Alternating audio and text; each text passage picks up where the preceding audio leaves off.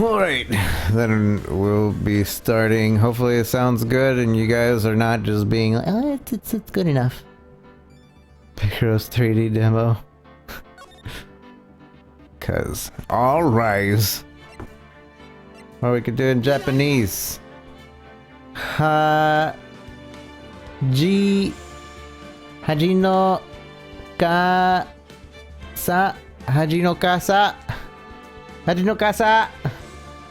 Yeah? No? Okay. Objection!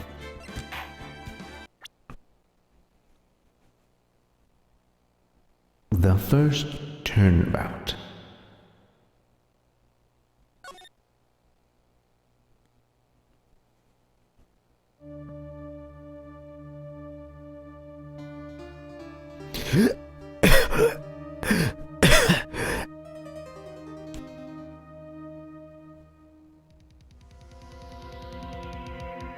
Damn it. Why me? I can't get caught. Not like this. I've got to find someone to pin this on. Someone like him. I'll make it look like he did it.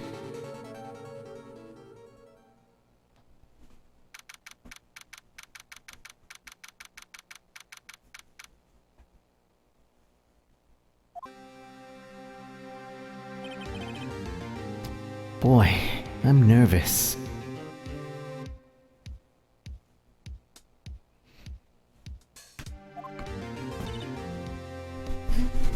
Right.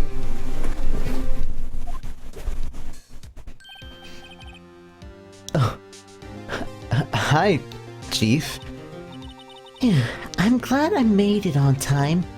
Well, I have to say, Phoenix, I'm impressed. Not everyone takes on murder trial right off the bat like this. It says a lot about you and your client as well. Thanks. Actually, it's because I owe him a favor. A favor? You mean you knew this defendant before the case? Yes. Actually, I kind of owe him my current job to him. He's one of the reasons I became an attorney. Well, that's news to me. I want to help him out. I want to help him out any way I can. I just really want to help him. I owe him that much. It's over! My life, everything, it's over! Is that your client screaming over there? Yeah, that's him. Death! Despair! Oh! I'm gonna do it! I'm gonna die! It sounds like he wants to die. Yeah. Nick! Hey there, Larry. Dude! I'm so guilty! Tell him I'm guilty! Give me the death sentence! I ain't afraid to die! What? What's wrong, Larry? Oh, it's all over. I'm finished. Finished! I can't live in a world without her. I can't. Who took her away from me, Nick? Who did this? Oh, Nick, you gotta tell me. Who took my baby away? The person responsible for your girlfriend's death? The newspapers say it was you.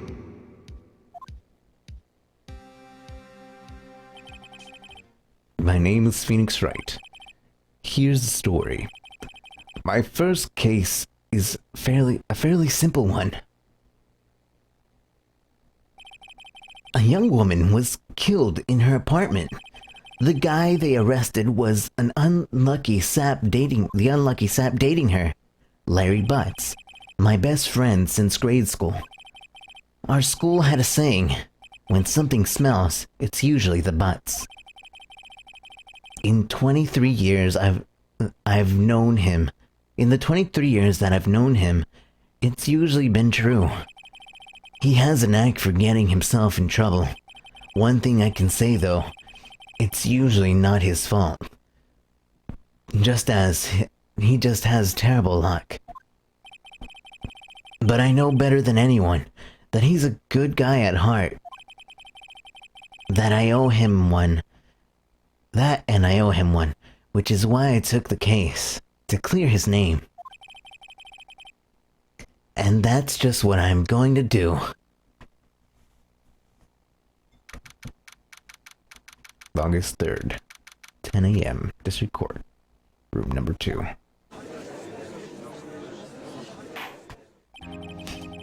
Court is now in session for the trial of Mr. Larry Butts. The prosecution is ready, Your Honor. The defense is ready, Your Honor?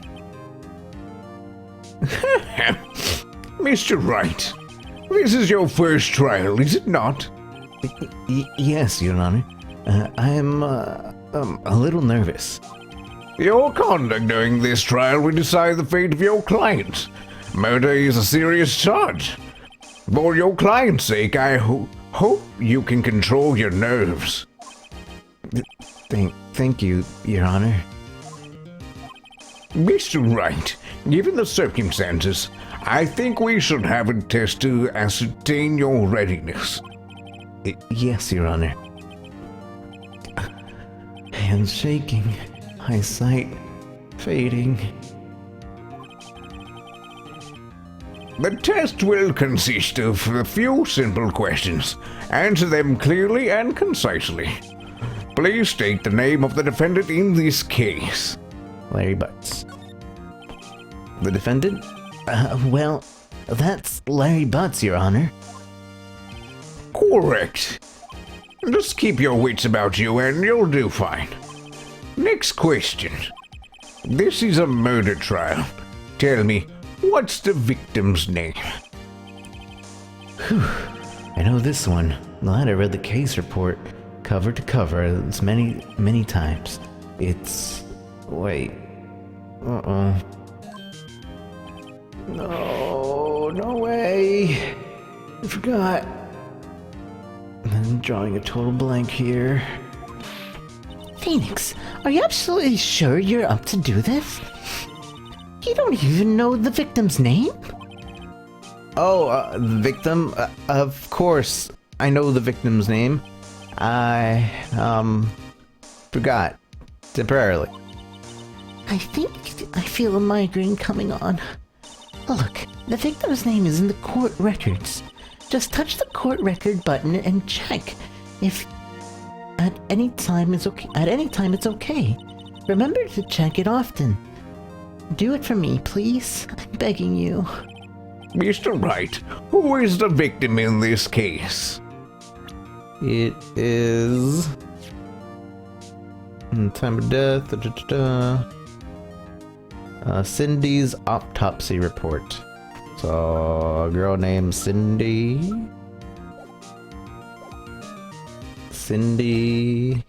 Block? Cindy Stone? Does it actually even say? It says Cindy, but it doesn't say her name. Oh wait. It's Cindy Stone, the victim in this case, a model. She lived in the apartment by herself. Oh, okay. Oh, Cindy Stone. Cinder Block. The victim's name is, Cindy Stone. correct. Now tell me, what was the cause of death? She died because she was... Poisoned, strangled, hit with a blunt object. She was, struck once with a blunt object. correct. You've answered all the questions. I see no reason why we shouldn't proceed. You seem much more relaxed, Mr. Wright. Good for you. Thank you, Your Honor. Because I don't feel relaxed, that's for sure.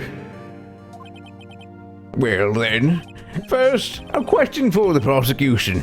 Mr. Payne. Yes, Your Honor? As Mr. Wright just told us, the victim was struck with a blunt object. Would you explain to the court just what the object was? The murder weapon was the statue of the thinker. It was found lying on the floor next to the victim. I see. The court accepts it into evidence. Statue added into the court record. Right. Hold on, I'm gonna check something in the court record. Give me a moment. The statue in the shape of the thinker. It's rather heavy. Oh, okay. It's rather heavy. Be sure to pay attention to the evidence added during the trial. The evidence is the only ammunition you have in court. Touch the court record button and check the court record frequently. I just did that. Mr. Payne, the prosecution may call its first witness. The prosecution calls defendant Mr. Butts to the stand. Chief, what do I do now? Pay attention. You don't want to miss any information that might help your client's case. You'll get your chance to respond to the prosecution later, so be ready. Let's just hope he doesn't say anything unfortunate. Uh-oh. Larry gets excited easily. This could be bad.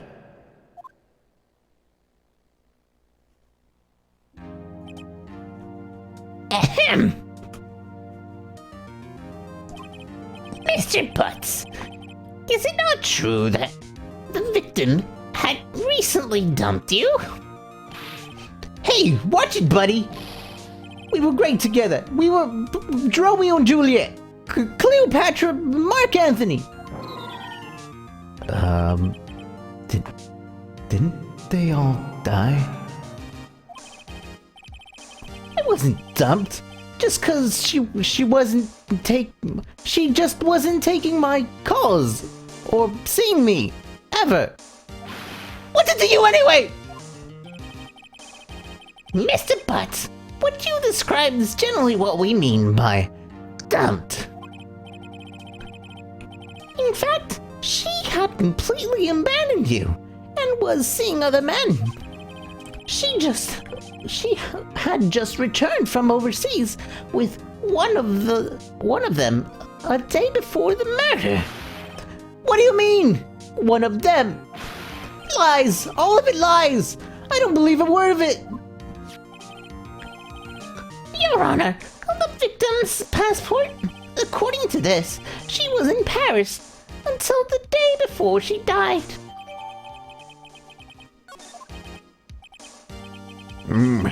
Indeed. She appears to have returned the day before the murder. Dude, no way. The victim was a model, but did not have a large income. It appears that she had several sugar daddies. Daddies? Sugar? Yes, older men who gave her money and gifts. She took their money and used it to support her lifestyle. Really? Does she look like a gold digger? Right here. Does that look like a gold digger to you? Kind of. 22 years old. I don't know. I guess maybe.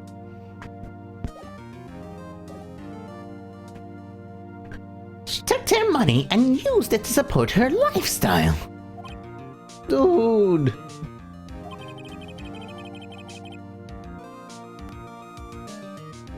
We can clearly see the kind of woman Miss Stone was.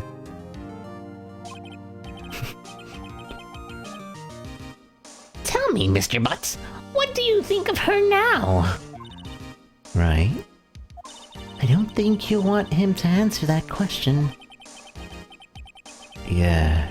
Larry has a way of running his mouth in all the wrong directions. Should I wait and see what happens stop him from answering. I'm gonna... what do you think, chat? Should we wait? Wait and see what happens? I mean, what can he say that'll be, like, really bad? We'll wait and see what happens.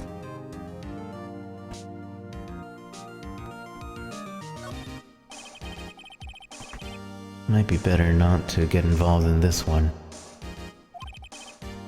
Well, Mr. Butts? Dude, no way! That's that cheating she-dog! I'm gonna die! I'm gonna drop dead! Yeah, and when I meet her in the afterlife, I'm gonna get to the bottom of this! Let's continue with the trial, shall we?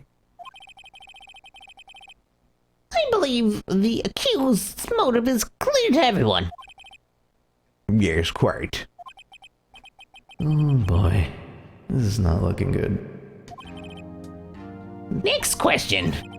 You went to the victim's apartment on the day of the murder, did you not?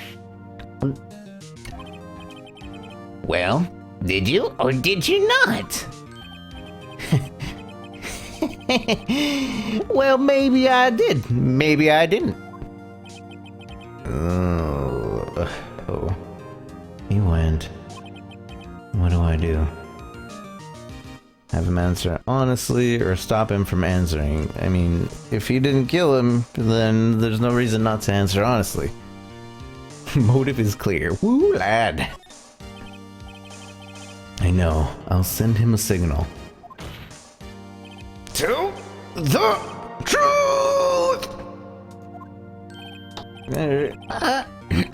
Yeah, I went there. I was there. I went. Order! Well, Mr. Butts, Dude, chill. She wasn't home, man. So, like, I didn't see her. Your Honor, the defendant is lying. lying? What? I like his face. Like, Lying? The prosecution would like to call a witness to prove Mr. Butts is lying. Well, that simplifies matters. Who is your witness? The man who found the victim's body just before making a gruesome discovery. He saw the defendant fleeing from the scene of the crime.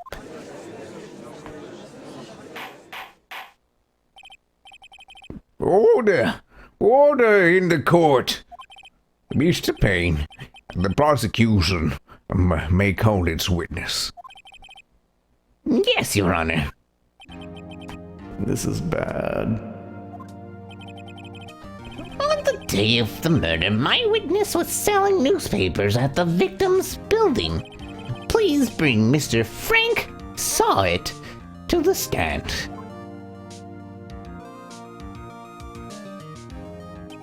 Mr. Saw It, you sell newspaper subscriptions. Is this correct? Oh, yes. Newspaper, yes. Mr. Sawit, you may proceed with your testimony. Please, tell the court what you saw on the day of the murder.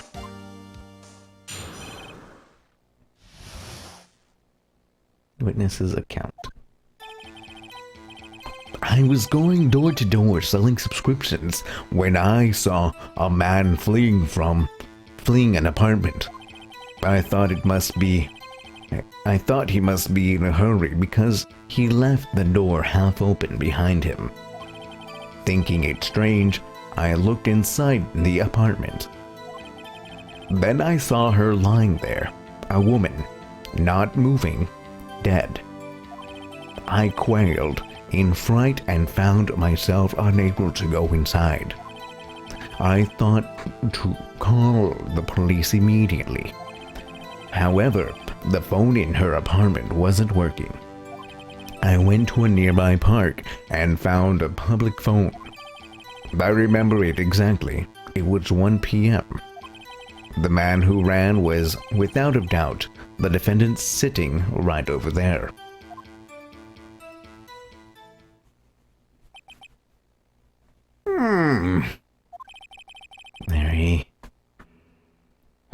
you tell the truth? I can't defend you against a testimony like that. Incidentally, why wasn't the phone in the victim's apartment working? Your Honor, at the time of the murder, there was a blackout in the building. Aren't phones supposed to work during a blackout?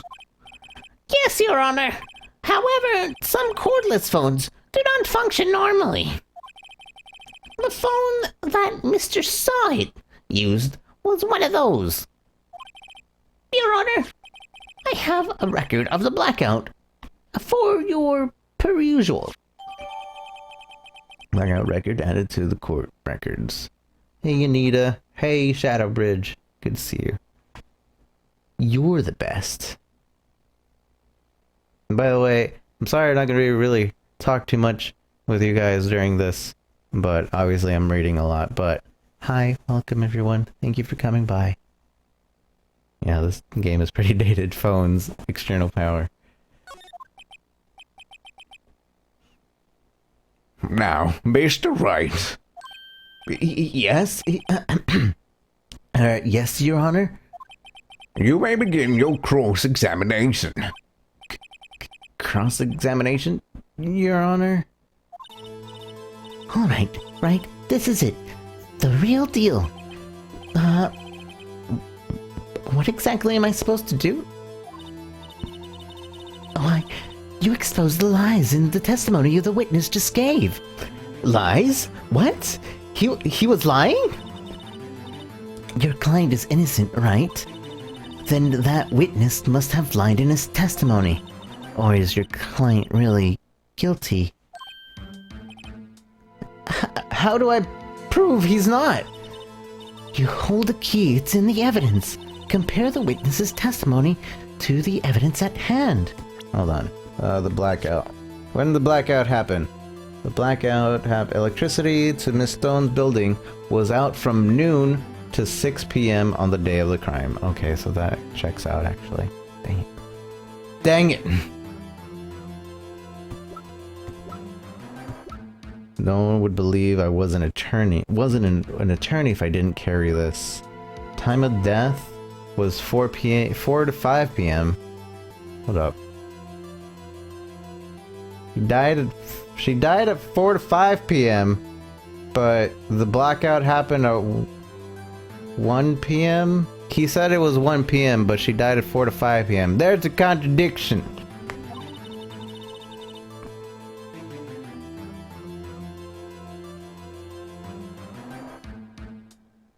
There's bound to be a contradiction in there. I just found it. You weren't paying attention. First, find the contradiction between the court records and the witness's testimony. Then once you've found the contradicting evidence, present it and rub it in the witness's face. Okay. Touch the court record button and point out contradictions in the testimony.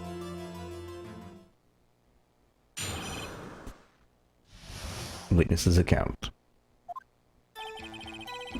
I was going door to door selling subscriptions when I saw a man fleeing an apartment. Isn't a man leaving an apartment a common sight? I find it odd you would take notice of him. I don't know. He just seemed strange to me, that's all. Like he was mad and yet frightened at the same time. Just like a criminal fleeing a scene of a crime. The defense requests the witness refrain from conjecture. Of course. What the witness means is that he saw a man. He saw a man that looked suspicious. So what happened next? I thought he must be in a hurry because he left the door half open behind him. Half open, you say? Yes. The door was open halfway, yes. I watched for a moment, but no one came to close the door. That's odd in a big city like this, I thought. See? I see. And what happened next? Thinking it strange, I looked inside the apartment. What gave you the idea to do that? Well, the door was half open, you see. Isn't it only human to want to peek? We climb mountains because they are there. It's the same thing. Truer words have never been spoken. Anyone would look inside. Why did Payne cut him off so quickly? So, you looked into the apartment. What happened then? Maybe the door was half closed. Yeah, maybe the door was half closed. Then I saw her lying there, a woman, not moving, dead. Are you sure she was dead? Well, no, I guess I wasn't. But she wasn't moving at all, and there was blood everywhere. I guess that would look fatal to anyone. Very well, what happened next? I quailed in fright and found myself unable to go inside. So, you didn't touch anything in the apartment? Yes, I mean, no, nothing. Okay, what happened next?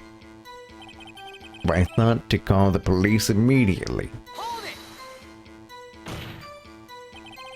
You thought to call the police? Does that mean you didn't actually call them? Please, listen to the rest of the testimony. You thought to call the police. What happened next? However, the phone in her apartment wasn't working.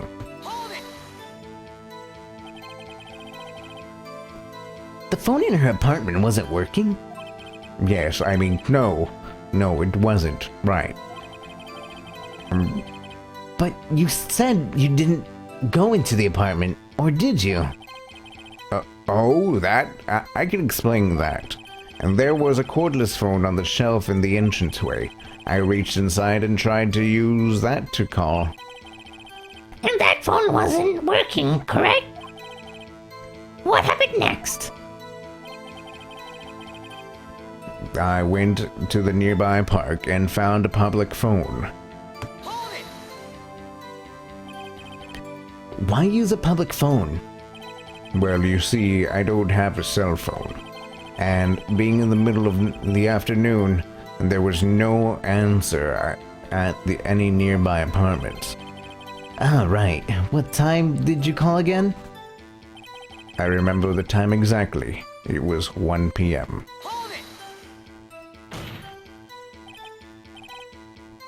"1 p.m.? Are you certain?" Yes, absolutely. Huh. He seems really confident. 1 p.m.? Right. Doesn't that seem strange to you? Present some evidence to contradict him. I remember the time exactly. It was 1 p.m. The man who ran, without a doubt, was the defendant sitting right over there. Are you absolutely 100% positive? Yes, it was him. No mistake about it. The witness says he's certain. The man who ran was, without a doubt, the defendant sitting right over there.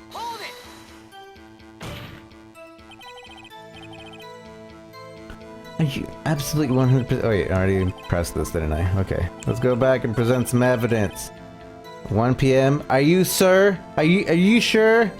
Are you sure?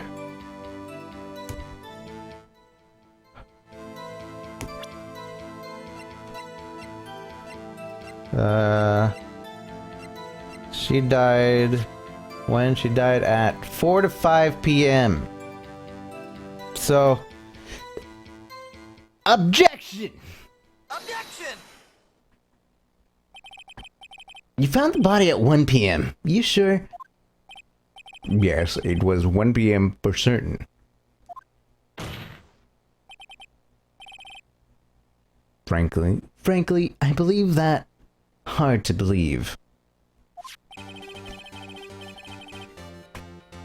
Your statement directly contradicts the autopsy report. The autopsy notes the time of death at sometime after 4 p.m. There was nobody to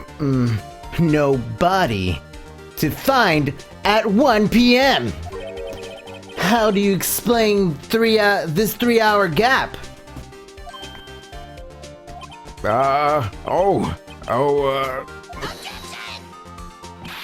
This is trivial. The witness merely forgot the time.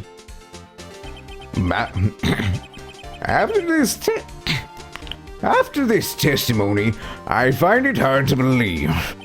Mr. Sawit, why were you so certain that the body was found at 1 p.m.? That's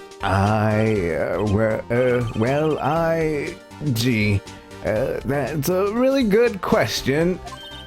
Great job, Wright. Way to put him on the spot. That's all you have to do. Point out contradictions. Lies always beget more lies.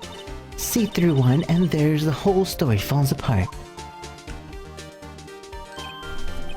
Wait, I remember now. Would you care to give your testimony again?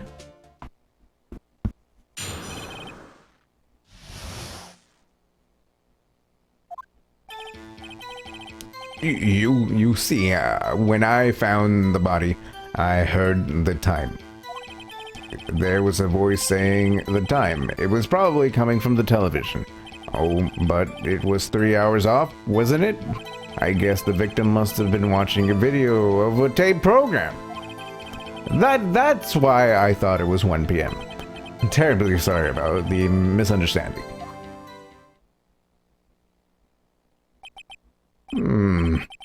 I see. You heard the voice saying the time on the taped program.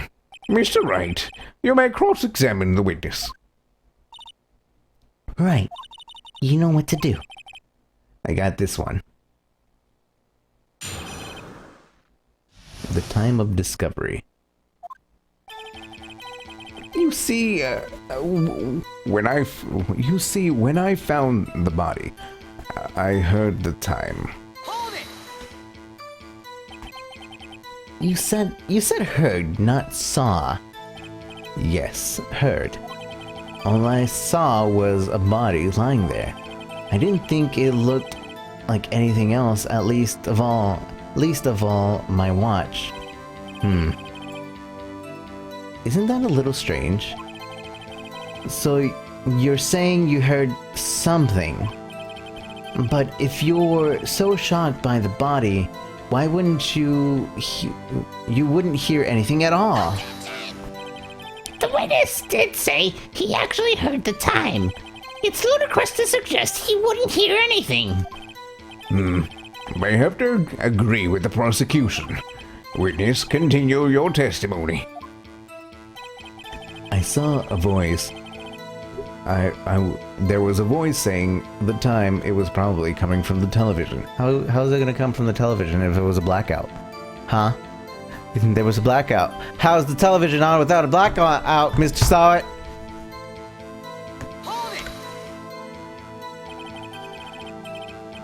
Are you sure it was a television and not a radio? Are you sure it was a television and not a radio? Well, no, I guess it might have been a radio. Incidentally, there was no radio on the premises. There was one large television. Right. I can't put my finger on it, but something seems fishy. Something about hearing the television? The witness has testified he heard the time. Oh, but it was 3 hours off, wasn't it? I'm not even gonna press the rest. I guess he must have been watching a video program on that tape. That's why I thought it was 1 p.m. Totally sorry about misunderstanding. Oh, do you guys want me to continue pressing? Because we already know he's a dang liar. Television on and during a blackout? Nuh-uh. I'm gonna keep pressing until you guys tell me. How do you explain the gap? Well, witness, can you explain this? I guess the victim... I guess the victim have been watching the video of the tape. Video? Yes, that would explain why the time was wrong. True, true. Right. I think the problem lies someplace else. We're agreed that you heard the time at the scene, then? And that's why I thought it was 1 p... That's why I thought it was 1 p.m. That's why I thought it was 1 p.m. Are you sure the voice you heard said at 1 p.m.? Yes, I can practically hear it now. It was quite clear. Mr. Payne, has the prosecution verified this testimony? My apologies, Your Honor. I, too, have only just learned about the witness heard the time. Oh, I'm really sorry. I only remembered it just now. Terribly sorry about the misunderstanding. Well, you just watch it. Not much point pressing him about that one, was there? You just watch it. Being terribly sorry. How dare you be sorry? You dirty liar.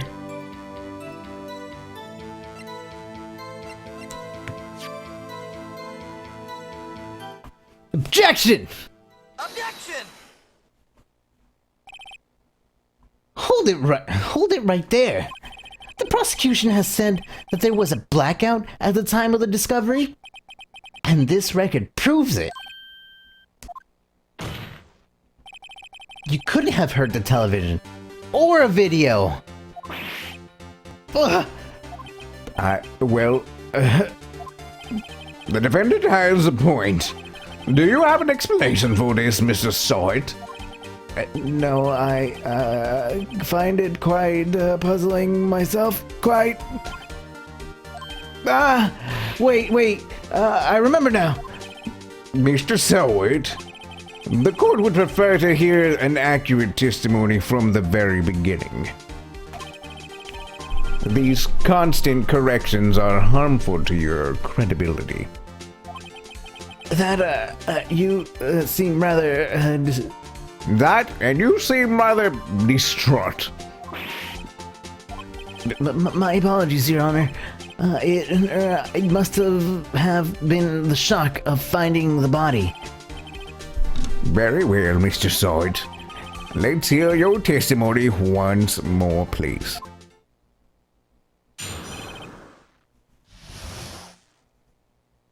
Hearing the time. Actually, I didn't hear the time. The time. I saw it. There was a table clock in the apartment, wasn't there? Yeah, and the murder weapon. The killer used it to hit the victim. That must have been what I saw. You saw a clock. I guess that would explain it.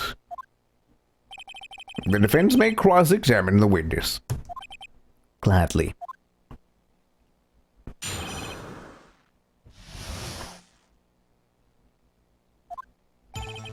Actually, I didn't hear the time. I saw it. That strikes me as a very suspicious mistake. Yes, I can see how you'd be a little doubtful. I'm really sorry. I only just remembered that table clock. A table clock? There was a table clock in the apartment, wasn't there? Table clock? Was there a clock at the scene? This is the first I've heard of it. Yeah, the murder weapon. The killer used it to hit the victim. Hold on. We have the murder weapon on us, don't we? The murder weapon, a statue of a thinker. It's rather heavy. Doesn't look like a clock, but okay. Hold it! The murder weapon? Yes, the table clock that was used as a weapon. That's what I said. Did you doze off in the middle of my testimony or something? Something's fishy here. That must have been what I saw. Hold it! Why didn't you tell us in the first place? I guess I just slipped my mind. I'm not really sure how it would happen myself. The witness says he saw the table clock. End of story. Now, find the contradiction. Yeah, the murder weapon. Alright, then let's present the murder weapon, because you're full of poop. Objection! Objection!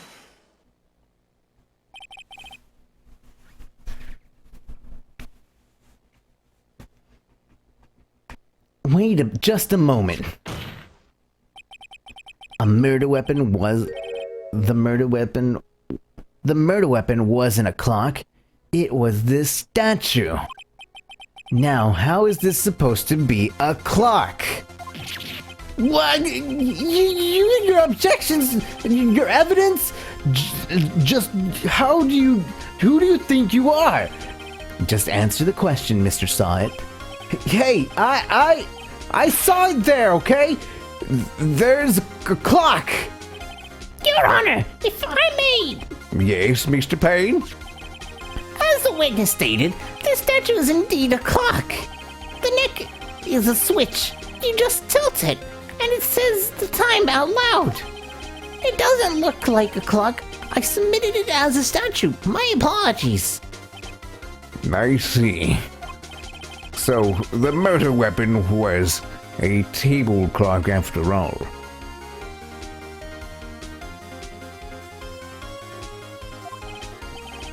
Well, Mr. Wright, it appears that the witness's testimony is correct. This is a clock. Do you have any problems with this testimony now? Yes. Your Honor, there is a gaping hole in the witness's testimony. The only way he could have known the weapon was a clock is to hold it in his hand. Yet, the witness testified that he never entered the apartment.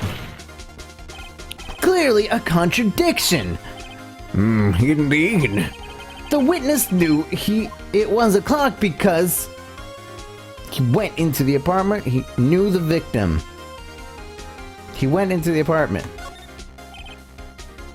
Because you're lying. You were inside the apartment on the day of the murder. Oh yeah? Prove it. Prove I went in there. I'll do better than that. I can prove you were the one who killed her. You struck her with the clock, and the shock of the blow triggered the clock's voice. That was the sound you heard.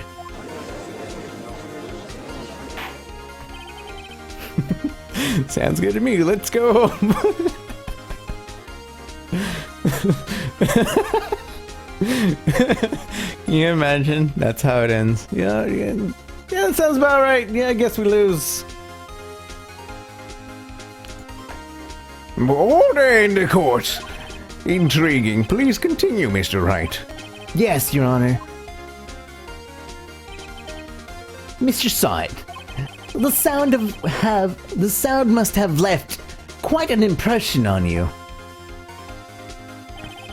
Understandable, since the murder weapon spoke just as you hit the victim. That voice was burned into your mind. That's why you were so certain about the time. What's the meaning of this? This is all baseless conjecture. Baseless? Just look at the witness's face. Would the witness care to elaborate? Did you strike the victim with the clock? That day, I never. Look, the clock, I heard, no, I saw, no. Shut up! I hate you! It was him! I tell you, it was him! He killed her, and he should burn. Burn! Give him death! Order! Order in the court, I say. Your Honor, a moment, please. There isn't a shred of evidence supporting defense's claim. Mr. Wright. Your Honor? Your claim that sounds... The sound from the witness came from the clock. Do you have any evidence? The whole case is riding on this. I better think it through carefully. Your Honor, the sound Mr. Sawit heard was definitely this clock. A fact which is clear if you simply... try sounding the clock? Examine the clock's batteries? Try sounding the clock. It'd probably still be at 1 o'clock. Maybe? Let's sound the clock now, here in this court. Your Honor, may I have the clock? I ask the court to listen very carefully.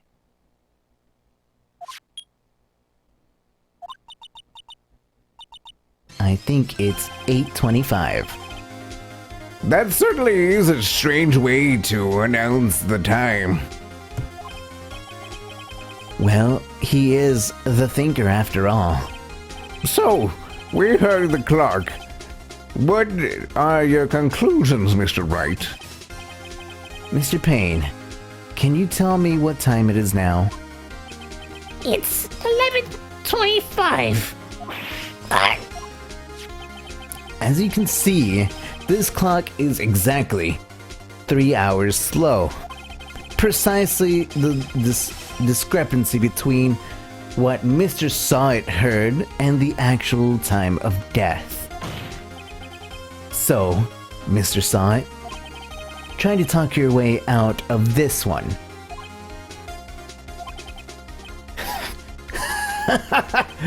You forgot one thing. Uh-oh. What's he talking about now? Well, it may seem like this clock is running 3 hours slow. It proves nothing. How do you know it was running 3 hours slow on the day of the murder? If you can't prove that, you don't have a case. He's right. How am I going to prove that? Damn it. I was so close.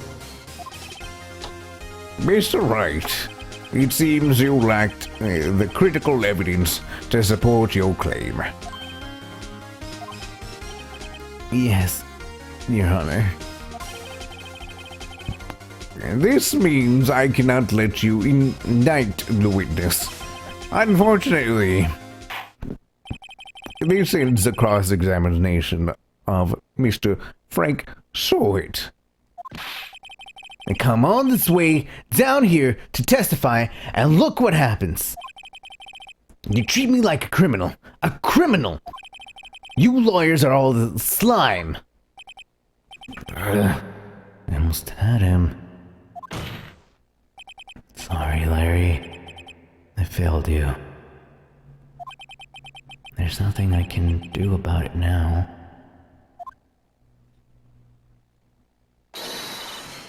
Not so fast, Mr. Sawit. Mia! I mean, Chief! Snap right. Don't throw this one away. Not like this. Think! But, Chief, it's over. I can't prove the clock was slow the day of the murder. Nobody can prove that. Well, yes. But that doesn't mean you can't still win. Try thinking out of the box. Don't waste time doubting the facts. Assume the clock was 3 hours slow and think through it. Ask yourself, why was the clock 3 hours slow? Figure out the reason. You'll have your proof. Right? Can you think of a reason that the clock would be slow 3 hours? I have no idea, but gonna bullcrap my way through it. Yes, sure can. Let me tell you. Wait, maybe I can prove it. You must have evidence somewhere that can prove it, right? Find it, and let them have it.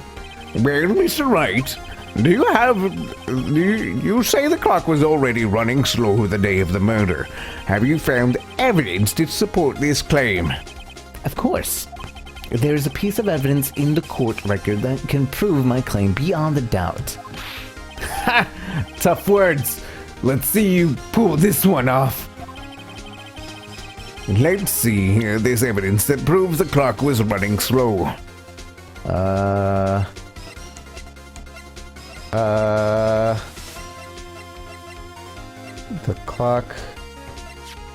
clock was running slow. The victim arrived from Paris.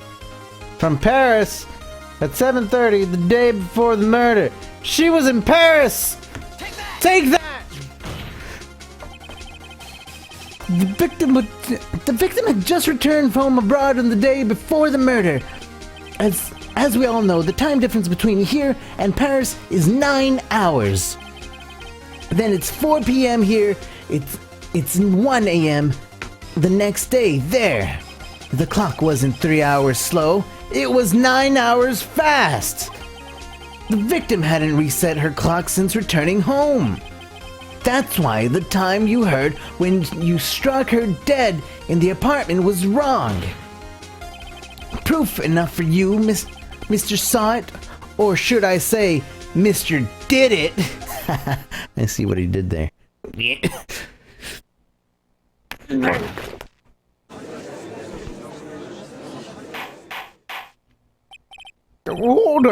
Order, I say.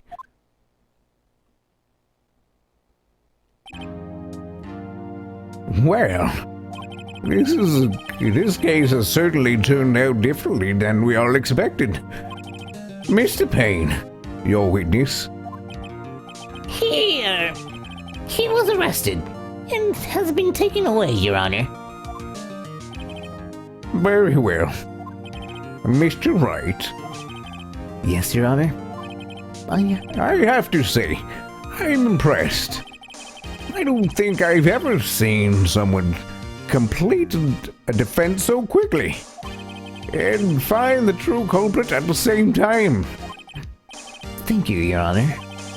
At this point, this is only formality, but this court finds the defendant, Larry Butts, not guilty.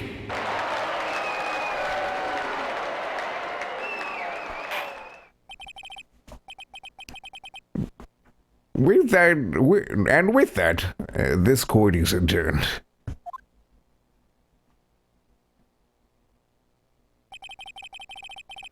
It turns out that Frank Saw It was a common burglar. He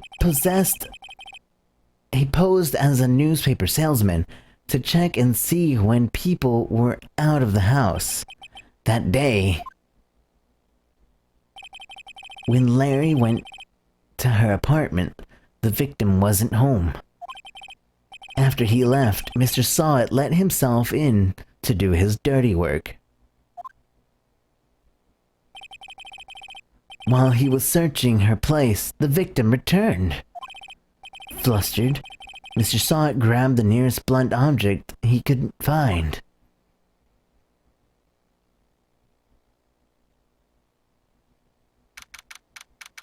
August 3rd, 2:32 p.m.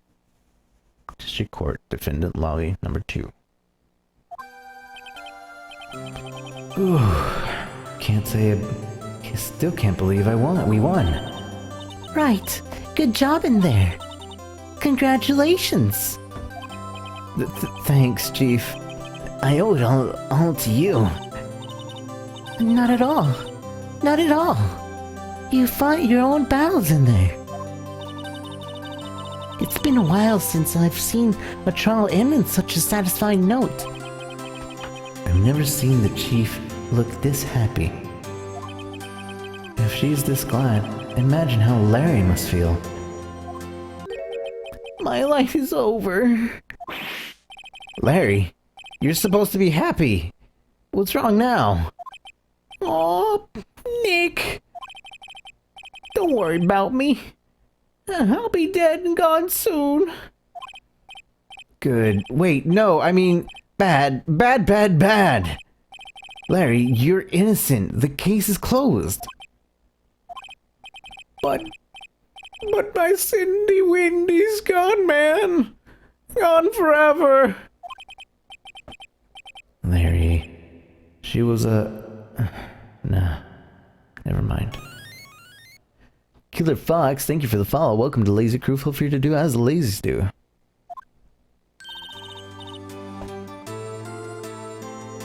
Congratulations, Harry. Harry, Harry? Yes, you can practically see the headlines now. Harry Butts, innocent.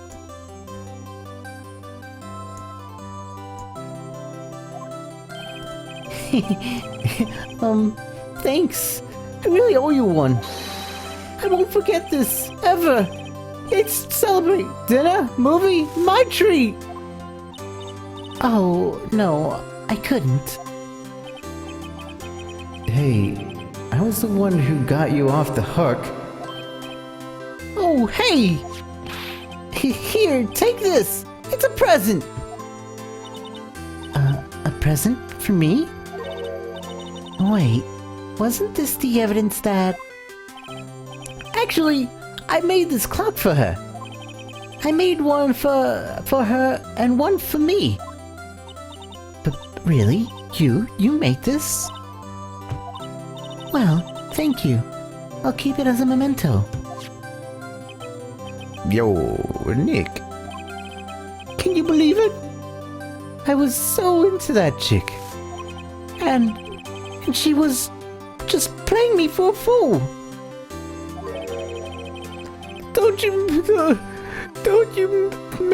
Don't that make you want to just cry? Mary. Are you so sure? Excuse me?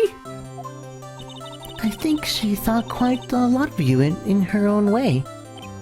Nah, you don't gotta sympathize with me. It's okay. Oh, I'm not just sympathizing, really. Isn't that right, Wright?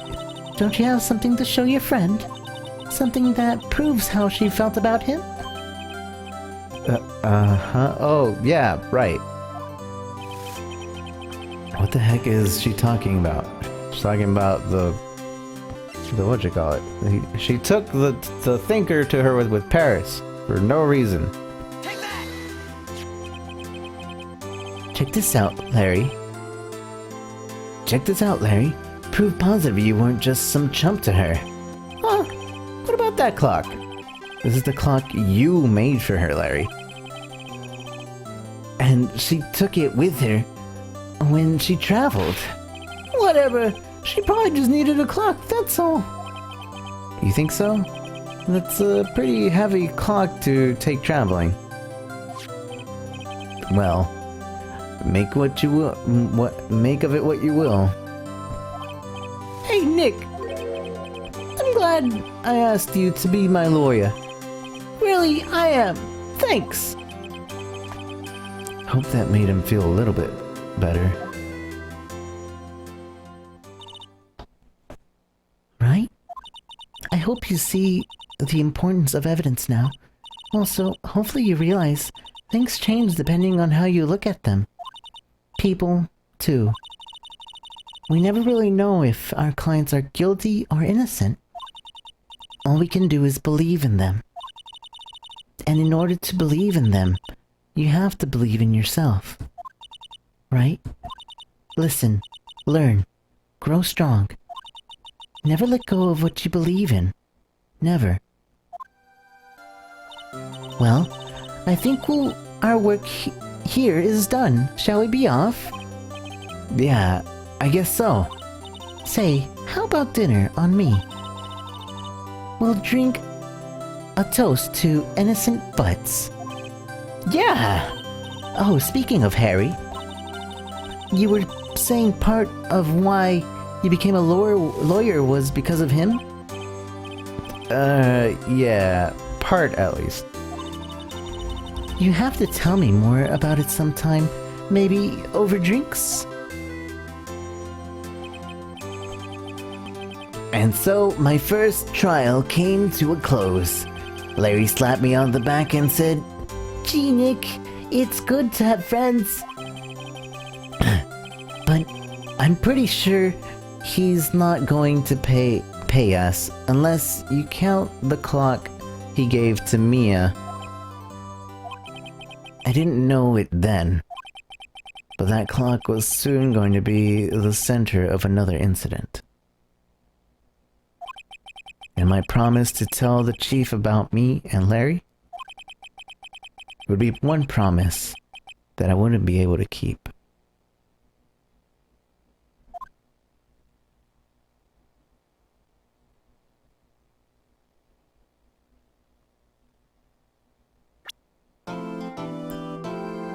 A brand new episode has been added. Turnabout Sisters. Alright guys, we're gonna take a quick break. We're gonna continue, but I wanna take a quick break. Thank you guys for joining me. Please retweet the stream as much as you can. Share it with your Discord buddies. I really enjoy the Phoenix Wright games, and I've been waiting to like do this for a really long time. I've been wanting to like have a good mic and do all of this and everything. So if you guys could just share it and tell your Discord mates, Twitter buddies, and all the other things. And we can take a quick break. So be right back.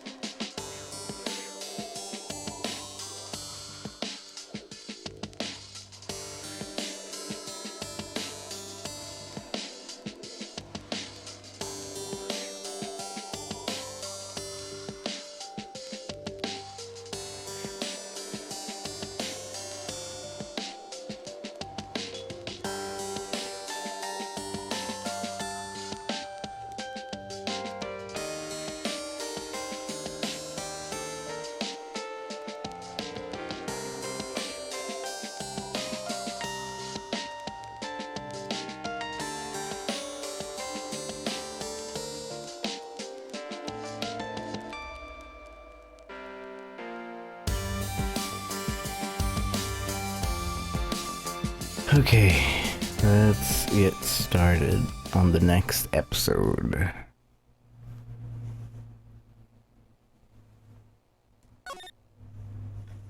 Save, yes.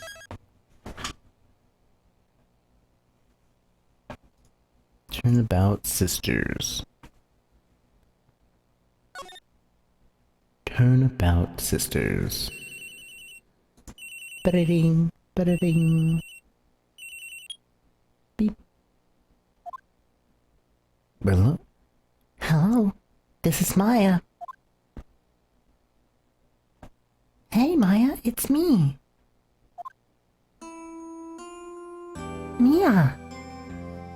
Mia, what's up? You haven't called in a while. Sorry, I've been so busy. How have you been? Well, lonely. It's only all your fault. Nah, I'm just teasing. I've been great. I'm finally getting used to having my own place. That's good to hear. Actually, I'm calling because I have a favor to ask. I know. You want me to hold evidence for you. Sharp as always. There's a lot of buzz about the upcoming trial. I don't feel safe keeping the evidence here.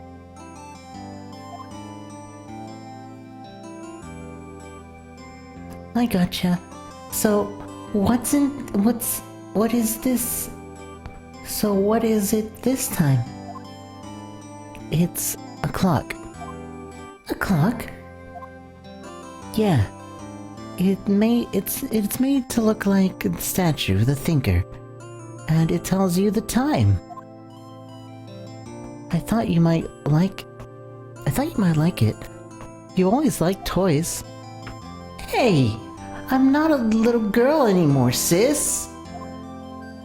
Now, you know I'm only teasing. I should probably tell you the clock isn't talking right now. Huh? Oh, it's not working. That's lame. I had to take the clockwork out, sorry. I put some papers inside instead. Papers? Is that the evidence then? Well, there's a possibility that it might turn out that way, yes. Can you come by the office tonight? Say 9 to pick it up?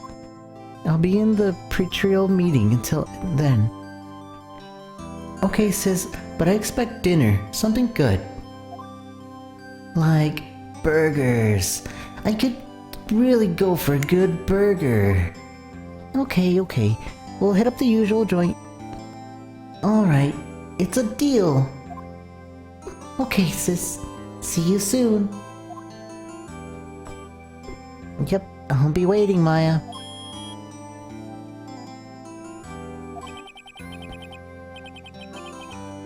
Conversation recorded. Wait. Conversation recorded. September 5th, 9:27 a.m.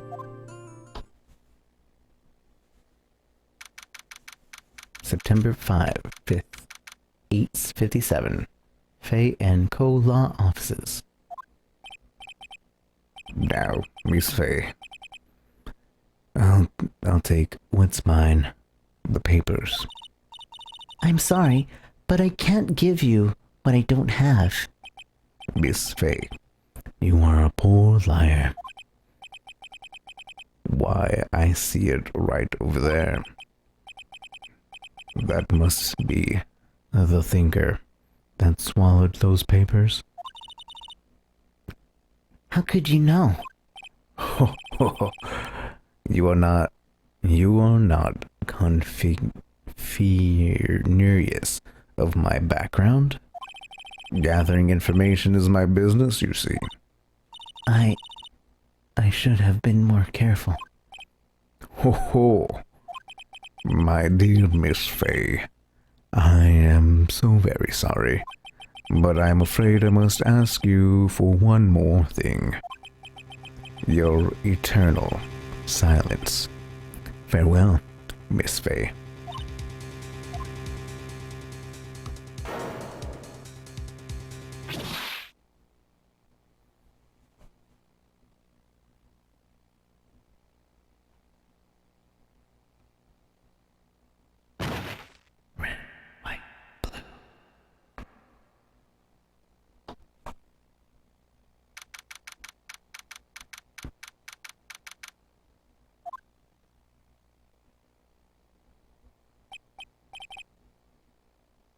Uh-oh, I'm late. Huh?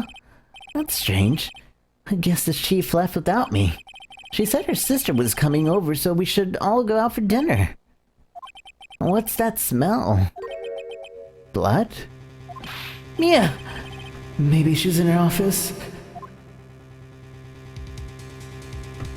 Examine. Can I examine anything here? No? I forgot how this works. I smell of blood.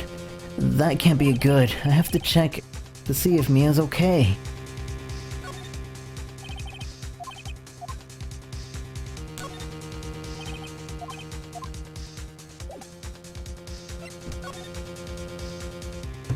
Go to the office.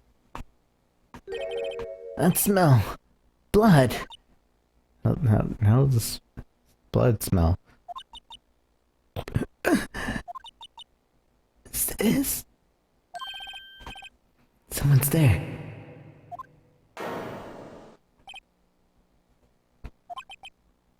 Chief!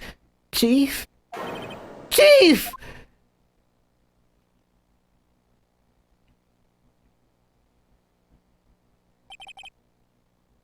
Who are you?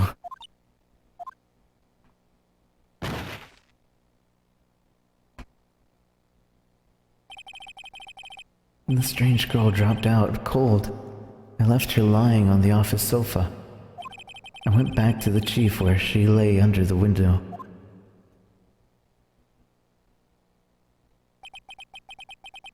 Her body was still warm. I could feel it when I held her shoulder. Then, all too quickly, it began to fade. Until finally, she was cold.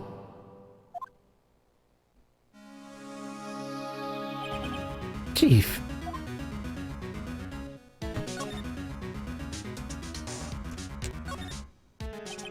Chief, it's hard to see her like this, but if there's any clues, she was struck in the head with a blunt object. She probably died instantly. The thinker lying next to her must have been the murder weapon. There's some glass shards near the chief's body. It must be pieces of the glass light broken in the back of the room. Nothing else that seems like clues here. A piece of paper. It must have fallen from Mia's hand. What could it be?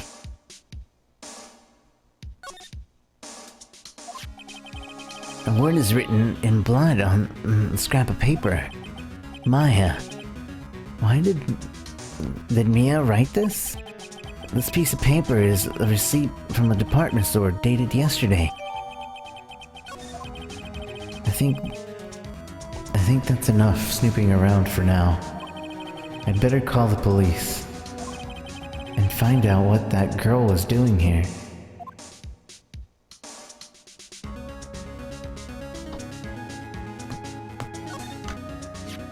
Some shards of glass on the floor, they seem to be the remnants of the light. No clues here. Anything else? No, I don't think there's anything else.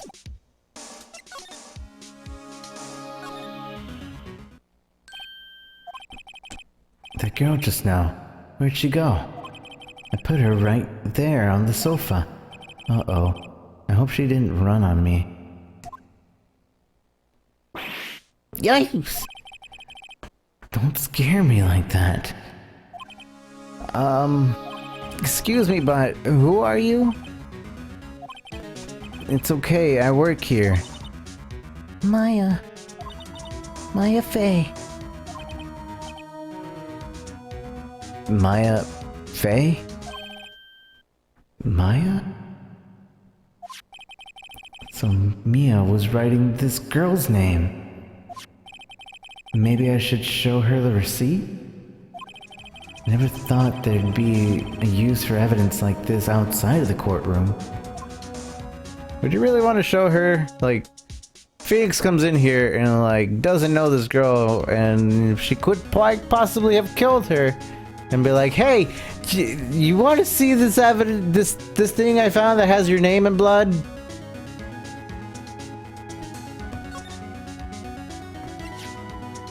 Department store receipt with letters and blood on the back. Before Mia died, she wrote a message with her own blood. She wrote it on the back of this receipt.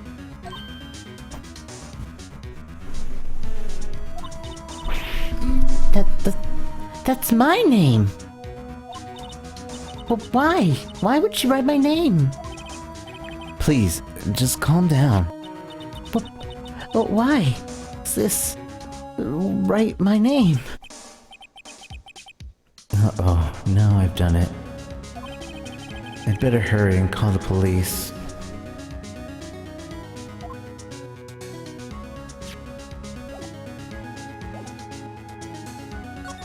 I'm going to show you my badge. I'm sorry, I've never seen that before.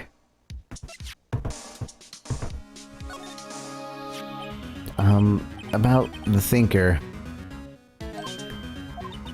The thinker. The thinker. That was... Oh, sis. Probably shouldn't have asked her about the murder weapon.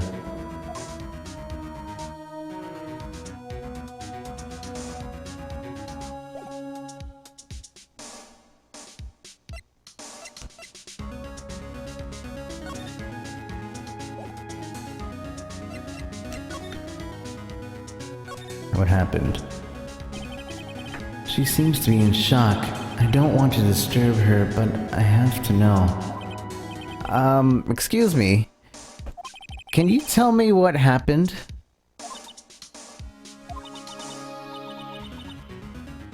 I came in... the room was dark. And sis... So she was already dead.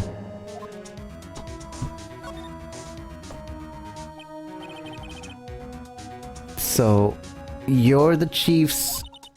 Sister. I'm her younger sister. And you were here visiting this late at night? Yes.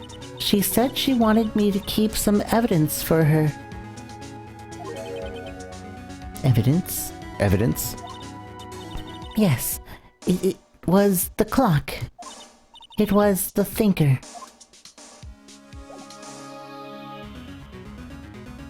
Okay.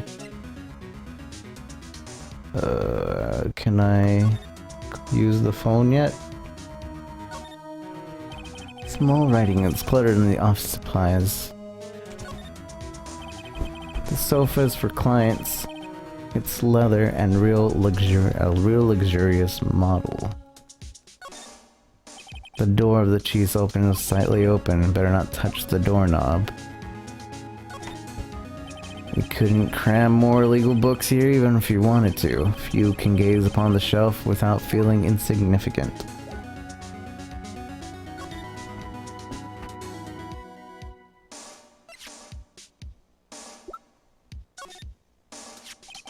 This was lying next to the chief.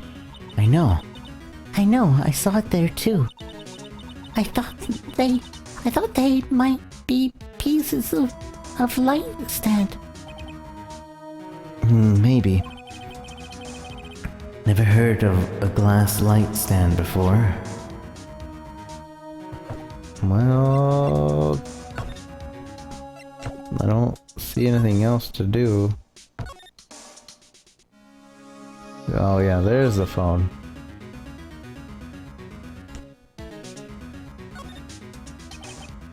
Okay, a ledger book. Everything was written in the chief's ultra neat handwriting. It's a small office, but it makes a good bit of money.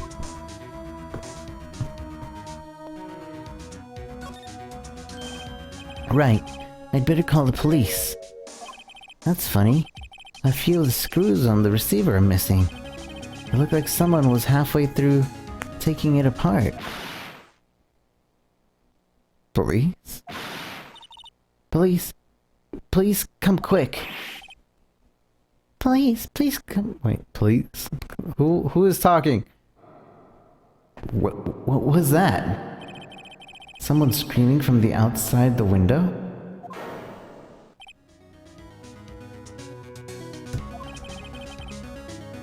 She's staring right at me.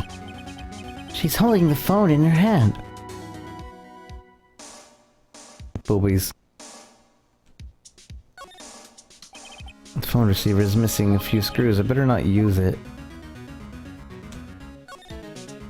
A perfectly normal office desk. The chief has very particular policy about office decor.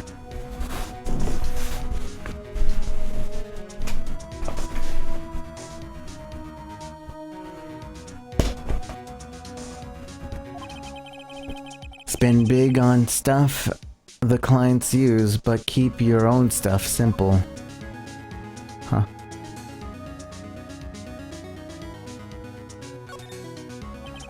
Chief's chair.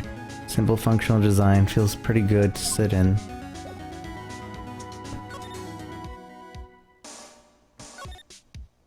Have to look at the window.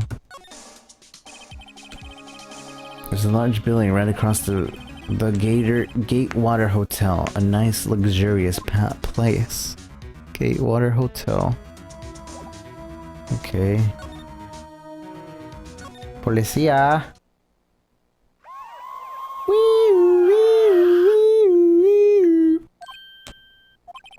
The police! Sounds like they're coming this way. Please! Please!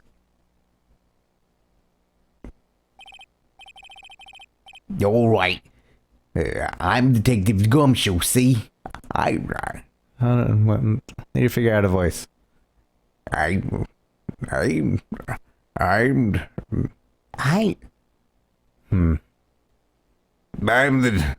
Alright. I'm Detective Gumshoe. Boss. I'm Detective Gumshoe, see? Gumshoe? What an odd name. We received a report from the building across the way, see? Give me a Boston accent? Kinda dopey. We received a report from the building across the way. See? Got a person saying they saw a murder. It must have been that woman I saw. Anyway, I don't want either of you moving 1 inch, Kay? Great. Just great. Maya. Wait. She wouldn't have. Nah. Whoa!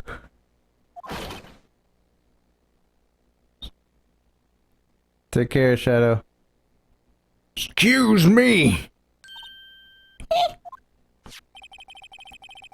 This word Maya here means anything, may mean anything to you?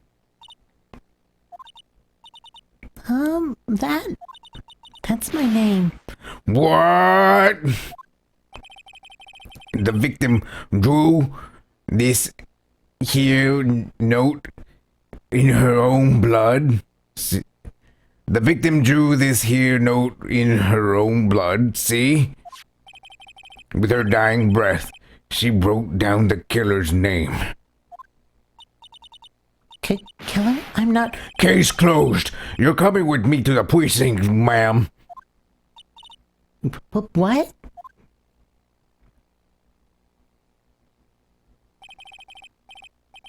Mia's younger sister, Maya, was arrested on the spot. That was taken for I was taken for questioning and didn't get out until the next morning. My eyes are heavy. I couldn't sleep. I sat around, waiting for visiting hours to begin at the detention spot. I had to talk to Maya as soon as possible. Detention center. Wow, they have poor Maya locked up in like a criminal.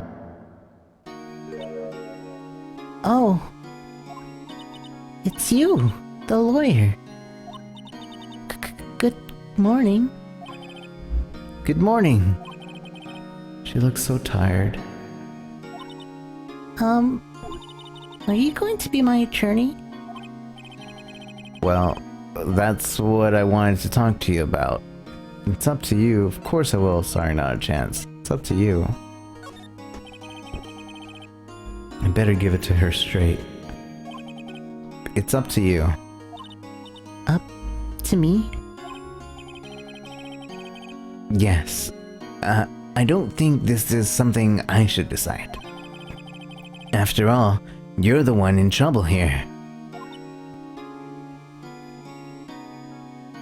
Bingo-shi-san. They're never going to believe me, are they? Even you, when you found me in the office. You looked at me like I had done it. Did I look at her like that? No. I never thought. It's okay. I understand. And I've also heard about you. Heard? Heard what about me? I was talking to my sister on the phone the other day. Today was my junior partner's first time in court. Wow, really?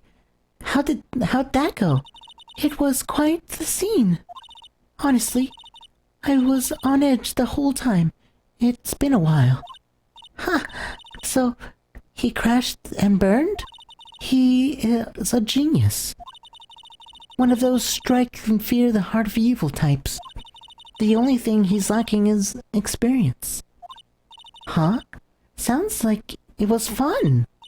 Well, I know who to go to if I ever get in trouble now. I don't know, Maya. I think you might want to wait. Give him 3 more years.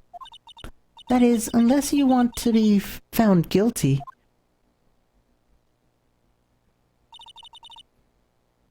And that's what she said. Oh, okay. I'm sorry. I didn't mean to insult you. No, it's okay. It's true, I guess. But at the same time, I can't just sit by and watch. When I think of the person who did this to Maya...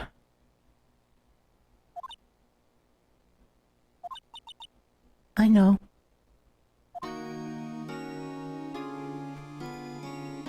Is there anything to present to you? Look at my badge! Look at it! Sorry, I've never seen that before. Oh, okay.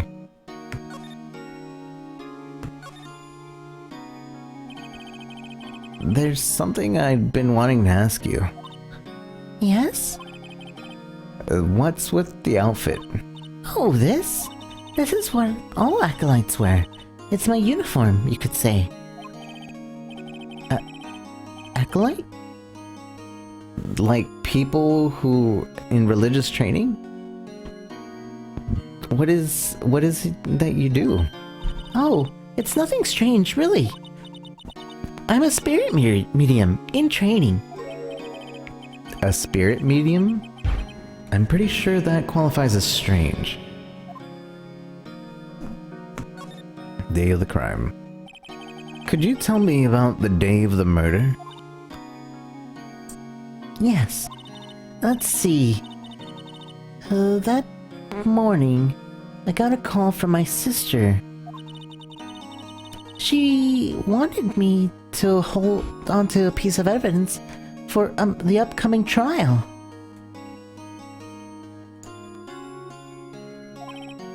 Evidence? Yes, that clock shaped like the thinker. The one Larry made. How could How could it have been evidence in the case? Right, she said something about that. I remember. Do you want to hear it in her own voice? Her own voice? Yes. I'm pretty sure our conversation is on my cell phone. You recorded it? Yeah, I forgot how to delete those things. Your cell phone. So, you say you have the conversation on with your sister on cell phone? Let's hear it. Right. Oh, I just remembered. The detective took my cell phone. Sorry. Oh, right. Of course. Next time I see Detective Gumshoe, I'll ask him for it. I'll write you a note so you don't forget, okay? Sure, thanks. Receive a memo. What's the memo say? The memo says, a conversation I had with my sister on the cell phone. Okay. Spirit Miriam's. So you're an acolyte, or medium in training. That's right. The Fae family, especially the women, have always been very sensitive to the spirit world. Wait a second, you said the Fae family? So, Mia was into this stuff too? of course. She left the mountain and to follow her career, she said. Her powers were first class too. I had no idea.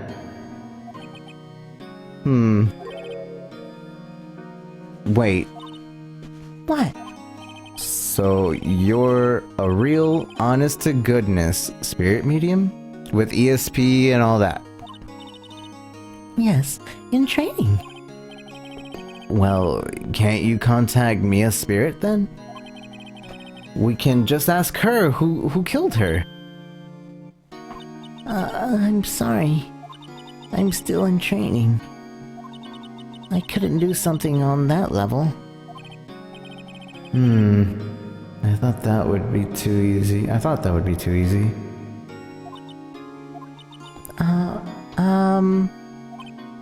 Huh? Something the matter?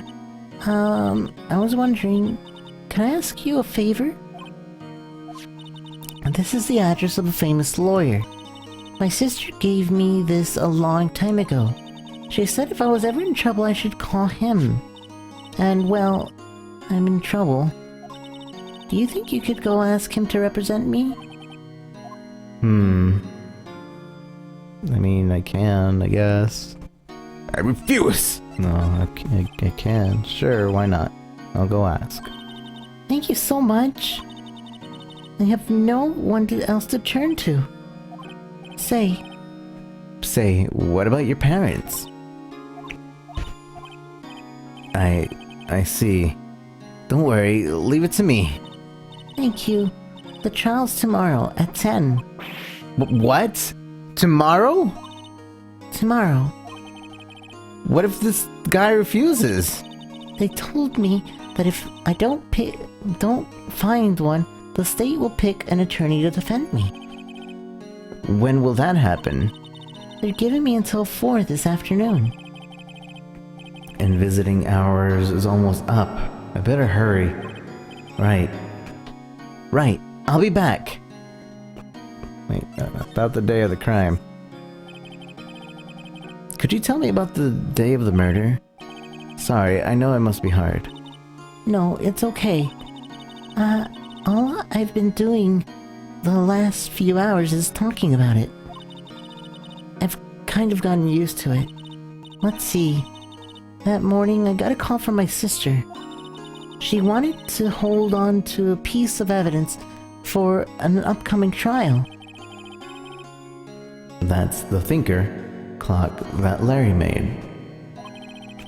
It practically qualifies as a serial murderer by now.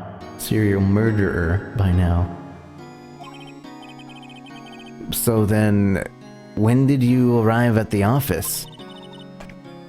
It was right around 9. The lights were off and I could smell blood. Then I found her, my sister. How does everybody smell blood? Thanks, Maya. That's all I need to hear for now. Examine. Hey, Mr. Bodyguard. The guard monitors the visiting room. He hasn't moved an inch. A real pro, this guy. The camera. Smile for the camera. Alright. Let's move to Grossberg's office. Let's go here first. September 6th. Law office. The office is still filled with police officers. They're all busy searching for clues. Hey, you there! This is a crime scene, pal. This is a crime scene, pal. No trespassing. Sorry. Don't I know you from somewhere? Wait, you're that Butts guy, aren't you? No. Phoenix Wright. How could anyone mistaken me for Larry? Nah, guess I got the name wrong, Mr. Wright. Sorry about that. The Butts guy, he was a killer, and you're no killer, right? He was proven innocent. Right. And you were Detective Suede Shoes? Detective Gumtree? I'm gonna say Suede Shoes. Suede Shoes, wasn't it? That's me! Don't step on my blue suede shoes! Wait, that's a song, pal! My name's Dick Gumshoe. Wait. That's Detective Gumshoe to you, pal. Anyway, get the name right. And don't go calling me Dick. Hey, Dick, get over here. Yes, sir. Be right there.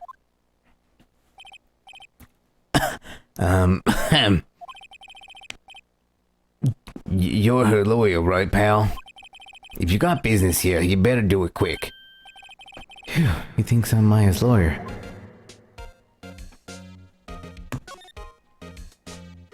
Mia. About Miss Faye, did you do an autopsy? Huh? You know, you want to know the results, eh? Now don't you go at me like that, pal. It's no use. She might have been your boss, but that doesn't mean she gets any special treatment. All right. We can see the report, but that's it. That's all. You can see the report, but that's all. Autopsy report. Nice.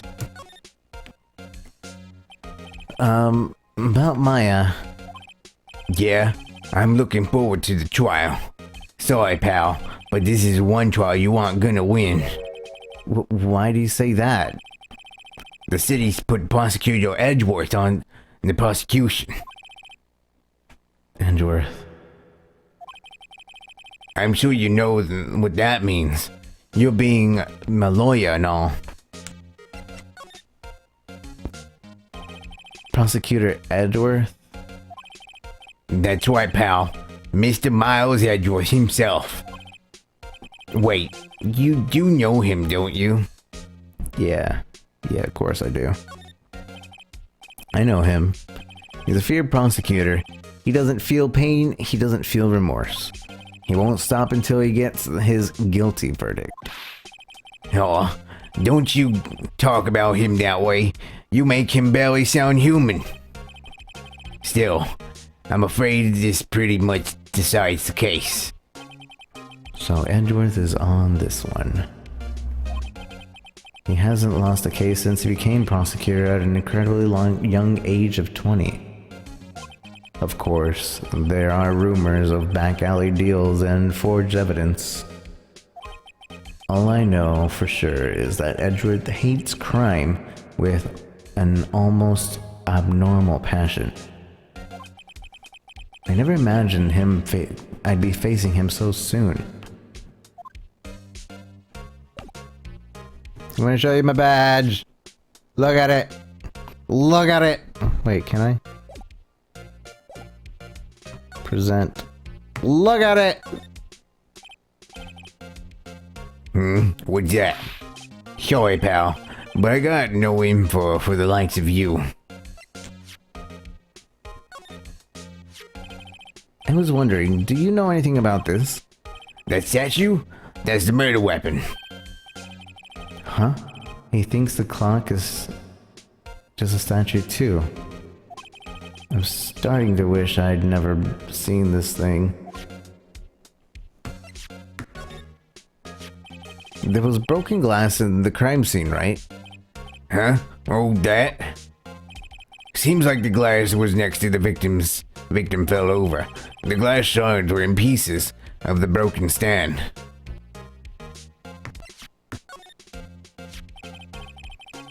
There was a piece of paper next to the victim, wasn't there? Yeah, the one with the killer's name written on it. Are you sure that Mia wrote it herself? Given the condition of writing, it's hard to say. Given the condition of writing, it's hard to say if it's her handwriting or not. So there's no proof that Mia wrote it. Maya's memo. Oh yeah, I was wondering, did you see Maya Faye's cell phone? Oh, that? I have that. Do you think you could give it back? Sure, I mean, wait a second, pal. Tricky lawyer. Uh-oh, he's on to me. Tell him straight. Tell him not so straight. Okay, I can't be straight with this guy, but what should I tell him? Something the matter? Oh, no, that carrying strap on the cell phone. This? It says, the Steel Samurai, warrior of New Old Tokyo. The Steel Samurai? That action hero on TV? Yeah. You see, that strap is a collector's item. She was worried it might get lost if it went down to the precinct. That's what she said? Yes. Okay, pal. I wrote down all the numbers she called anyway. Here you go. Seems he didn't notice the recorded conversation. Check the courtroom for recorded conversation. I guess I have asked all the questions I need to. You all done, pal? Yes, thank you. I'll be heading out now. Oh, wait.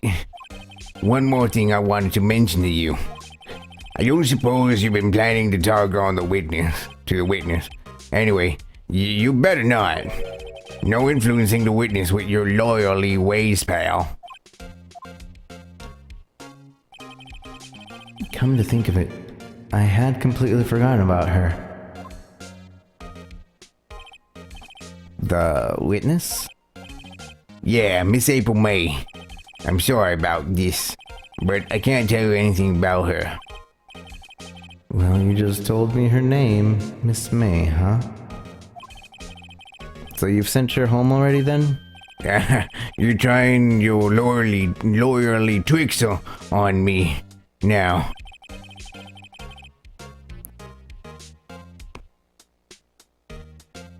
Hey, Rogue. I try. She's not to go outside her room until the trial. So she's still in the hotel across the way. I guess I should go know better than to try to get a detective to leak information. Got that right, pal. Time to pay a visit to Miss May.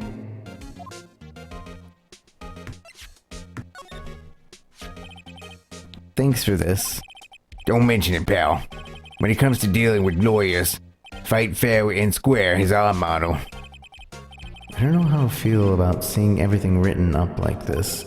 It makes Mia's death seem so routine. Time of death at 9 p.m. caused single blunt trauma. Death was instantaneous. And holds conversation between Chief and Mia. Let's check. Mia, what's up? Haven't called in a while. Well, I haven't. Something to hold on to me. That's lame. Papers. Yeah, we read this before. Okay. Make it perfect. I'm glad. Very glad you guys are enjoying it. Please share it as with many people as you can. Really appreciate everybody coming by.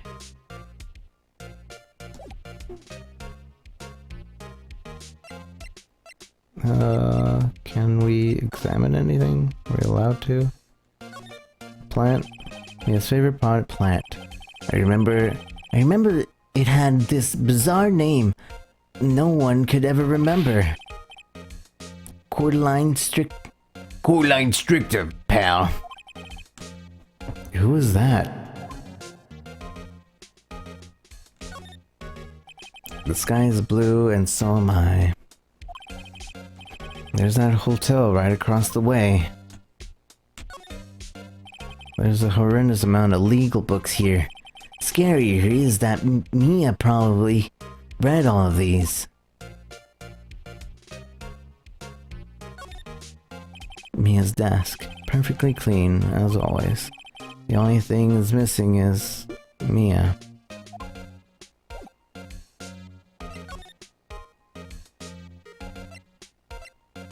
Let's go to Grossberg first.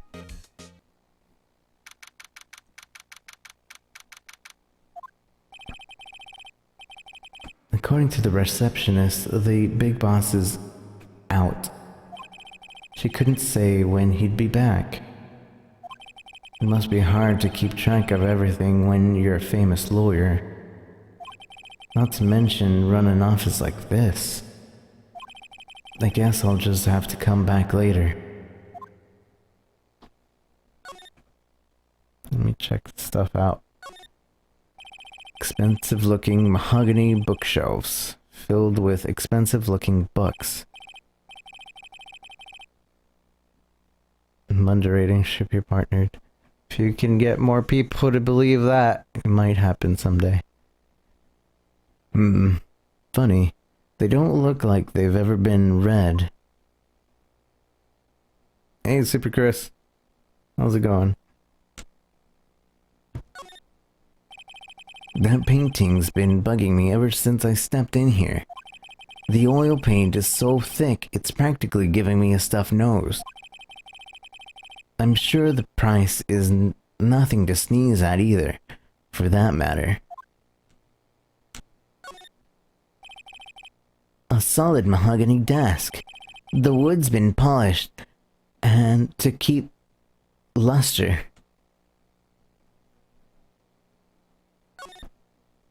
A table for clients. The elegant ebony case. And if I'm not mistaken, that lighter's made of solid gold. Even I can tell someone here has money to burn. So basically, he's a really famous lawyer with a lot of money to burn. I got it. But he's not here. Let's go to the Gatewater Hotel. Number 6. Gatewater Room 303. Yeah. How do I... She seems like she's a cat lady. Cause, yeah. Yeah. She can't match Maya's voice. So, Maya's voice is, Well, hello. her voice will be, has to be cutesy.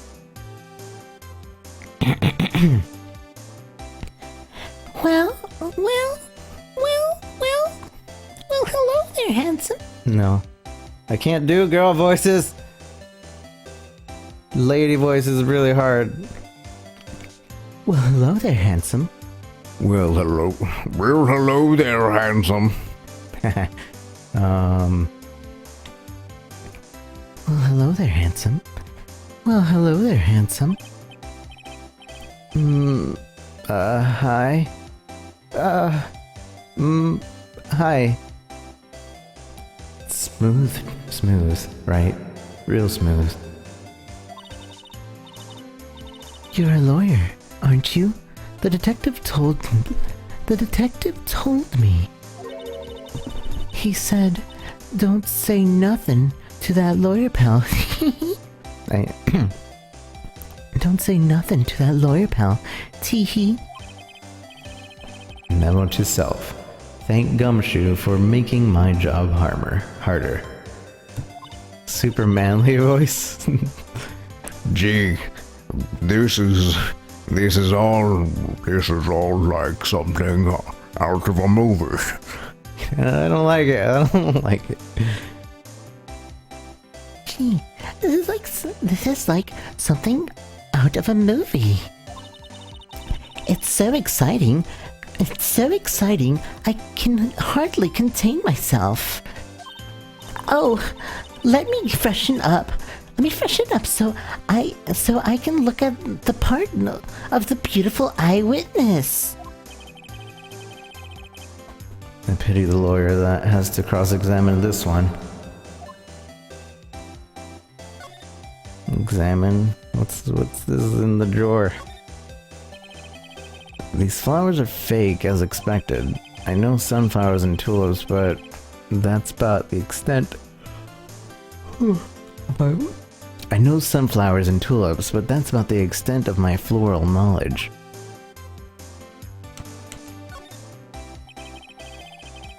The late summer sunlight streams through the window. There's the Fay & Co. law office building, of course. I can see the inside of the room pretty clearly from here. I think it would be a little difficult to recognize a face from this distance, though. A bottle and two glasses on the table. Somebody must be staying with her. 2 glasses on the table. Huh. Or maybe she just likes drinking by herself? Twice? A simple bed. It's been recently made, nothing eye-catching here. What about the thing in the drawer? No clues here. There's a screwdriver in this drawer. I wonder what's inside. Let's take a look. I applied to be partnered like a year ago, but I haven't really tried again since. Like, in order to be partnered, you have to fit certain criteria, and one of them is for gaming, specifically gaming, you need to have more concurrent viewers, which means I need to like hit at least 80 and above consistently. And that's also not always the same number for every person, but yeah. If I would hit 80, I would try again. Screwdriver! I wonder what's inside. Let's take a look. Hey! What are you doing? No touching! Oh, bad boy. You really shouldn't pry around in other people's rooms now. Hey, you wouldn't want to make me upset, would you?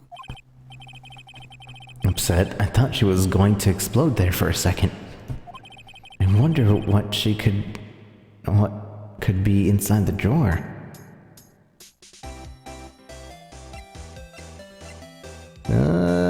gonna show you my badge. Look at it. Excuse me, but I'm a witness. Police witness? You understand? Wait. How could I possibly give you any information in good conscience? Me, the witness. It's just like in the movies.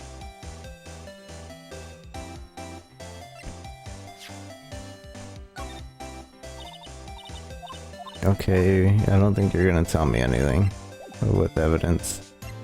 Can I present people? No, I can't. Let's talk. What you witnessed. Do you think you could tell me something? I need you to describe what you observed at the time of the incident. Oh, observe? Incident? You sound like a lawyer in the movies. I like a man with a big vocabulary.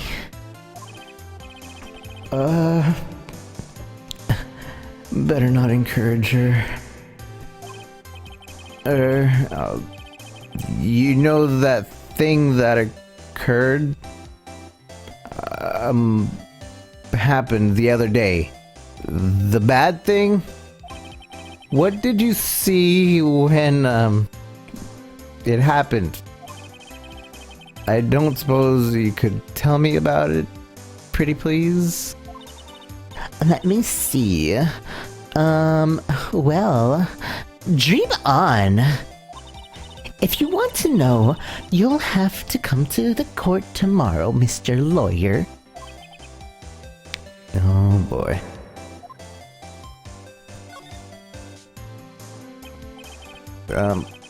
Could you... Just who exactly are you? Oh, Mr. Lawyer, are you hitting on me? No, hey, it's just... I'm just doing my job here. You know, you're cute when you blush. Believe me, this is the first time in my life I've blushed this much. Right, can you just tell me what it is you do? Well, no. Teehee. And you had your little hopes up, didn't you? Oh boy. I see there's 2 glasses on the table. Is someone staying here with you? Oh, what an amazing power of observation. You must be one of those famous detectives, like on television. No, not me. I'm just a lawyer. Say, Mr. Big Detective, why don't you go look for clues in the garbage? Huh? Miss May doesn't like nosy little lawyers. Huh! Oh boy. I think we're done here. I'm gonna look in your drawer again. You did use your wouldn't you? What's inside, I wonder?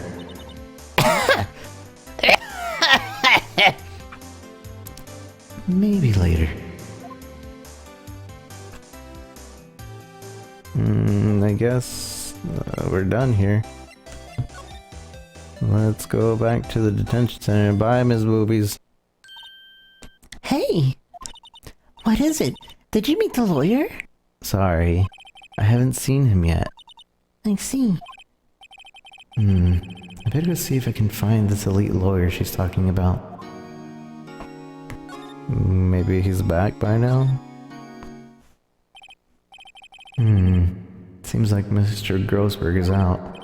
Well, maybe I should just wait here until for him to come back. If that wasn't the most over-the-top clearing of the throat I have ever heard. So, you're the one who says there has been broken bully. Yes, that's me. He looks even grander than I imagined. The badge on the collar, on your collar. Ah, so you're a lawyer, are you not? Now, you're a lawyer, are you now?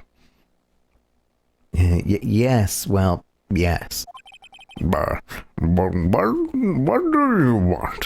What do you want? I'm not particularly busy these days. Please proceed. Not busy? Then how come no one could get in touch with you? Something the matter? You came to see this one and only Marvin Grossberg, did you not? Well, here I am, boy. What do you want? Out with it. Well, sir, actually, it's about Maya Fey. Yes. Maya Fey. Go on. Why the strange reaction? Cha-cha. I'm really quite busy here, son. I can't go taking cases on a day's notice. No, it's quite impossible. But wait a second. How did you know the trial was tomorrow? Anyway, I'm afraid it's entirely impossible for me to represent her. Sorry. End of discussion. What's going on? He refused me before I even got a chance to ask him. What do I tell Maya? Look at my badge! I'm sorry. I've got nothing to say regarding this matter. So you don't have anything to say? About anything? I'm sorry, but I have nothing to say regarding this matter.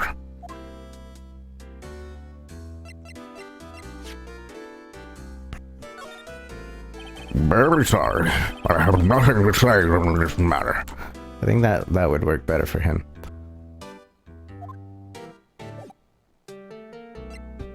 Talk to me, your refusal. How can you just refuse like that? Please tell me why you won't take the case. Well, just, I'm busy, you see. But the client is Mia Face. But the client is Mia Fey's sister. Mia trusted you. She knew her sister would be in good hands.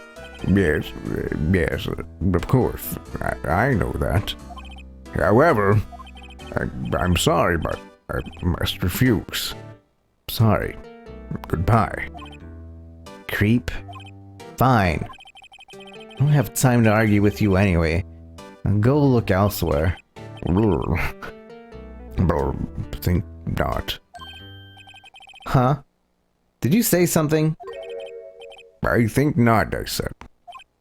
What do you mean? I'm terribly sorry.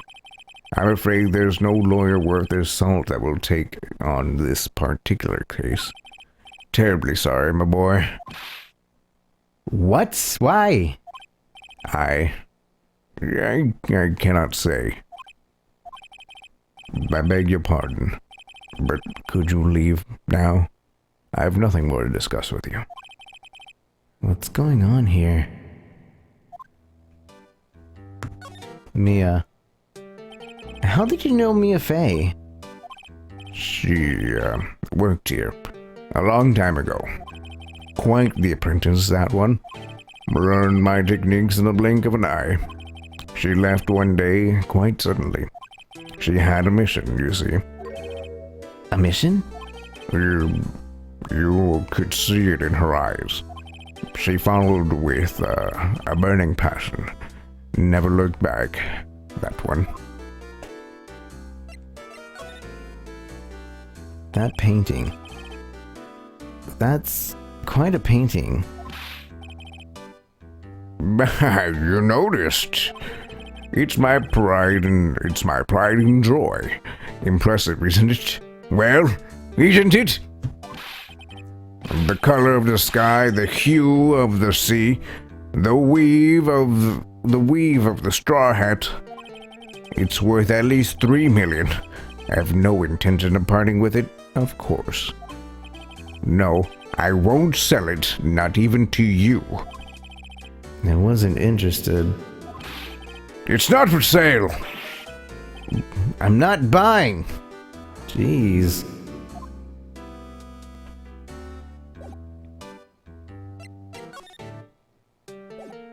I guess there's nothing else to do here. Gotta go back to Maya. Tell her he's not doing it.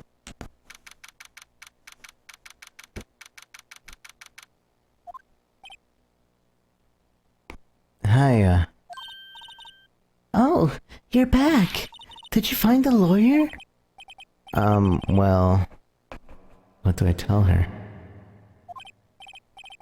Well, see, just be honest. I really don't think you should use that guy. He didn't seem healthy. He was all skin and bones. It's like, that's like the worst lie, Phoenix. Like you went from, he's fat. There's nothing, I guess, technically, there's a lot of skin there, but there's still, What really happened? You don't mean he refused to help? I see. Had been abandoned, then.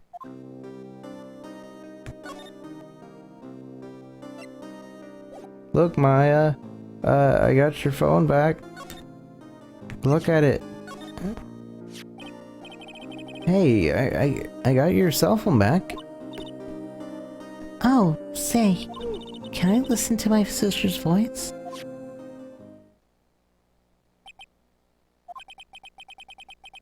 Maya's eyes closed. She listened to every word with such intensity. Before long, tears began to roll down her cheeks.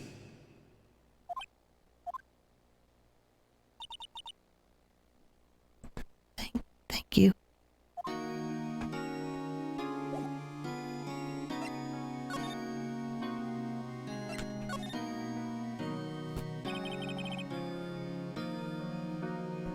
What about your family? I only had my sister. My father died when I was very young, and I don't know where my mother is. Don't know? So she could still be alive.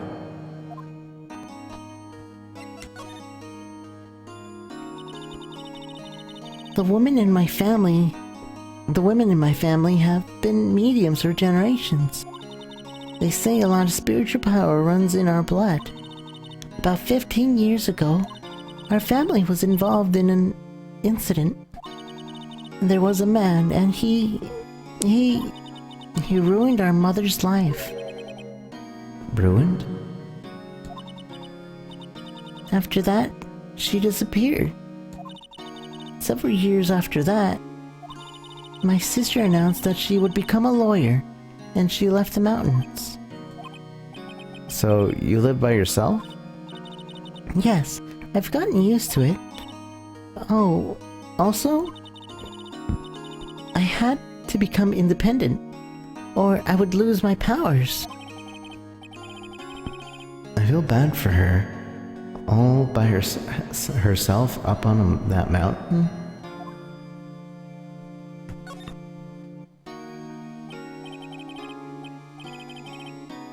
So, who was this man who, ruined your mother? About 15 years ago, there was an unusual murder case. It made quite a stir. Everyone was talking about it, apparently. The police was running out of leads, and they were getting desperate. Wait, they didn't use a spirit medium, did they?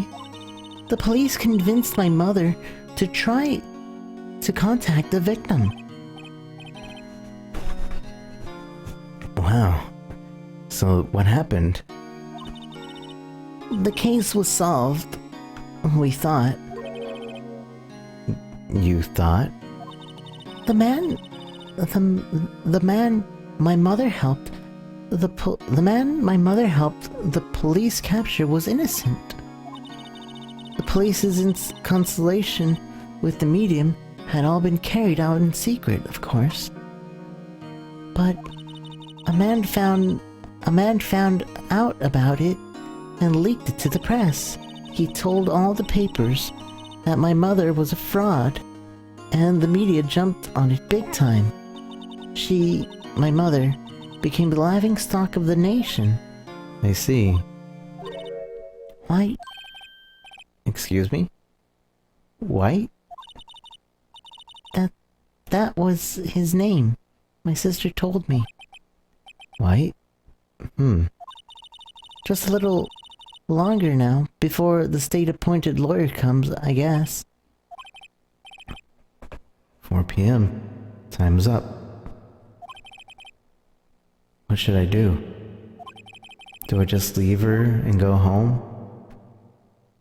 Go home, Phoenix. Your drink. Defend Maya. Good night, Tron. And no worries, dog. It's all good. I understand there's gonna be a lot of lurking for this in particular. Alright, Wolf.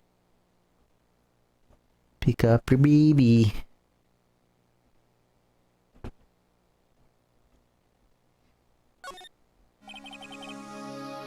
I've made up my mind.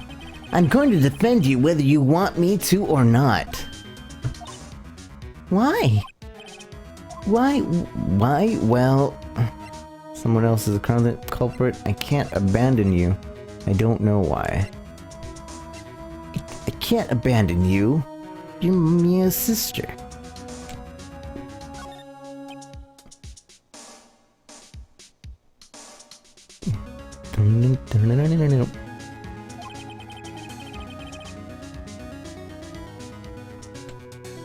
No one is as sad a friend. No one is as sad as a person without any friends. I know. I've been there a long time ago. Why did I become a lawyer in the first place? Because someone has to look out for the people who have no one on their side. Maya, I won't abandon you. You can count on me. That's so kind of you.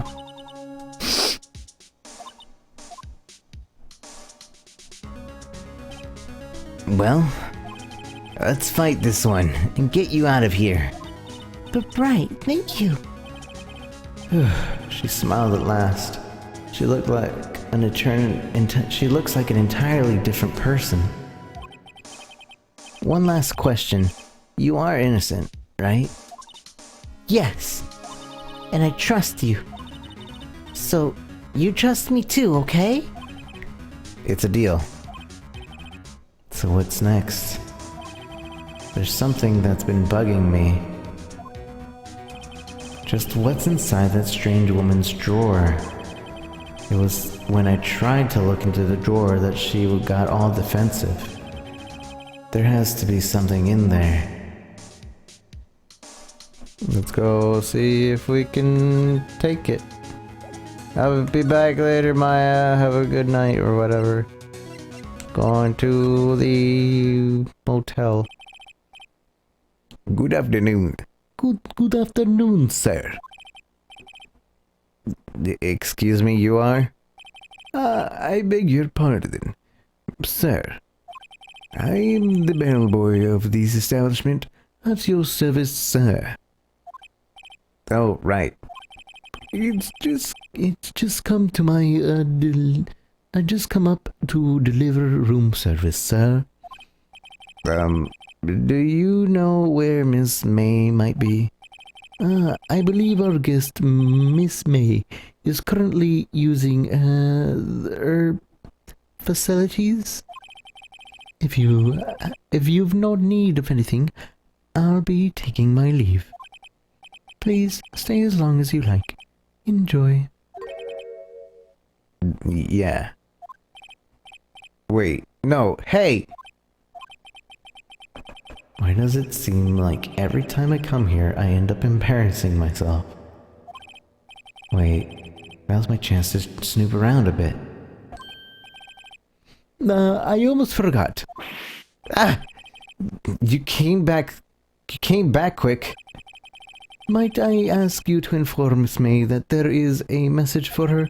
Please tell her that Mr. White of Blue Corp phoned. Well, right, sure.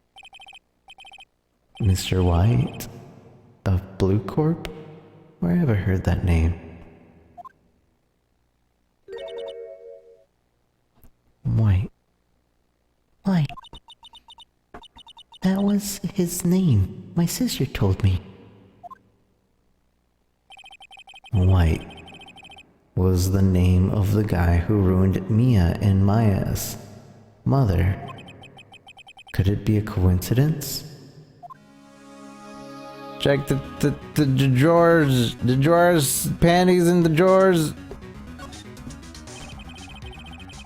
There's a screwdriver sticking out half open. Now's my chance to see what's inside. What do we have here? Wiretap? What would a woman like her be doing with a thing like this? Wiretap added to the court records. There's definitely something suspicious about this, Miss May. Found in Miss May's room. Why would she have something like this in her hotel room? There's a story behind all this, I know it. Alright, I'll be using this bit of evidence in tomorrow's trial. That's for sure. For Maya's sake, I'll get to this woman's bottom. Wait, I mean, you know what I mean. Oh, bellboy. Still there? Uh-oh. Time to scram. I look forward to tangoing with you tomorrow, Miss May. In court. To be continued. Bam, bam. Ba-da-da-da-da. I'll get to her bottom too. September 7th, 10 a.m. District Court, number 1.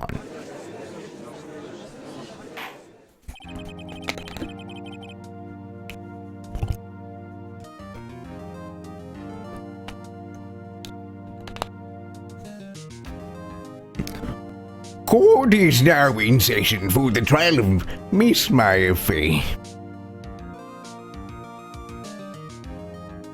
Good night, Stas. Court is now in session for the trial of Miss Maya Fay. Edgeworth. The prosecution is ready, Your Honor. The prosecution is ready, Your Honor. The prosecution is ready, Your Honor. The prosecution is ready, Your Honor. I think that's a good Edgeworth voice. What do you guys think? The prosecution is ready, Your Honor. The prosecution is ready, Your Honor. The prosecution is ready, Your Honor. I'm gonna go with Snooty. Snooty. Hi, Ash. The prosecution is ready, Your Honor. The defense is ready, Your Honor.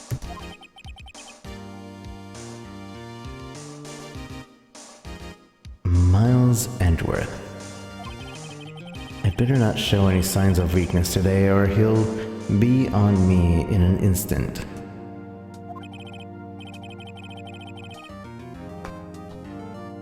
Mr. Edgeworth, please give the court your opening statement. Thank you, Your Honor. The defendant, Miss Maya Fey, was at the scene of the crime. The prosecution has evidence she committed the murder. And we have the witness who saw her do it. The prosecution sees no reason to doubt the fact of this case, Your Honor. I see. Thank you, Mr. Edgeworth. Let's begin then. If you may call our first witness, Your Honor. The prosecution calls the chief officer of the scene, Detective Gumshoe.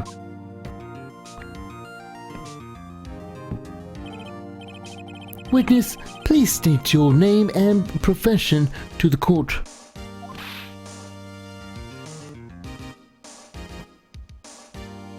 Sir, my name is Dick Gumshoe, sir. I'm the detective in charge of homicides down at the precinct, sir. Detective Gumshoe, please describe for us the details of this murder. Very well, sir. Let's use the floor map on the office to explain. Why did I just go Irish? Or whatever that accent was. The body was found by the window here. And the cause of death? And the cause of death? Loss of blood. Loss of blood due to being struck by a blunt object, sir. The murder weapon was a statue of the thinker found next to the body, sir.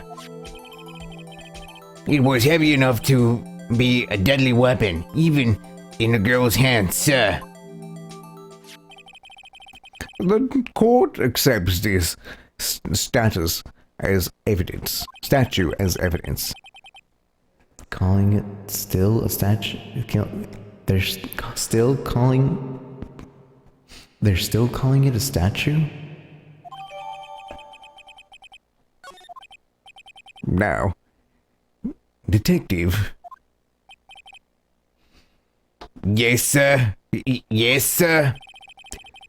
You immediately arrested Miss Maya Fey, Who was found at the scene, correct? Can you tell me why? Yes, sir. I had her hard evidence. She did it, sir.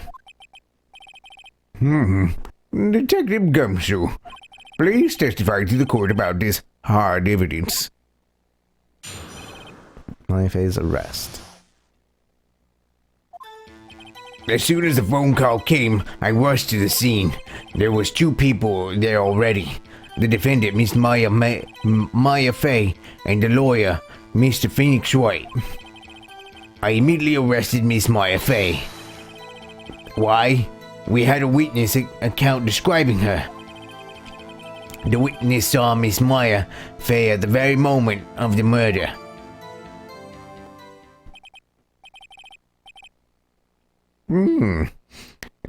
The very moment, you say? Very well. Mr. Wright, you may cross-examine you may begin your cross... Very well, Mr. Wright. You may begin your cross-examination. Yes, Your Honor. Cross-examination? What? Couldn't see a single contradiction in that testimony. Whoosh.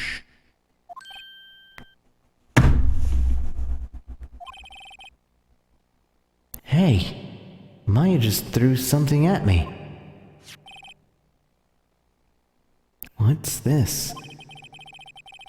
When my sister couldn't find any contradictions in the witness's testimony, she would bluff it and press the witness on every detail. The witness always slips up and says something wrong. It worked lots of times. I should have expected Maya should know some of her sister's tricks. Alright, let's give this a try.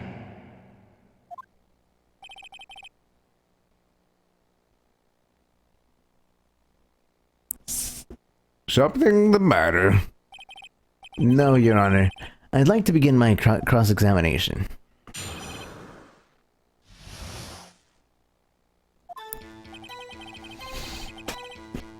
As soon as the phone call came in, I rushed to the scene.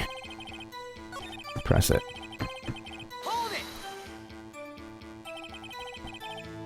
Who did you say you got the call from? Hey pal, don't play dumb. You know who. The call was from a customer of the Gatewater Hotel, right across from us, from the crime scene. Okay, I pressed. Not sure I did much though. Right, please continue. There were 2 people there already. Detective Gumshoe, how long would you say it looked between you receiving the call and your arrival at the scene of the crime? Right. Oh, I'd say it was about 3 minutes. That's pretty fast. Our motto this month is quick response. That's how I got there before the killer got away. Indeed. So, tell us who the 2 people you found on the scene were. Yes, sir. No, there isn't a penalty. Very rarely will the judge be like, no, you can't press anything. If you do, you're out. I think that happens like 2 to 3 times, maybe.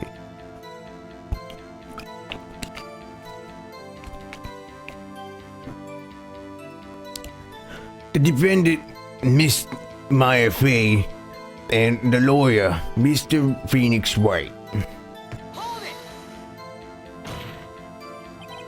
Are you absolutely sure it was us? Listen, pal, your dumb act will only get you so far. With your funky hippie clothes and your spiky hair, you 2 stand out like suspicious people at a crime scene. Well, he does have a point about her. She is pretty unmistakable. I should pick my points to press with a little more care. I immediately arrested Miss Maya Fay. Why is that? Why is that? What's your reason? Why? We had a witness account describing her. Hold on just a sec. 1 second. Yeah?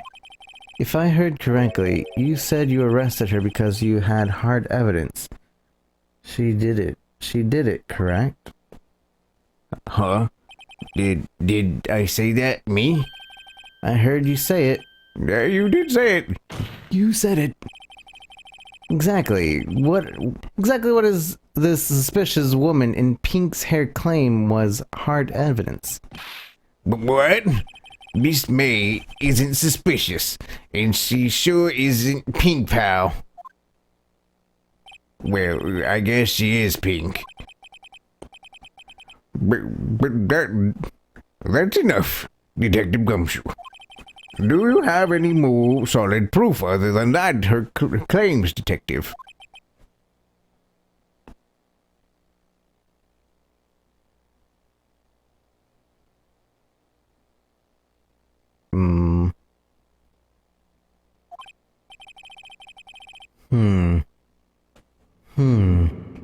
Yes, pressing can have its advantages. Yes. Yes. Sorry, I got the order mixed up in my testimony, Your Honor, sir. There was something I should have told you about first, Your Honor. Well, very well, Detective. Let's hear your testimony again.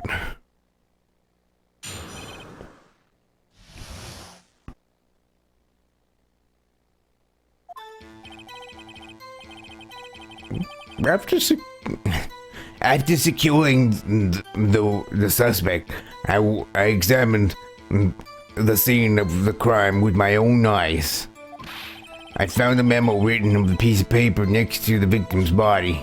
On it was the word Maya written clearly in blood. Lab test results shows that the blood was the victim's. Also, there was blood found on the victim's finger. Before she died, the victim wrote the killer's name.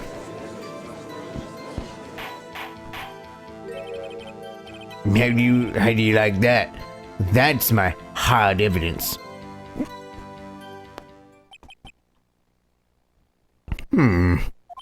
Before we begin the cross-examination, I have a question for you, Detective. Your Honor, why didn't you testify about this vital piece of evidence at the first time? I know, I'm real embarrassed. I forgot about it, Your Honor, sir. Try to be more careful. Very well. The defense may begin its cross-examination. Hard evidence. After securing the suspect, I examined the scene of the crime with my own eyes. And did you find any evidence? No, don't jump to the gun on me, pal. Just listen, I'm getting to the good part. I got a bad feeling about this. I found a memo written on a piece of paper next to the victim's body. Just because he found it next to the body doesn't mean that the victim wrote it. Then who did write it? It's smarty pants. Who? The killer. The killer. Anyone can see that. You're saying that the killer wrote her own name? Buddy, please. She was framed. Hold on. Hold on. If that's the case, where is your evidence?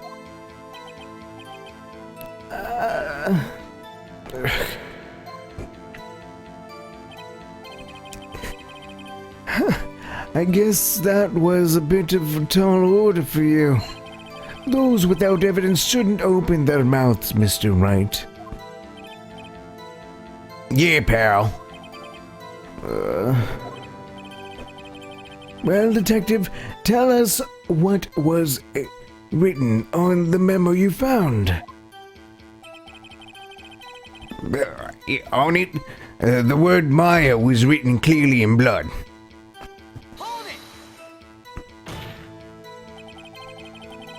Do you have proof? Do you have proof that was Maya who? Do you have proof that was Maya who wrote it? Of course I do, pal. Uh-oh. He sounded pretty confident. This might not be good. Lab test results showed that the blood was the victim's. What kind of tests were these again? Huh? What kind? Well, I hear they take the little bits of the blood and hemoglobin, hobgob, goblin, bobbin. I refuse to testify on this matter, pal. I'm no expert on blood tests. Yes, that's quite clear. You may continue with your testimony.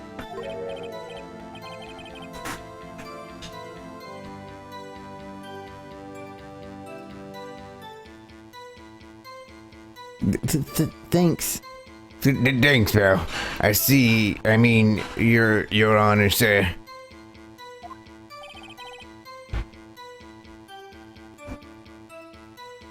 Yeah, you can talk about me, kind of, but I can still see that chat. But I don't see the chat that I actually look at. But that chat is still a thing I can look at.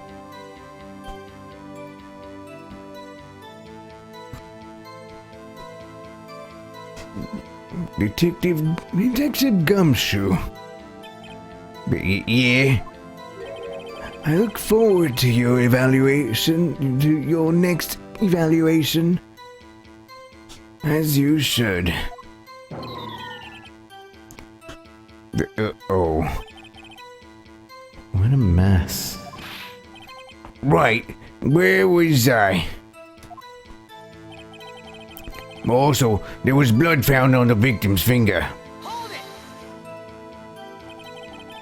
On which hand was the bloody finger, Detective? The right hand. She was right-handed. Nice try. Oh, I guess it wasn't too hard to see what I was getting at there.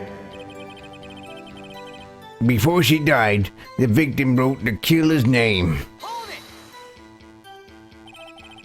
Detective Gumshoe, do you get a lot of cases where the victim actually writes the killer's name? Sure, it happens all the time in the books and the movies. This isn't a movie, Detective. Oof. Let's talk about reality, shall we? I guess I haven't heard of many cases, no. Do you find it a little odd the victim would write down the name? Especially the name of her own sister? Yeah, actually, you got a good point, pal. Objection! Stop right there. The witness's opinion on the matter is irrelevant. The facts are clear. The victim wrote down the name of the accused. The victim told us the name of her killer.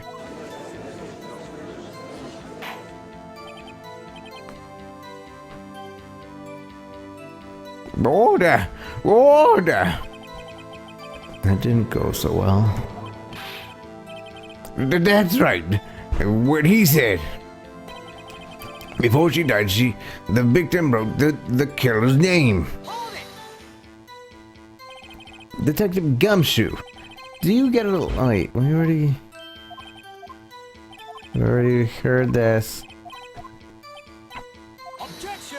Objection! Objection! The witness's opinion matter is irrelevant. The facts are clear. The victim wrote down the name of the accused.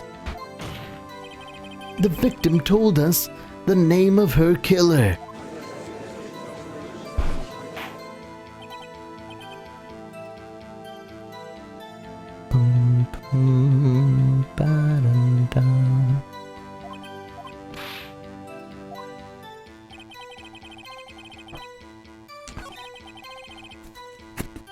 Hold on.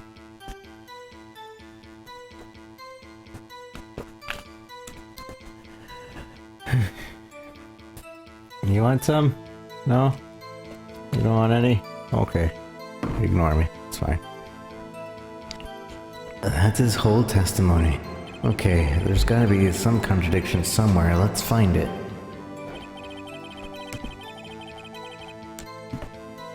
Examine it with your own eyes. Memo written piece of paper next to the victim's body.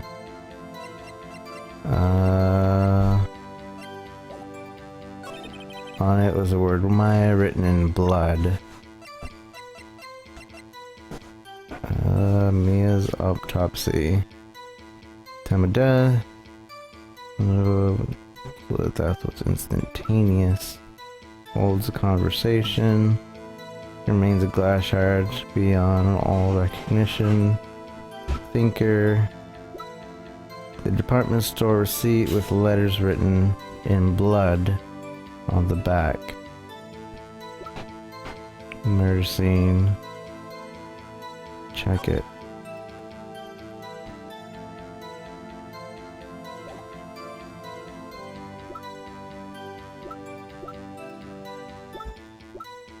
Mean.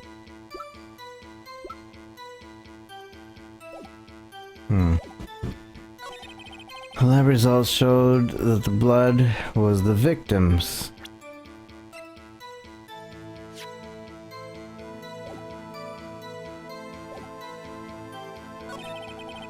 It's blood found on the victim's finger. Before, wait. Showed the lab test results showed that this victim blood clearly in blood. Before she died, the victim wrote the killer's name, but she died instantly. Murder weapon looks like the statue is like. Murder weapon looks like if she died instantly, she wouldn't have any time to write anybody. Death was instantaneous. Objection!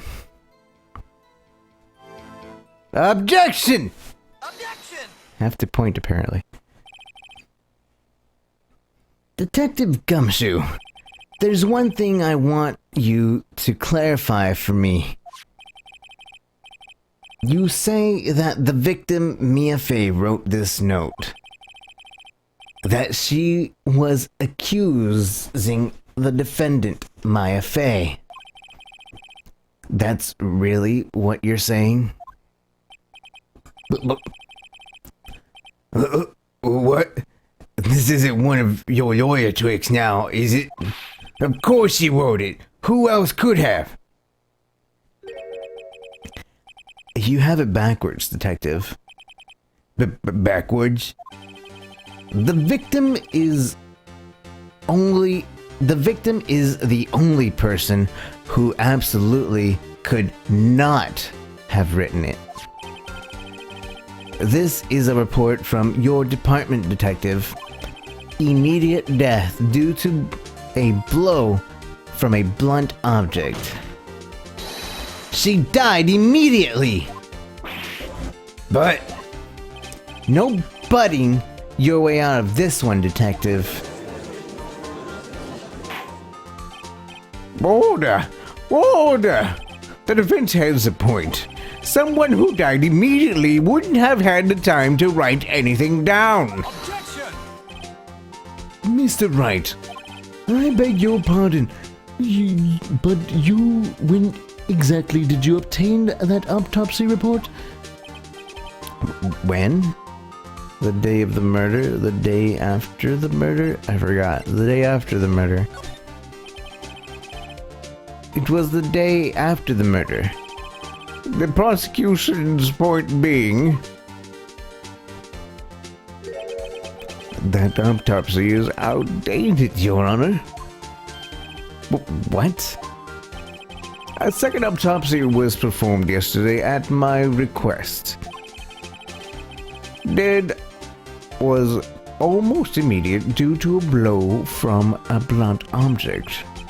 But there is the possibility the victim lived for several minutes after the blow. I received these results this morning. No way. Your Honor, it's quite easy to imagine that the victim did have time to write Maya. That is all. I see. Damn you, Edgeworth. I should have known you'd have something up your sleeve.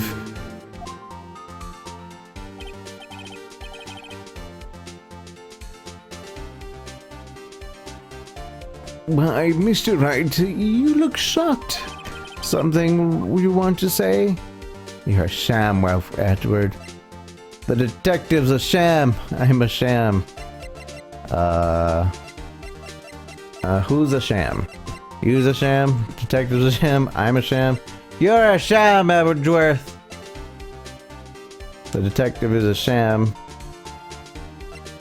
I'm a sham. Who's a sham? Chat. Chat, you're a sham.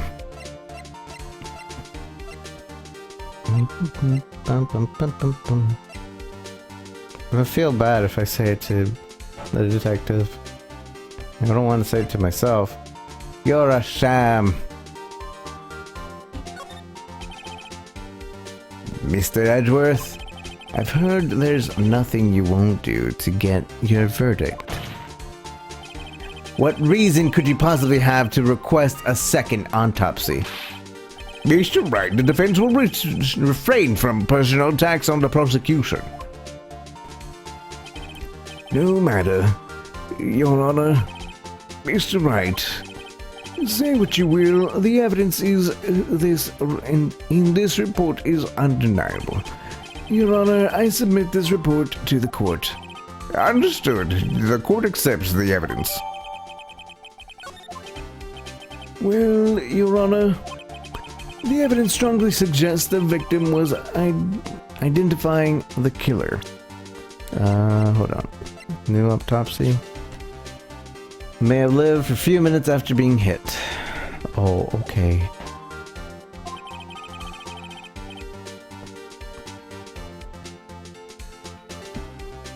I suppose that's the obvious conclusion, yes. Darn. This isn't good. The prosecution would like to call the next witness. This poor innocent girl saw the murder with her own eyes.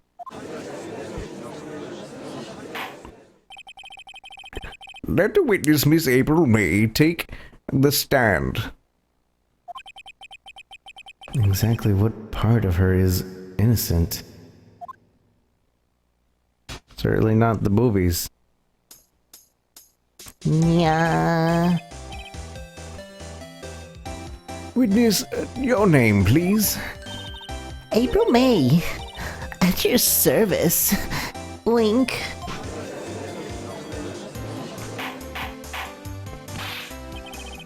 Order. An introduction should not require any reaction from the crowd. The witness shall refrain from one-time winking. From one-time winking. Oh, yes, Your Honor.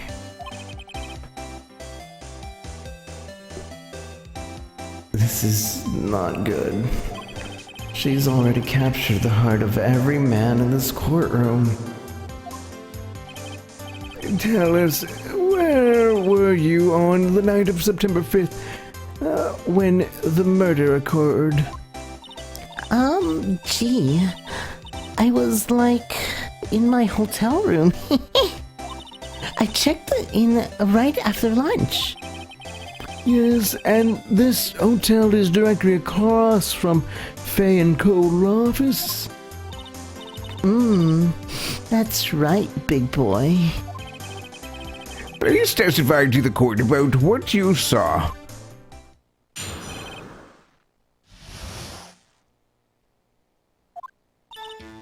It was like 9 at night.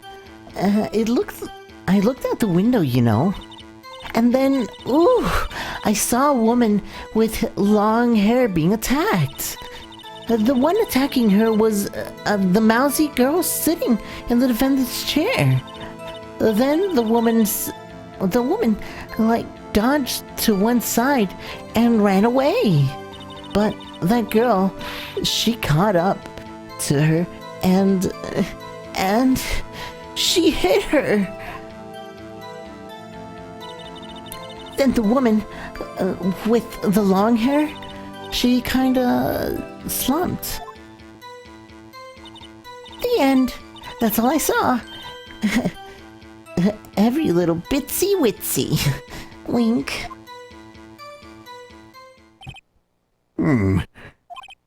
Well, Your Honor, I see. It is a remarkably solid testimony. I don't see a need to trouble the witness any. But wait, Your Honor. Yes, Mr. Wright. What about my cross-examination? I thought the witness's testimony just now was quite firm, didn't you? She might be firm somewhere else. Mr. Wright, I suggest you were Miss Mia Fey's understudy, were you not? You must know her technique well. Her cowardly way of finding tiny faults in perfectly good testimonies. Hey, how dare you? Well, Mr. Wright, will you cross-examine the witness? Yes, I'm doing it. I'll gladly proceed with the cross-examination. If only because I have a feeling Edward doesn't want me to. She has some weakness. She has to have some weakness. Very well, you may begin your cross-examination.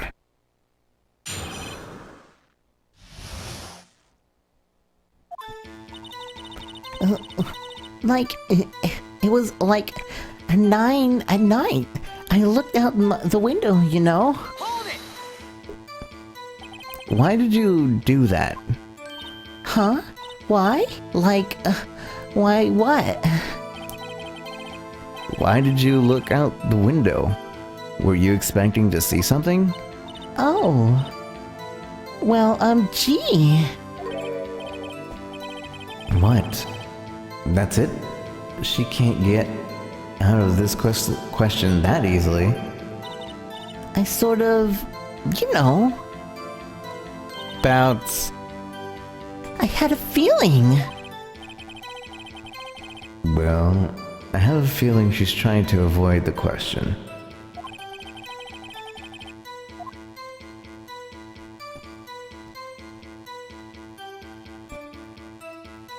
Maybe I should press her a little harder on this one? Go for it. Let's see how far I can run with this. Surely you must have had a reason to look out your window at that time of night? Oh. Mr. Wright, Mr. Wright, I will not have you badgering my witness. Badgering? You insist you needing her with these trivial questions. I really don't think it should be allowed. Yeah, stop him! Yeah, that poor girl. She doesn't deserve that. Order! Mr. Wright, you have been warned. Poor girl. What about poor me? You seem to... You looked out the window. What did you see next? And then, I saw a woman with long hair being attacked. The woman with long hair? That was Mia Fey. Slender, sort of, well, some people might say pretty, if that's your thing. Your thing? And the person attacking her? The one attacking her was the mousy girl sitting at the defendant's chair. How did you know it was the defendant? Huh? Well, you know, she had a girlish physique. Women know these things. Look, I just know, okay? There was only one person at the scene of the crime with a short, girlish figure. The testimony is bulletproof, Your Honor. He's right. Yep, he's right. Question the testimony. Hold on a minute. That testimony stinks. What? Miss May, I'm willing to bet that you're lying. How do you see that far away anyway? Are you telling the truth? Did you really see the defendant?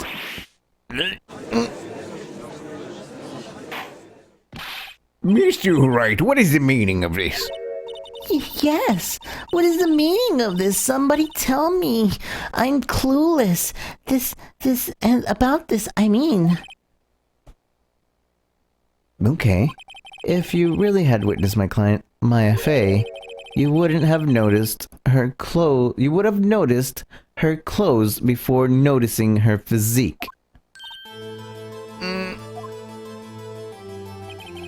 No one wears clothes with this on a daily basis except her. And I'm no expert on fashion, but her hairdo looks far from normal to me. However, the witness's testimony mentioned neither of these things. The testimony is bogus.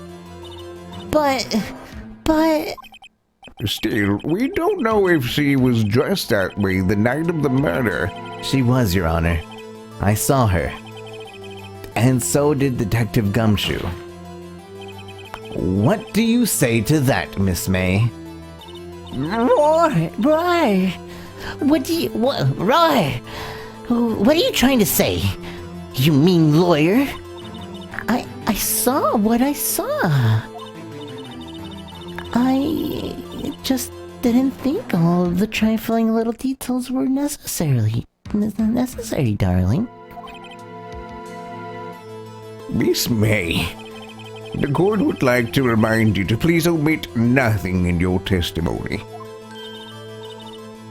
I'm sorry, Your Honor.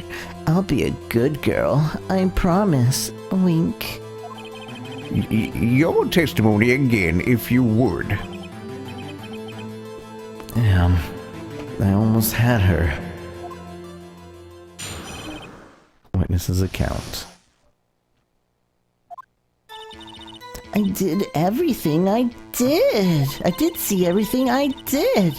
The victim, the woman, dodged the first attack and ran off to the right. Then the girl in the hippie clothes ran after her. And she hit her with that weapon. I saw it, I did. That clock. The kind of statuey clock. The thinker, I think. Well, does the accuracy of the report not startle you? Teehee. How would you know that was a clock? How would you know that was a clock? I see. I only wish you had been more detailed from the beginning. Please, begin your cross-examination.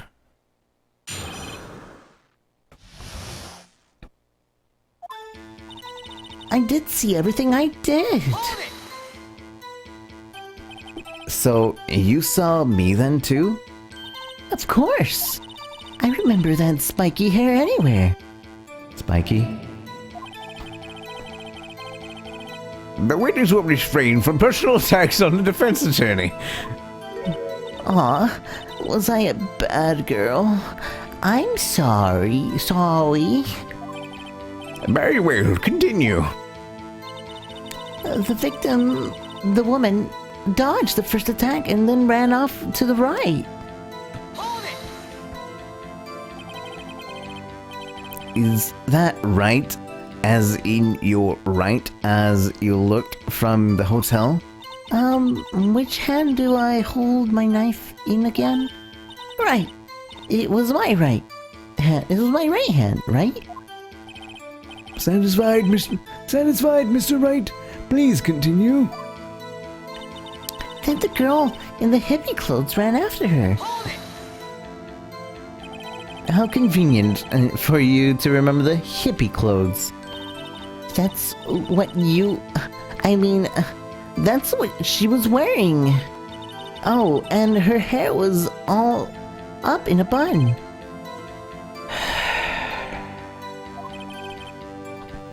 What happened then? And she hit her with that weapon. I saw it, I did. Where did this weapon come from? She picked it up from the desk. I see. What sort of weapon was it? That clock, the kind of statuary clock, the thinker, I think. Clock? Didn't this come up in another testimony recently? Well, don't look so sour, Mr. Lawyer. You can't win them all. No, but I have a feeling I'm onto something now. That clock, the kind of statuary I think. Her previous testimony must have been what Edgeworth wanted her to say, so this was the testimony in her own words. Time to press and squeeze the truth out of her. Figuratively, of course. Figuratively. Press and squeeze her if I could. Anyways. Oops. How did you know it was a clock? Nobody knows this is a clock. A murder weapon looks like a statue, but is actually a clock made by Larry Butts. How? How do you know? How do you know? Objection! Interesting. Objection! There we go. Miss May, What you said just now was quite revealing. revealing? Oh, you'd like that, wouldn't you? Naughty Mr. Lawyer. You just said that this statue of the thinker was a clock. But there's no way of knowing that just by looking at it. Another person in much the same position as you recently called this a clock too. And that person was found guilty of murder.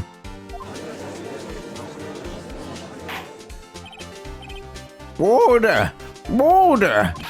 Miss May, can you explain how you know this was a clock?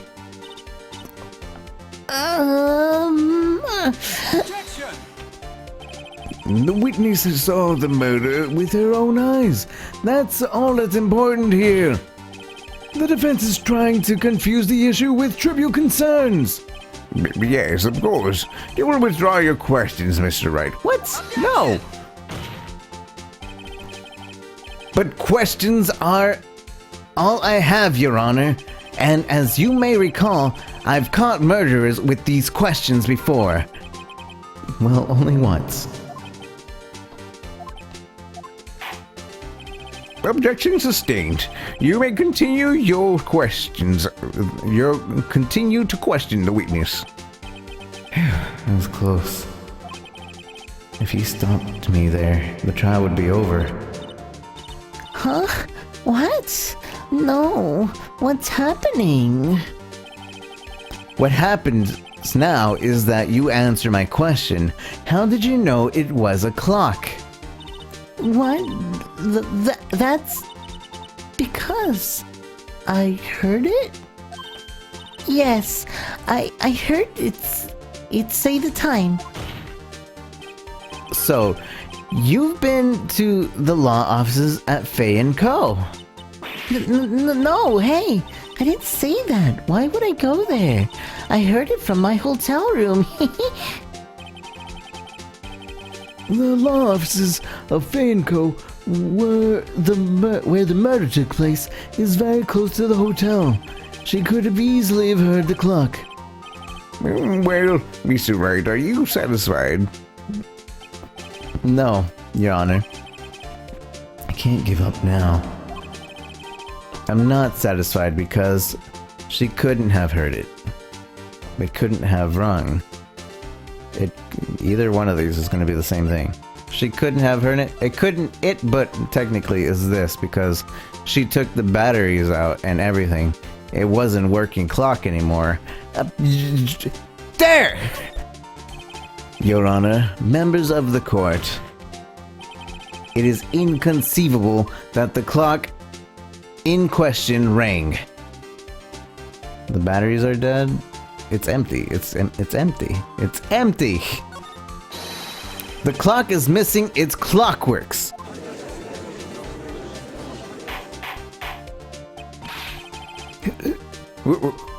How could you possibly? Just take a look. Right now. Oh, See anything interesting, Your Honor? it is as the defense says. This clock is missing its clockwork. This is it's quite empty.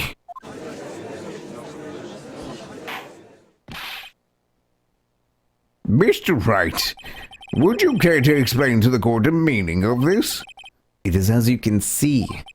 The clock was empty. It couldn't have rung.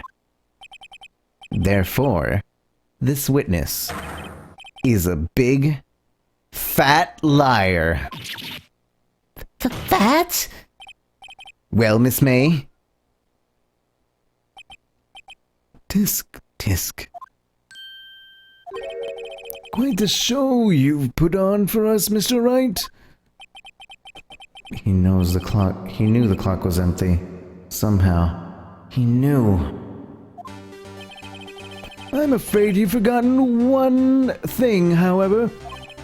Indeed, the clock is empty, as you say. It can't ring. However, we must ask, when was the clockwork removed? It was after the witness heard the clock, then there was no contradiction. That's true. That is a possibility. The clock might have been emptied after she heard it. And that is exactly what happened, Your Honor. Well, Mr. Wright, can you prove when the clockwork was removed? Impossible, of course. I have proof. What? Wasn't it you who told me proof is everything? Well, I was listening. And now I'll show you the proof you like so much. The evidence that proves when the clockwork was removed is...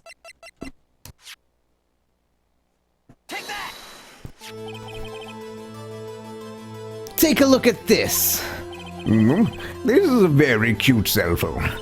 Oh, you have a girly phone. Wait, this isn't my phone. Listen, this is the defendant's cell phone, and it contains a record. A record of a conversation which what she had with the victim on the day of the murder. Order! The defendant's cell phone? This wasn't brought to my attention. Perhaps Detective Gumshoe overlooked it. This good detective better remember he's up for evaluation soon. I gotta say, I'm starting to feel bad for the big fella. Let's hear the conversation. So you just want me to hold on to the thinker for you then? If you could.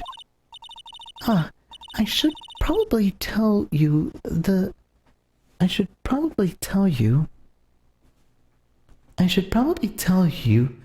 clock isn't talking right now. Huh? It's not working? That's lame. I had to make the clock work out. Sorry. September 5th, 9:27 a.m.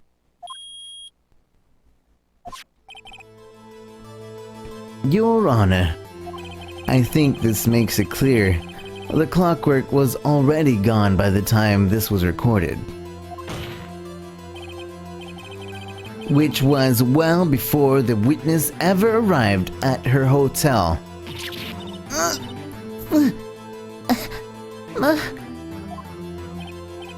Well, Miss May, would you care to explain to the court?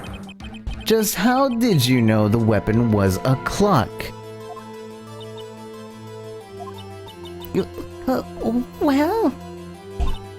Well, it's obvious. It's obvious. I saw the clock before. What store was that again? I go to so many. Oops, I forgot. Wink. So the witness had seen it before. That would make sense. Does the defense have any objections, Mr. Wright? Yes. The witness claims she had seen it before. But this directly contradicts the piece of evidence already submitted to this court. Well then, let's see it. Please produce the evidence that will prove that this witness has not seen the clock before. It was made by Larry. It's simple. This clock was never in any stores, ever. What? A friend of mine made that clock. Only 2 exist in the world. And one that isn't here is in police custody. Impossible. Everything is sold in stores. Miss May, I think it's high time you went shopping for better excuses. Oh, excuses not for sale today?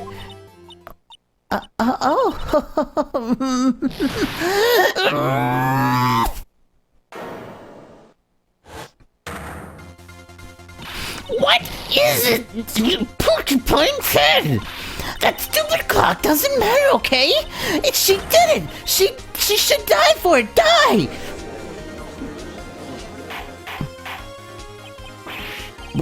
Whoa! Let's not get ahead of ourselves. This is a court of law, and the witness will remain calm.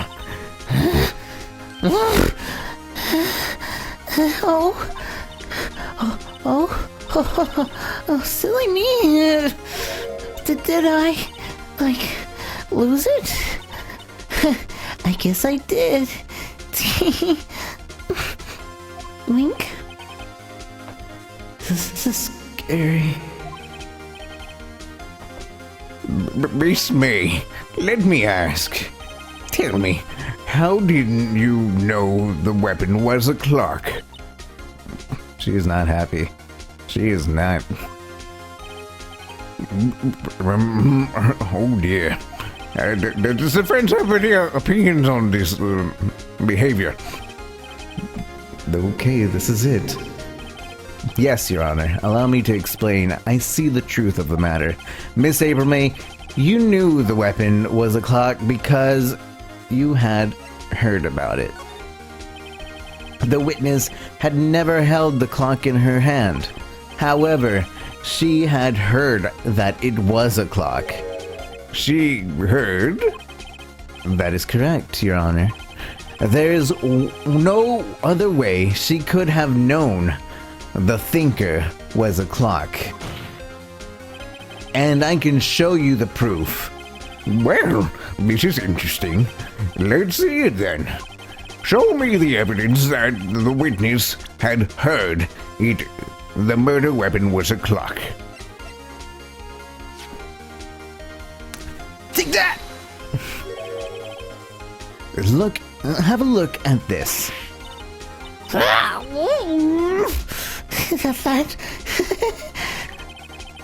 I found this in Miss May's room.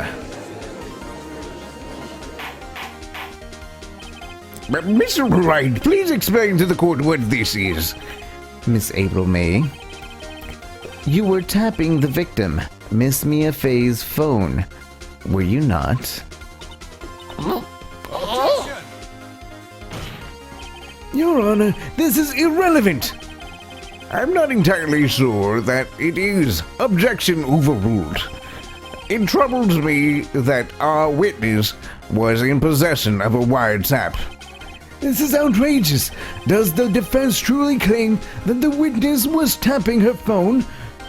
Absolutely. Even if that was the case, which is It's not. You still have to prove one thing. Did the victim ever say the weapon was a clock on the phone? Can you prove that? I think not. Oh yeah? I think I can. It's simple. What? Here's my proof. The proof that the victim said that the weapon was a clock is what? What is it? I don't know. The phone, the victim, I will, check, it's a clock, it's made to look like a statue. Right here! Take that! I present the defendant's cell phone. Yes, we've seen that. Listen once more to the conversation between the defendant and the victim. Mia, what's up? You haven't called in a while. Well, actually, something I want you to hold on for me. Again. What is this? What is it this time? It's a clock. It's made to look like a statue. The thinker. And it tells you the time. Miss April May. You used a wiretap to listen to this conversation. That's how you knew the thinker was a clock. Am I wrong? Objection! Your Honor, this is ridiculous. Your Honor, look at the witness's face. Does she seem amused to you? The defense demands an answer. Witness, answer the question. Did you tap her phone? Miss May. Shut up! All of you! What gives you the right to... You lawyer!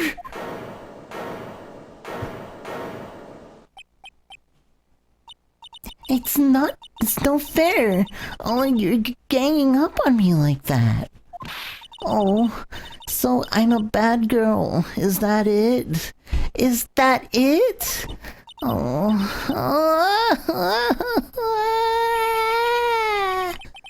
That did it. The court's seen the real Miss April now. Now to deal with the final blow. You did it, didn't you? Why the wiretap? Why did you tap her phone? Answer the question. Do I have to? This isn't a murder trial. Isn't tapping irrelevant? She's saying exactly what Edgeworth wants her to say. Miss May, you were tapping the victim's phone. I hardly call that irrelevant.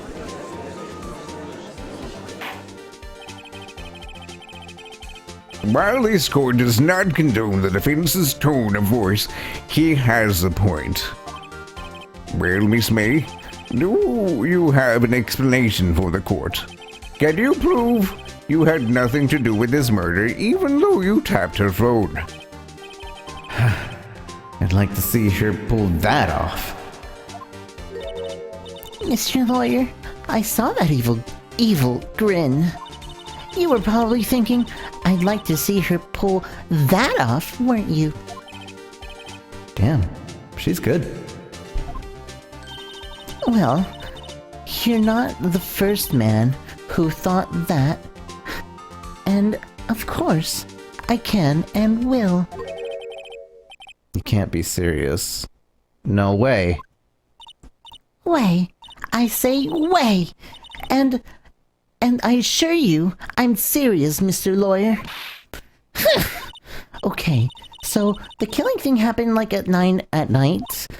Why, that's just when I was getting room service from that sweet bellboy. Room service? Iced coffee, I believe it was. iced coffee, you know, like normal coffee, but cold? If you don't drink it quick, the ice melts and then you have regular cold coffee. Iced coffee? Think I'm making this up? Ask the bellboy, wink.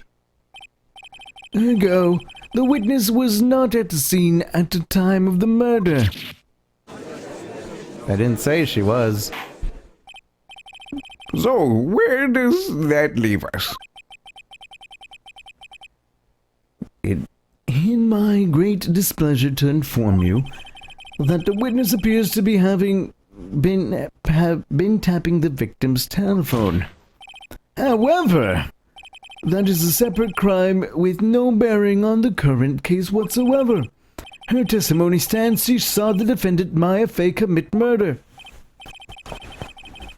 No. They're going to let her just walk away? There's no way I can win this unless I tie Miss May to the murder somehow. Well, does the defense have anything to say? Well, come on. Think of something. Continue examining Miss May. Call the bellboy. I mean, if we keep examining her, what? We've already proved that she's been, what you call it, a liar. But what would the bellboy be able to tell us? The bellboy would be able to tell us that she's there with somebody else. And that's all we would know. But the other person is the killer. Miss Rainbow Sprinkles, thank you for the follow. Welcome to the Lazy Crew. Feel free to do as the lazies do.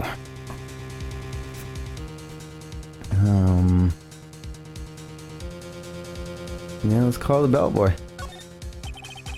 The defense would like to call the hotel bellboy as a witness.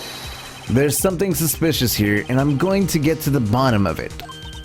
You think you've sunk... I think you've sunk in quite low enough already. I object to calling the bellboy. But why? What's your reason? Because I hold that the wiretapping had nothing to do with the killing.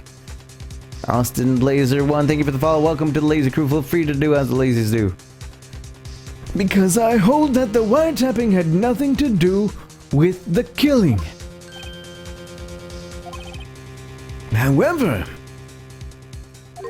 if you agree on one condition, I'll consent to calling this witness. Condition? If Miss April May's alibi is not called into question after you examine the bellboy, then you will recognize that Miss April May was not the killer. Thus, she is innocent. And thereby, you must also accept the verdict of guilty for Miss Maya Fey. That is my condition. What? I'd better find something suspicious in that bellboy's testimony. Otherwise, Maya will be declared guilty on the spot. What should I do? I mean, giving up or give up later, that's all you can do. Alright, I've got nothing to lose except for, well, everything. Understood. I accept your conditions. Fool. You fell right into my trap. Uh-oh. Wait. Very well. The court calls the hotel bellboy to the stand. How is he already here? Or maybe he's not. I believe we're ready with the witness to testify. He certainly does look like a bellboy. Well, I guess he is here. Yes, sir. I received your summons in the middle of work, sir. I'm happy to be of service. Well, that T-set looks rather heavy. So without further ado, the witness may begin his testimony. Very well, sir.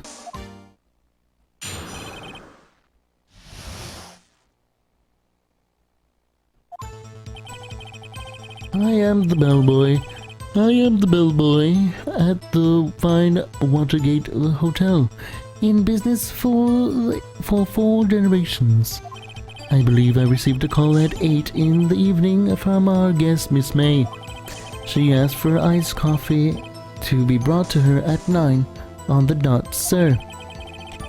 I brought it to her at precisely the requested time, of course.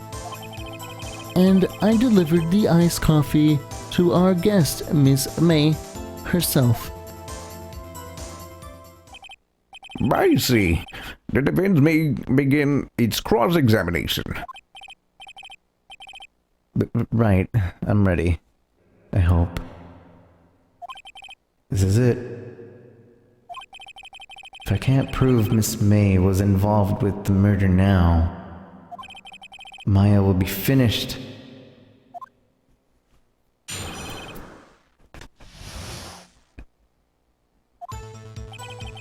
I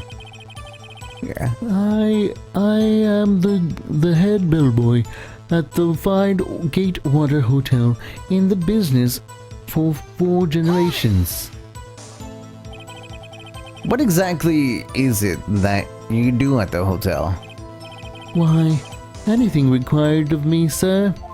I check the guests, I check out the guests, I clean rooms, I make the beds, I even deliver room service, sir. I checked Miss May in personally. Are you always so prim? Mr. Wright, you will refrain from asking frivolous questions. I believe I received a call at 8 in the evening from our guest, Miss May. Are you sure it was Miss May on the phone? Absolutely, sir. How can you be so certain? I checked Miss May in personally, sir. Not only did I see all her stunning radiance, but I also heard her voice. And then I saw them. And I...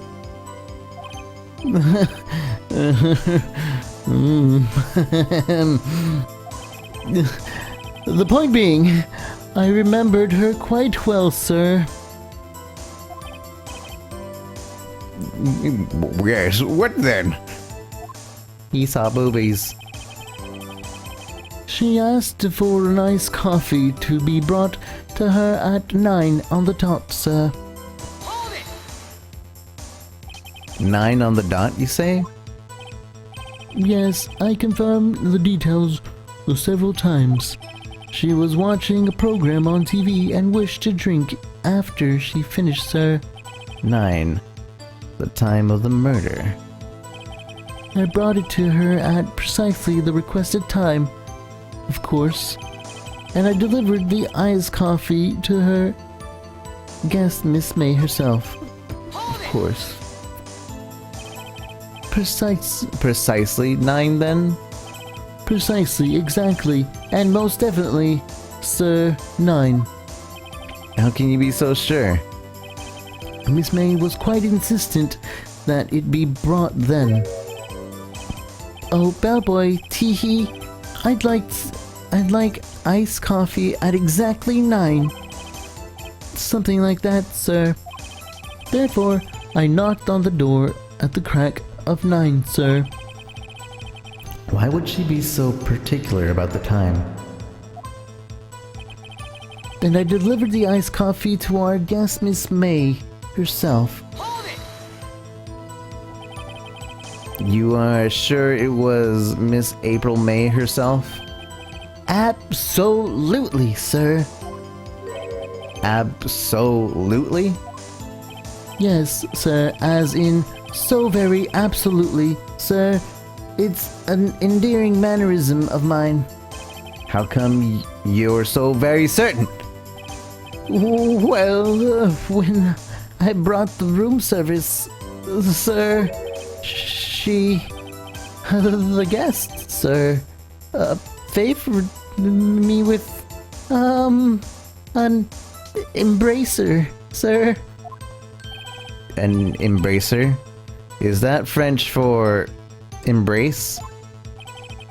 It's French for kiss, sir. But not a French kiss, sir. More like a peck in the cheek. Embrasir. Why would she have done that? I believe perhaps she was momentarily swayed by my prim demeanor, sir. It was a moment I shall never ever forget, sir. Sounds pretty fishy to me. I think our Miss May was up to something and wanted her bellboy to remember. It's no good. There's nothing here. There. Is that it? Tisk. Finally, you understand. This bellboy has absolutely no reason to lie. Now, if you have any decency, you will end this rather tedious cross-examination here. It is quite a bit tedious. The witness may leave the stand. I can't let this happen. Can I? Protest. Wait! Please wait! Yes? What does the defense... does the defense have something to add? One last question. Let me ask one last question. Your Honor, I must object. This charade of justice has gone on for long enough. Now, Mr. Edgeworth. All right, Mr. Wright, I'll give you one more question. That's all. Okay. This is really it now. This is my last chance. What do I ask him about? Checking in, room service, bed making, room service. What about the wine? Tell me again about room service. Again, sir? I did it exactly at 9 to deliver the room service to Miss May in room 303. The guest had requested iced coffee. $18 was the charge, as I recall. I see. $18? That doesn't seem a bit doesn't that seem a bit expensive? Yes, well, iced coffee for 2, you know. And we don't skimp on the ice, sir. What did he say? What did you say? Rather quite. Bellboy, tell us the truth now. Was someone else staying in Miss May's room? Objection! I object. That was objectionable. Objectionable rule. The witness will answer the question. Yes, I see. Why did you not mention this in your testimony? Well, sir, you didn't ask. Nice try. That's the sort of thing you're normally supposed to mention. Yes, quite indeed. It was the good baristas there, Mr. Edgeworth, who... He asked me not to mention. He specifically asked for it, sir. You fool! I've done it. I've won. Miss April May checked into a twin room with a man. Correct? Yes, sir. Then, when you brought them room service, you didn't see the man in the room? That's right, sir. Your Honor, we have just learned that another person involved who may have been the murderer In light of this new fact, I hold that it is impossible to judge the defendant. Wouldn't you agree, Mr. Edgeworth? And who, Mr. Wright, is this other person? Simple. It was the man with Miss May. The man who checked in with Miss May. Oof. Your Honor, as has been previously revealed, Miss April May was tapping the victim's phone.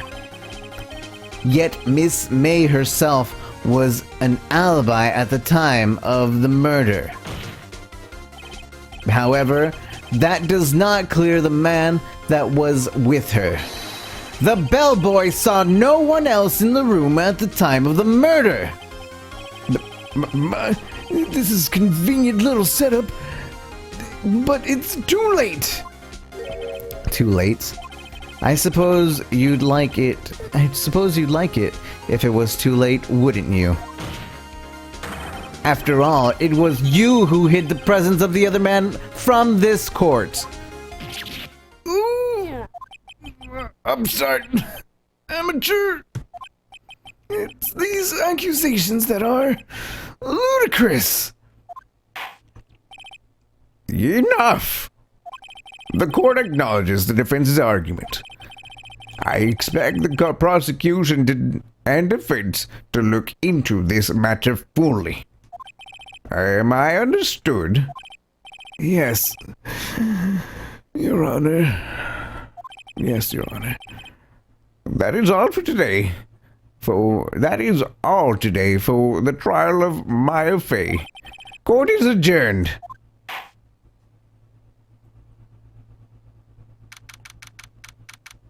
September 7th, 2:24 p.m. District Court, Defendant Lobby Number 1. Mr. Wright, you were amazing in there. Really? I think I might be your newest fan. Oh. I was just doing my job, you know. Then again, that other attorney was pretty cool too. Huh? That face of his with his eyes wide and trembling lips, it sent shivers down my spine. If you say so. So, what happens with me? Do I get to go home now? Well. No, I don't think so, not yet. Oh, I see. But I got a great lead in today's... But I got a great lead in today's trial. A lead? That man with Miss May, he's the key. Oh, I get it. What happened to Miss May after that anyway? I heard they arrested her. I guess she's learning her charms won't work everywhere. She's probably at the detention center now. I might have to go down there later. Anyway, this case is far from closed. Yes, sir. I'm going to go find more about this man. Do you think he was the one who... Maybe so. Sis. Don't worry. I'll find him by tomorrow, I promise. I'm counting on you. I asked for a full record of April May's testimony. I thought it might come in handy in the trial tomorrow. But now that I have it, I'm not so sure. Most of her testimony was all lies. In fact, there's only one part that hasn't been stricken from the record. May's testimony. I don't know how much good this will do me at all now. Let's see. Where's her testimony? May's testimony. The victim dodged the attack, then ran to the right, but she was caught and struck. Wait, let me see the scene. Is there a contradiction on that at all? She ran to the right, but then why is the plant broken on the left? Can you explain that? Anyways, I don't know how much good this will do me at all, but now. Anyway, time to hit the pavement and do some investigating. Maya doesn't belong in the detention center, and it's up to me to set her free. To be continued.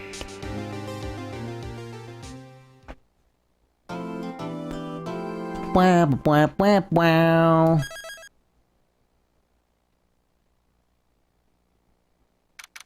Alright guys, we're gonna take a quick break, but we're gonna take a quick break, so if you want some get some water or anything like that, go do the things and get yourself some waters and stuff. I'll be right back.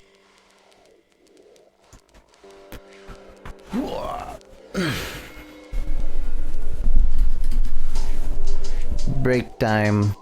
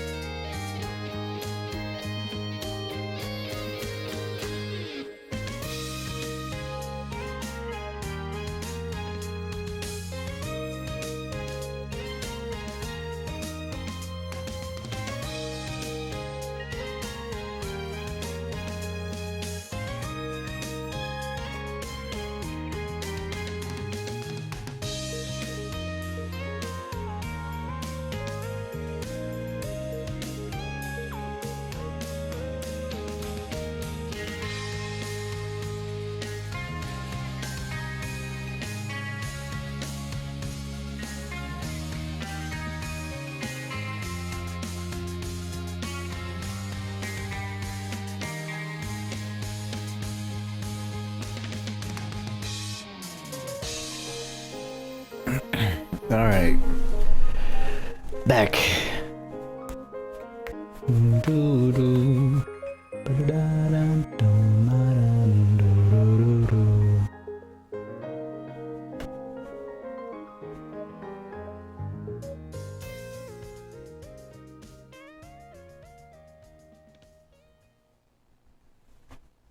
September 7th, 3:11 p.m. Detention Center Visitors Room. Oh, wait. Actually, thank you guys, everybody that's here right now, for hanging out and watching and everything. If you want to support the stream, please click that link up above or type !RT. Retweet the stream, follow the Twitter, tell all your Discord friends to come by. We'll be going for at least another hour and a half, and I will only stop at a good stopping point. So like in between chapters. So probably at the end of this trial, which we should have a examination, or like we're gonna explore right now, and then there should be another trial, and that should be the point in which we stop. Thank you for the follow, ZZPKR5. This stream is awesome. I'm glad you're enjoying it. I've been really wanting to do the Phoenix Wright games for a long time, so I'm glad you guys are enjoying it. But yeah, each and every retweet helps out a lot. Each and every tweet out helps a lot. Right now, on that particular link, we only have 4 retweets from that particular link. So if you want to add more to that, that'd be extremely useful. It doesn't matter how popular, how many followers you have, because the included hashtags, that will bump me back up in those hashtags. And maybe I should also tweet again. What's the hashtag for the new Phoenix Wright? If somebody wants to put me in that hashtag as well, that'll help. But thank you everybody for retweeting and everything and all that. I must admit that I'm puzzled.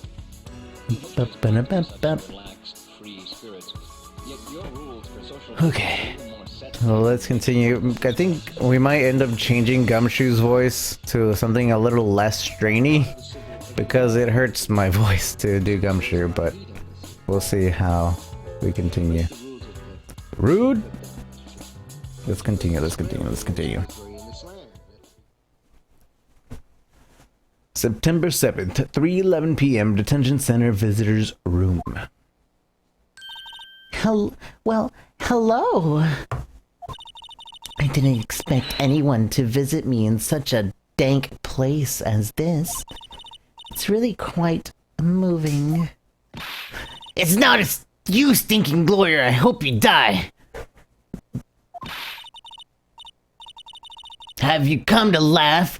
Yes, laugh at my fallen Miss May. No, not really. There's something I wanted to ask. Unfortunately, there is nothing I want to be asked. Haven't you done enough questioning, you spiky head? Here we go again. Please, you're scaring the security guard. So, what is it you wish to ask me then? For starters, how did you get to be so totally whacked?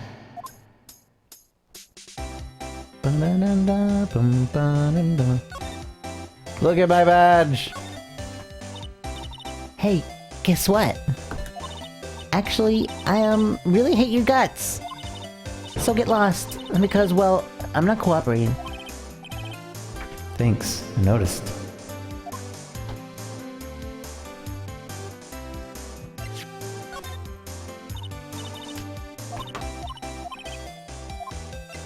Okay, she's not gonna say anything about that. That man. The man you stayed with that who stayed with you in your hotel? Can you tell me about him? Where is he? Come on. No way, Jose. Maybe if I had something to get her to talk.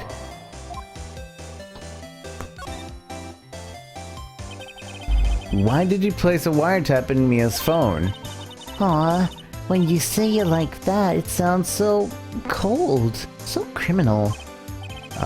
Tapping people's phone is a crime, Miss May. Oh, and I suppose you learned that from lawyer school, Creep. This woman is impossible to talk to.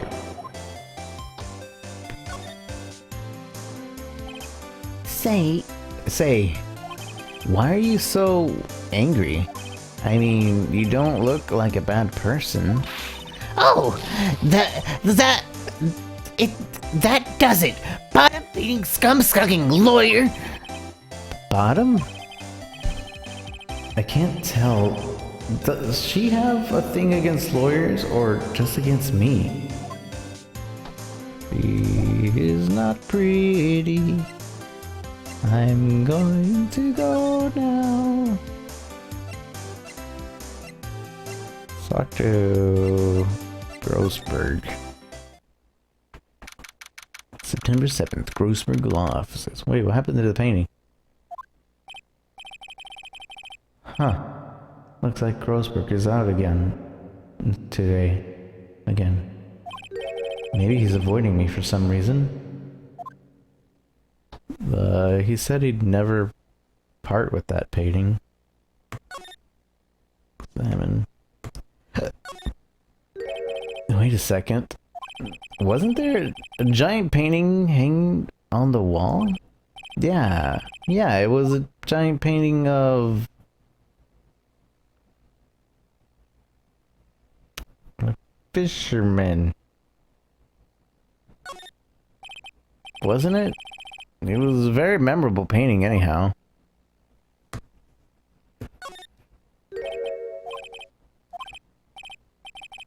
Painting of sunflowers, wasn't it? Very memorable. What? Says the same thing for every option. Huh. What about that piece of paper on the table? What's this? Old photos. There are two lying here. Something's been written in pencil on the back. DL6 incident. Exhibit A. DL6 incident. Exhibit B. Let's take a look at these. I'm sure I've seen this person somewhere. Perhaps I'll borrow this photo. I'm sure no one will miss just one little photo. And it might be a valuable clue. I'll take it for now. What kind of logic is that? Like, picture of this office. You know, it has nothing to do with me, but I like pictures. I'm like, I'm gonna take it. I'm just gonna borrow it. It's whatever. Like, I'm just gonna borrow it.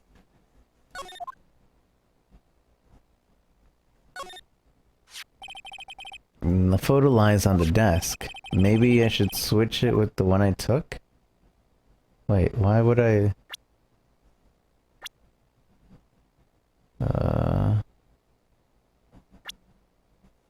So why is he against taking both? On the back of the words, deals in statistics and exhibit written in pencil. I mean, I'm pretty sure that the other one is the man. I think I'll swap them. I guess I can present that. Okay.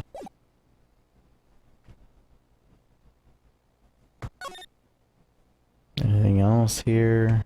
Looks kind of suspicious. Table of clients. Okay, let's leave. Let's go check the gate water real quick.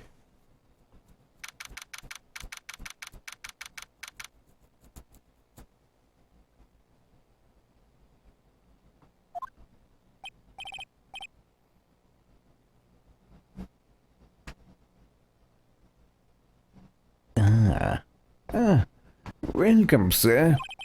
Quite the performance yesterday, if I do say so myself. Oh, thanks. Sorry for putting you on the spot like that. No, not at all, sir. Your efforts today can only help the Gatewater rep, as they say. Huh? Rep? Yes, reputation will swell as the hotel where the murderer used a wiretap. We can charge a premium for the room, of course.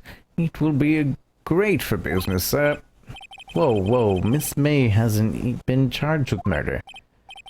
I, too, will become famous.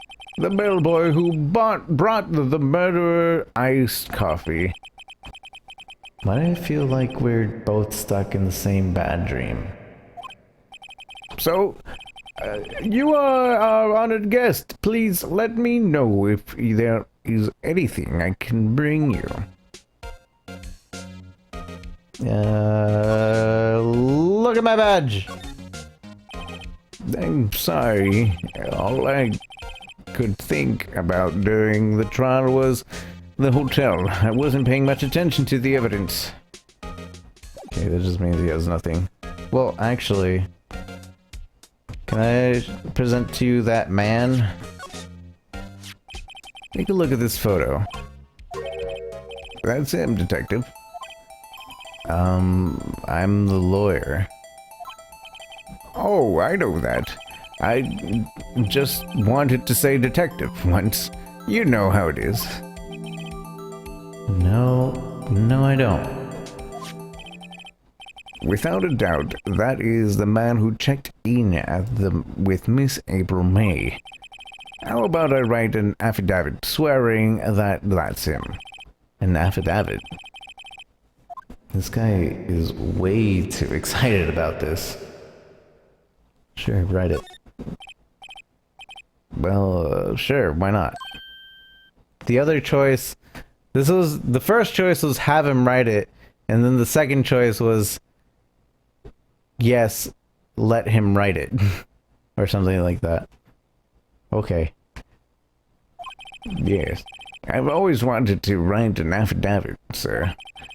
From henceforth, I will be known as the bellboy who swore the affidavit. Just hurry up and write it. Not even Miss May can play dumb to this. Describes a man who stayed at Miss May at the hotel on the night of the murder. Miss May. About Miss May. Oh, her, sir, not to boast, but I knew the moment I saw her. She'd do it, I said. Do what? I'm starting to think the most suspicious person here is this guy. I wanted to ask you, the man who was with Miss May. Ah, yes. He struck me as a real lady killer, if you'll pardon the expression. I knew it was the moment. I knew it was the moment I saw him, sir. It was him the moment I saw him. He and I are of the same ilk. We both carry the scent of danger. There we are in total agreement, Mr. Psycho Bellboy. If you had a photo of the man, I'm quite sure I could identify him. Photo. Like the one we already presented. Wow. Could you tell me about this hotel? Absolutely. On the subject, I have an excellent idea, sir. Currently, this hotel is known as the Gatewater. I propose that we add a subtitle. A subtitle? The Gatewater Hotel, Murder Manor. Well, what do you think? Sounds great. Whatever floats your tea set. Okay, you're crazy, I'm out. Let's go to my office. And then we'll talk to... what's his face?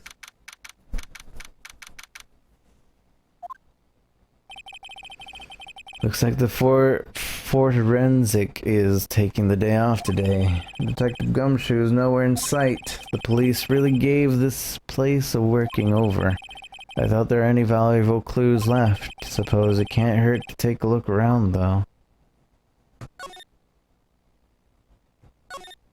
The plant. Mia's favorite potted plant. I guess I'll have to water it now.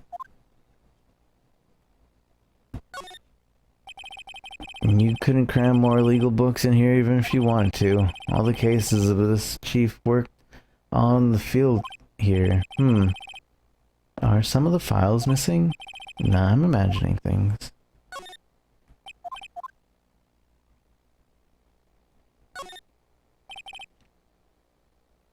Mia's desk.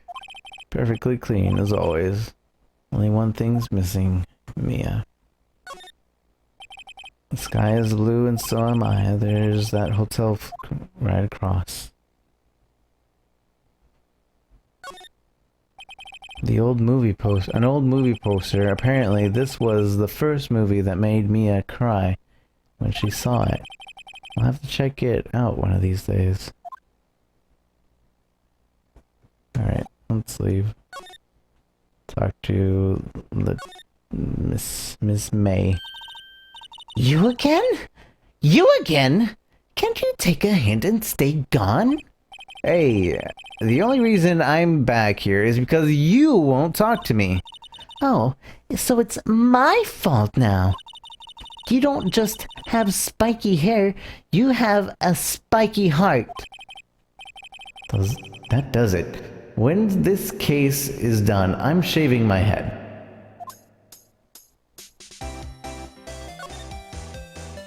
Tell me about this man. Have a look at this. Look, I've said it several times, I'm not telling you... Where did you...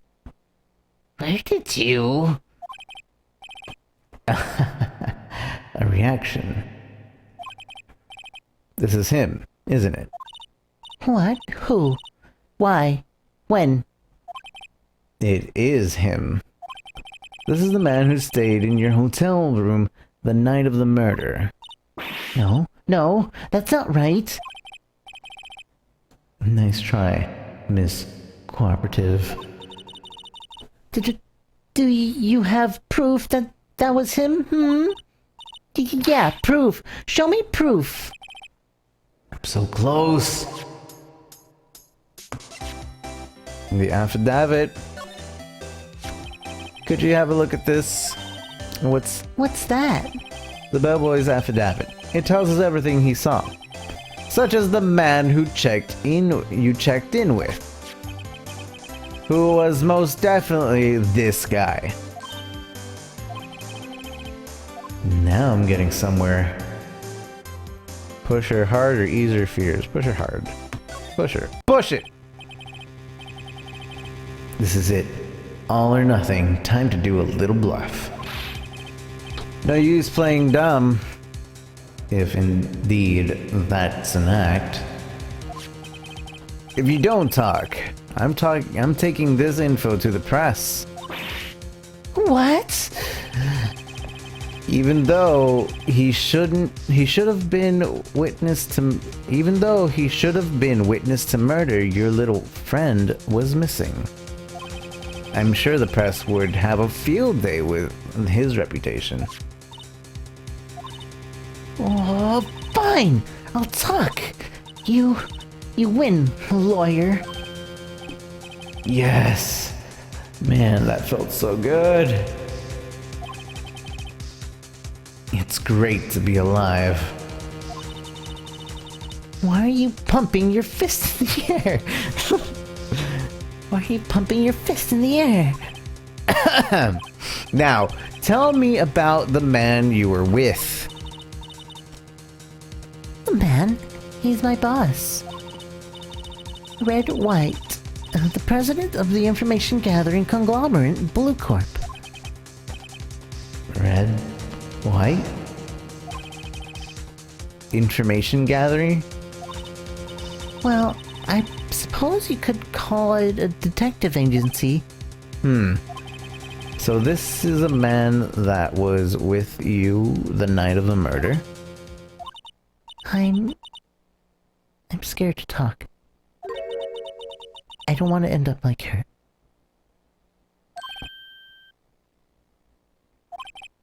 It's okay. I'll just ask Mr. White himself. Can you tell me where Blue Corp is located?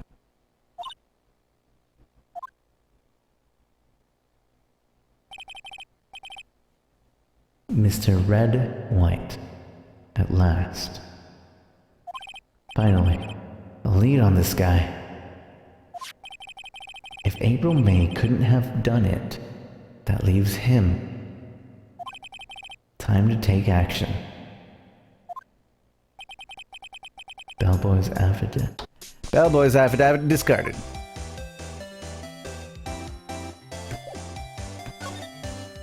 Now will you actually talk to me? Say, why are you so angry? Oh, okay. Okay. Are you still not gonna look at my badge? You're still... Okay. No, he's still not. She's still not looking at my badge. Okay. Let's go to Blue Corp. Hey, what is the painting doing there?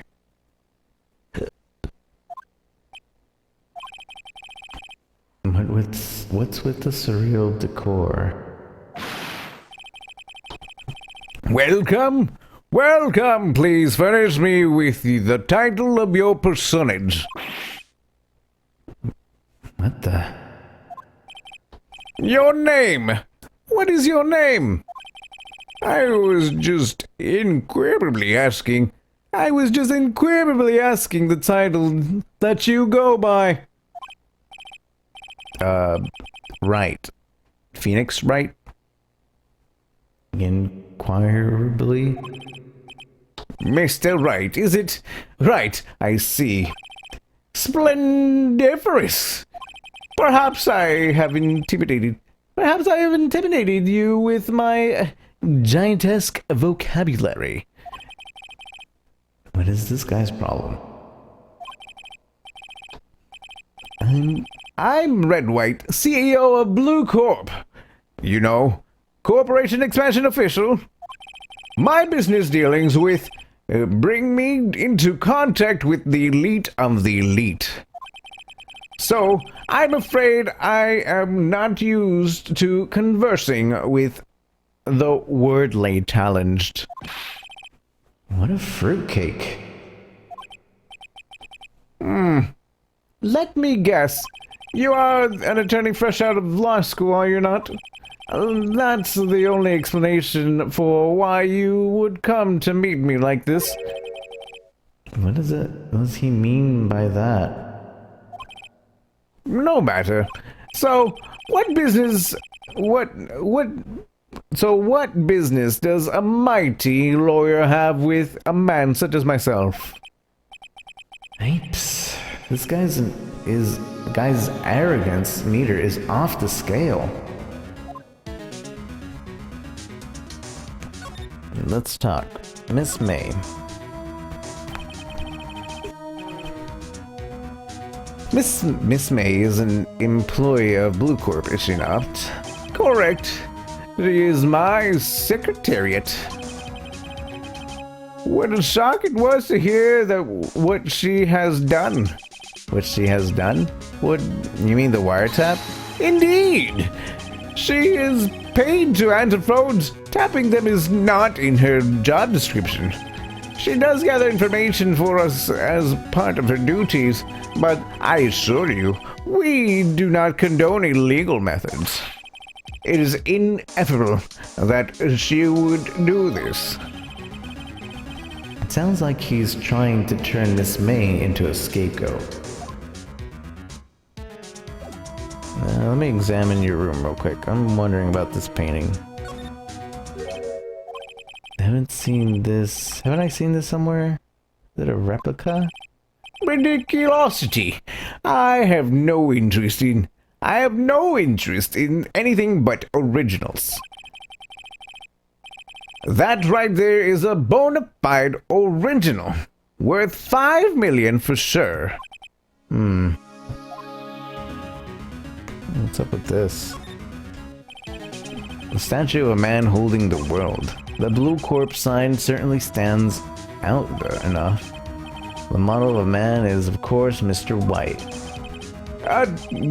Truly a work of art, but probably too beauticious for you to appreciate, correct? I think it's a little too beauticious for just about anyone to appreciate.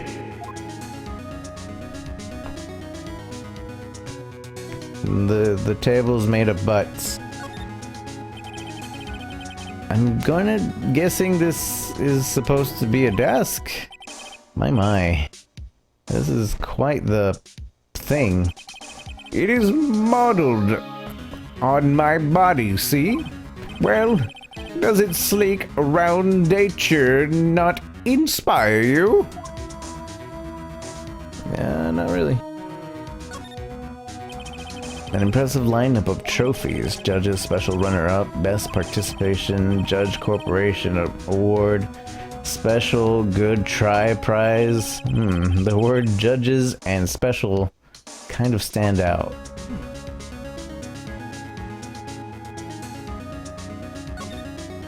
The window. This is the very top floor of a 20-story building. The view is quite presidential. Alright, let's keep talking to you.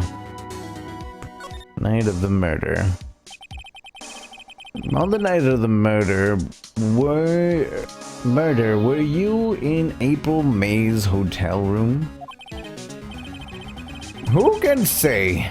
I seldom pay attention to mundane details such as time and place. My motto is, don't worry, be happy. Still, Mr. White.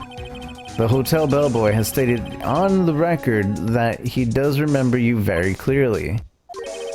No matter. The bellboy can say what he pleases. I still won't talk to you. If you want me to speak, put me on the witness stand. Although I doubt you'd be capable of doing that. He raises a good question, actually. Why didn't the prosecution call him to as a witness? He should have seen the same thing as April May. Oh, the police, the courts. To me, they are mere toys, playthings for my amusement. What kind of company is Blue Corp anyway? Excellent question. We buy and sell various kinds of information. We are the company of the future. You might say we are the future. Sell information? In just 10 years, I've built this business up into a grand office you see now.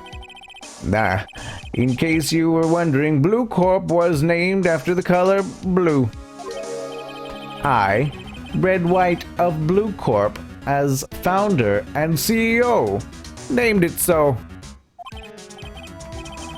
And why do you ask? Because I like the color blue, of course. Fantabulistic, is it not? Sir, do you understand that I have a badge that I want to show you? Do you see this? I'm terribly sorry, but that really doesn't seem to concern me at all. Oh, okay. What about that painting? There's something that has been bothering me. Yes? What might that be? That big painting on the wall over there. It's gorgeous. I've seen it before. When did you get it? I've seen it before. You know, I've actually seen that painting before. Oh? Just yesterday, actually. Your point being? My point is simple, or rather, my question is simple. Why is that painting hanging on your wall? Mr. Wrong, was it? Right. It appears you do not fully grasp your position here. I ask again, who are you? Huh? A lawyer. No, my feeble friend, a mere lawyer. A mere lawyer. Worth nothing. Zilch, zippo, nada. Just like that sorry excuse of an attorney, Groldeberger. What?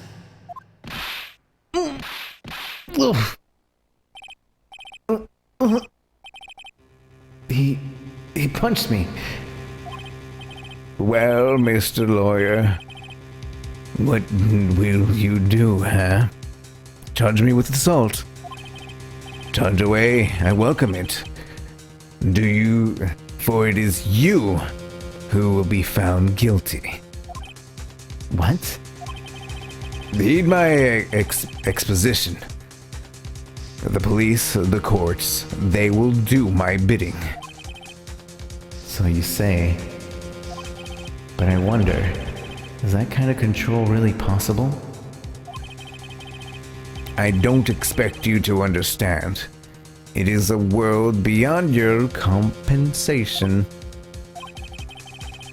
You came here from Grodeberger's, I presume? Mr. Grossberg. Yes.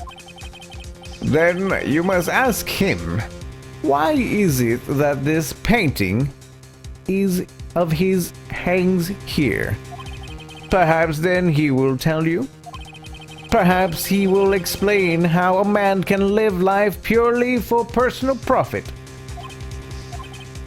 Go now, skedaddle.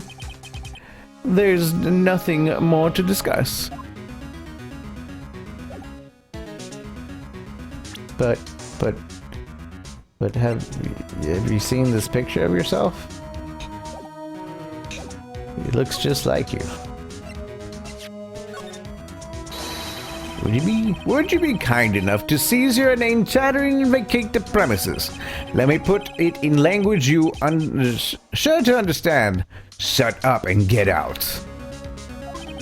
I have nothing more to say. Nothing at all?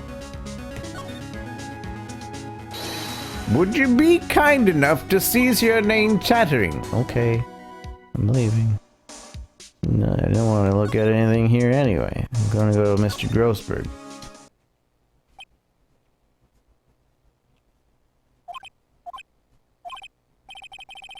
Huh? I don't think he's noticed me standing here. Maybe I should clear my throat? Ahem! Jumping Jehoshaphat! Bro, it's you. What's wrong? You look so pensive. Like an old man at the end of his days. I'm not senile yet. I was just thinking this whole mess. Something's really bothering him. That much is clear.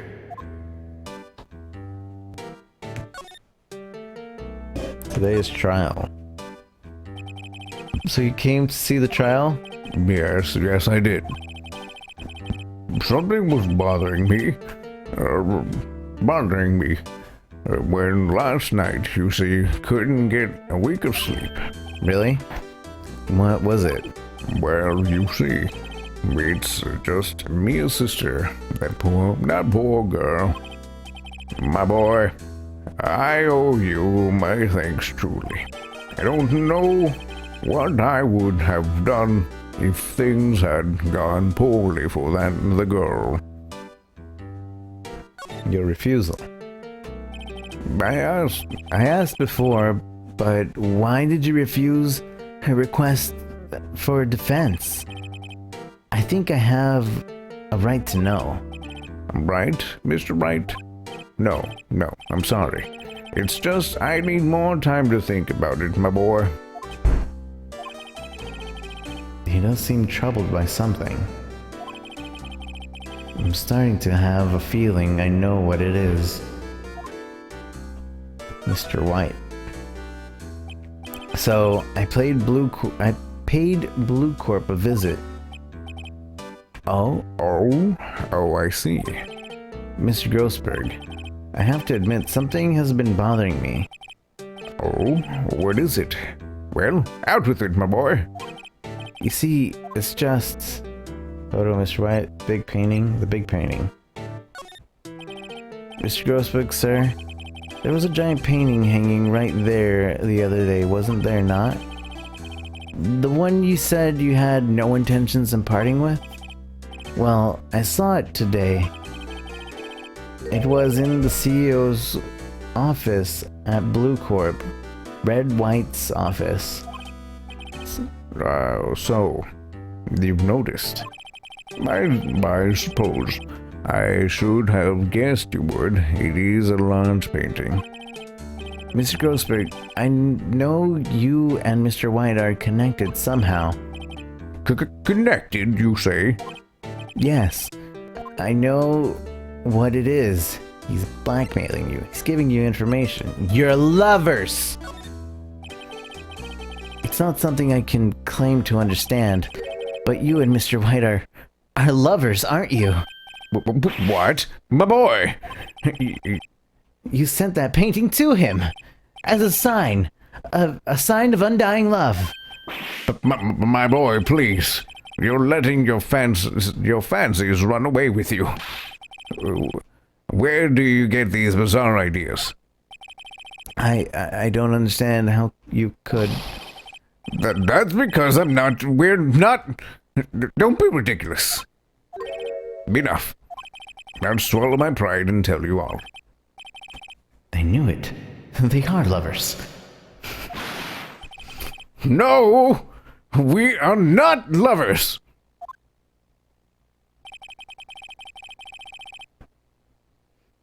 Red White is a man who makes his living through intimidation. Blue Corp is a company that excels at finding weaknesses, I'm afraid. I've been paying them for 15 years now. 15 years? Wait, they've only been active for 10 years. Why would you be paying them for 15? All because of the DL6 incident, as you may have guessed. The name on the back of those photographs. As you suspected, I could not stand in defense of Maya because of this. White would have destroyed me if I did. So that's the connection. It is hard for me to tell you this, my boy, but arresting Red White will be nigh on impossible. Buckster McGee, thank you for the follow. Welcome to Lazy Crew. Feel free to do as lazy do. Impossible? Why? He has information on everyone. It gives him an iron grip. He owns judges, attorneys, prosecutors, police, and politicians. What? They are bound, unable to do harm to him, and therefore to him. Don't look at me like that. What you see is nothing more than the weight of many years. Obviously, you ate a lot. DL6 incident. What is the DL6 incident? DL6 is nothing more than the sorting code the police gave the case. It was 15 years ago now. I received a request from a medium, a spirit medium. A medium? Her name was Misty Fay. Faye. Indeed, she was Mia's mother. She had been investigating the murder at the bequest of the police, and she failed. As a result, the police called her a fraud. This is what Maya was talking about the other day. I did all I could for her, and in the end cleared her of wrongdoing. The murder case, however, remains unsolved to this day. That case is the DL6 incident. Reason for blackmail. But why were you being blackmailed over this, Mr. Grossberg? The DL6 incident was top secret at the time. It made sense. The police didn't want people to know that they were using a medium. They couldn't let people know. But one person found out. I told him. You told White? He offered me riches.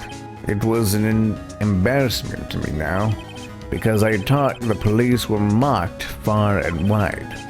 In secret, they began looking for the one who sold them out. Of course, White heard about it, and he came to me. Only this time, the offer was blackmail. I see. White controls the law of this country as he sees fit. Yet, if you would still challenge him, have a close look at Mia's office. Mia's office? She followed his every move for years.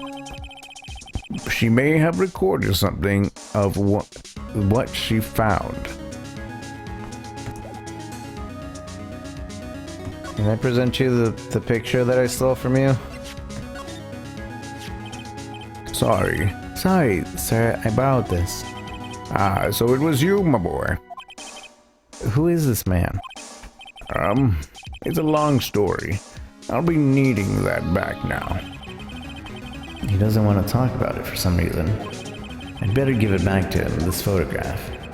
We literally just talked about it! Can you tell me anything else? You want to look at my badge? Sorry, my boy. I don't think I can help you with that.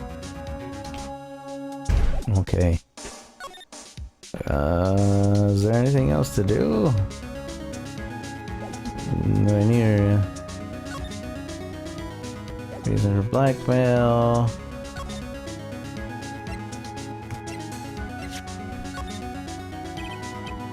Sorry, little boy. Okay, I guess we're leaving. Let's go to... Anything at the gatewater? The bad boy seems to be out. Huh? Sound of water is coming from the shower. La-di-da, making money making. I got the money making blues. Someone's enjoying the wash in the shower.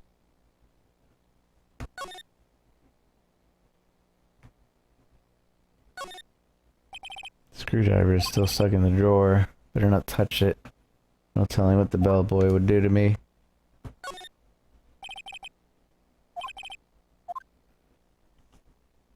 Is there nothing going on here? There's nothing to check here. Alright, I guess we're leaving. Let's go to the detention center. Talk to her. Apparently Miss May is in questioning. I doubt they'll let me talk to her today. Oh yeah, we need to go to the office. That's right. There's something we need in the office. It's funny, looking at this room, it seems so normal. Hard to imagine a murder took place here.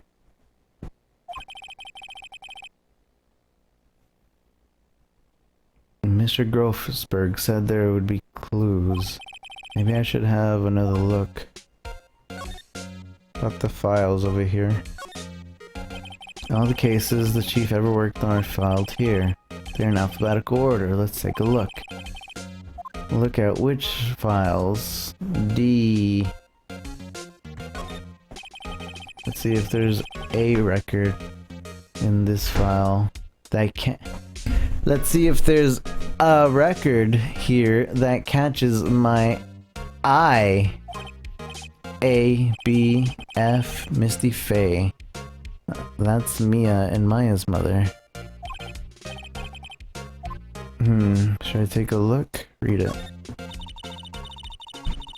I have I have tarnished the Fey name, leaving only these words. My mother vanished. I was determined to find the ones who had made my mother blame herself. I was determined to find the ones who made my mother blame herself in this way. Using the power that runs in my family, I held an audience with the dead. Finally, the name of two men surfaced. One was Marvin Grossberg, a lawyer who sold my mother's information for riches. The other was a man who sold that information to the press. This parasite who makes his fortune on threats and coercion. His name is... The record stops here. So Mia knew Grossberg.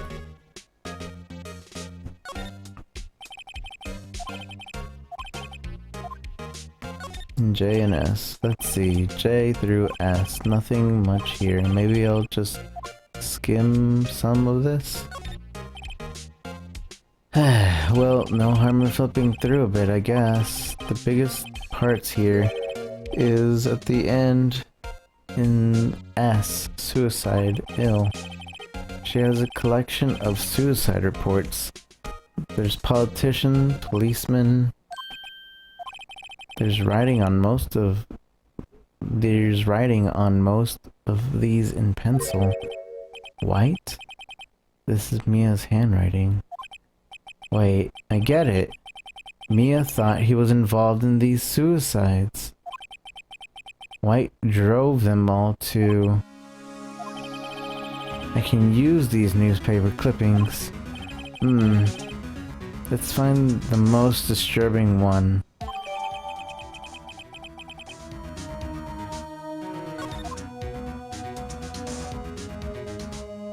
Can I check the other files? I'll check once more. Check them. TZ.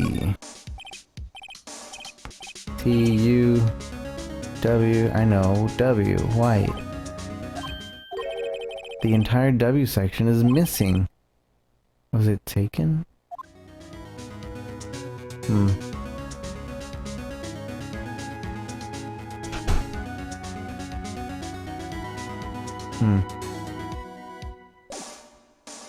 Let's see. What new evidence did we just get? Article about politician suicide. The word white is written in pencil on the top.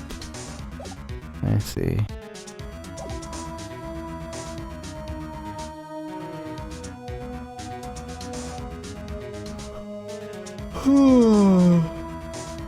Twitch has experienced bad influx. Oh. Don't leave the channel.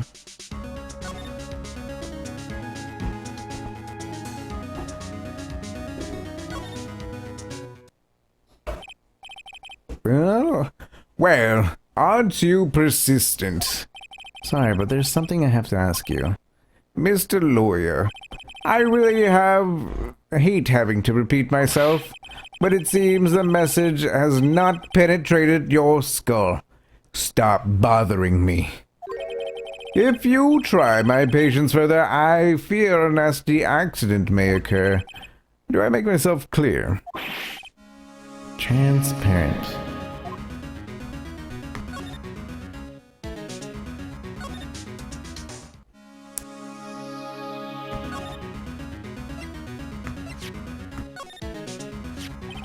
I found this in Mia's files. So, do you understand? Red, white, as I expected. Well, if you wanted to challenge him, you could present this in court. Not a bad idea.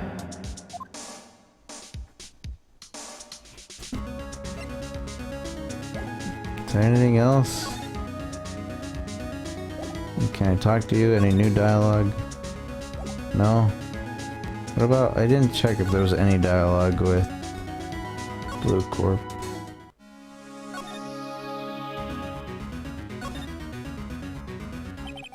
I think we're past needing to talk about April May. I've got to put this guy on the spot quick. What is the matter? You seem distressed. This guy is a pro at pulling the wool over people's eyes. I've got to put him on the spot and quick. Stop that. Your hot gaze is giving me goosebumps.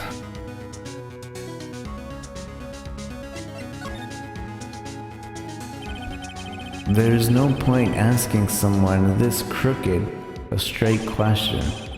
I need some evidence. I can't use the ammo. That I can use as ammo. What's wrong? Is something stuck onto my face? Why, yes. There's my eyes and my nose and my mouth. But of course, I need not restrain your mirth, you need not restrain your mirth, my friend. It is okay to indulge in my cosmopolitan sense of humor. I will not think less of you. Okay, well, this is really dumb of me to do, but I guess I'm presenting you this article. This is the only clue that Mia left me. I better make this one count. Mr. Wright, see this? It's an article describing a suicide of a politician. He was embezzling secret government funds. Then one day word got leaked to the press. The very next day he took his own life. And this concerns me. How? I found this article in Mia's office. Miss Mia? She had a file filled with articles left like this. Every one of them was labeled with a single word, White. Mr. White, I know what you did to this politician. You blackmailed him. You were blackmailing him. Blackmail? Not just him either. You were threatening and coercing hundreds of others. You were involved in all the suicide cases that Mia investigated. This company is built on blackmail. I'm right, aren't I? What a bizarre accusation. I'm Mr. Wrong. What is it that you should be doing now? Investigating me? No. I think not. You should be searching for the one who killed Miss Mia. Interphone.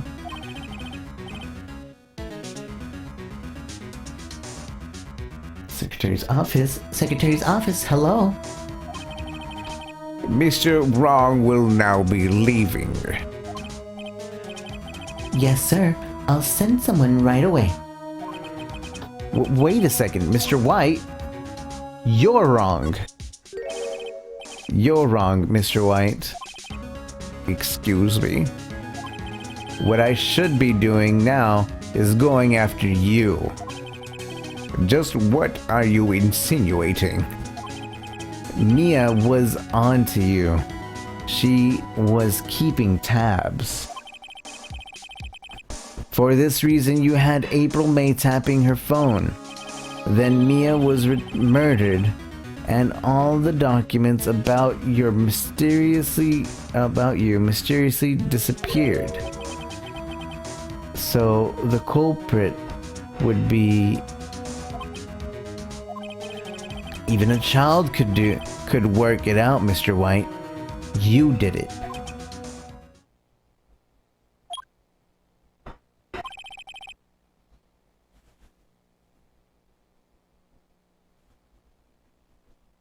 Secretary's office. We won't be needing an escort for Mr. Wong. Instead, please connect me to the public prosecutor's office. Of course, sir. One moment, please. Wright, is that you? What are you doing calling me at a time like this? Hello? Chief Prosecutor? I've changed my mind. I want to testify tomorrow. What is this about? The Mia Fey case. I witnessed the murder, you see. And thus, as a very important witness, I would like to testify. What? Why now? I thought you said you didn't want to go to court. Quietude. I told you I'd changed my mind, didn't I? Oh, and one other thing. Send the police over here right away. The man is standing right in front of me. He looks dazed, but he could be violent. What? What man? Are you even listening? The executioner, the hatchet man, the liquidator, the killer man. What? Mr. White, this isn't another one of those... Chief Prosecutor, I do not believe you are in a position to freely offer your opinions to me, correct? I'm telling you to send the police now. Did I not tell you, Mr. Wrong? You are a mere lawyer. As was Miss Mia. How dare you? I'll point the finger at you, and you will be tried as Miss Mia's killer. The case is as good as settled. No lawyer of any worth will defend you. I have friends in the local lawyer association, you see. You'll be given a lawyer so stupendously inept that they may make even you look competent. I feel faint.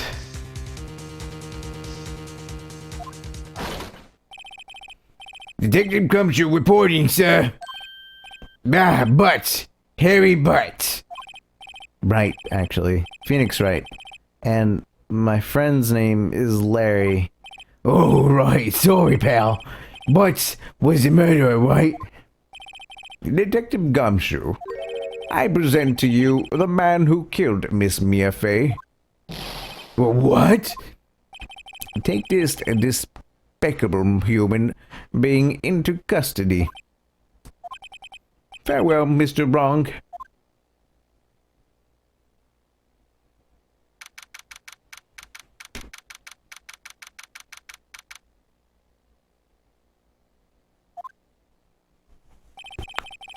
I can't believe it's only been a day since the first trial. My trial begins tomorrow. White's gonna set a trap for me. The prosecution will be in on it, of course, Edgeworth included. An attorney was assigned to me by the state yesterday. I refused.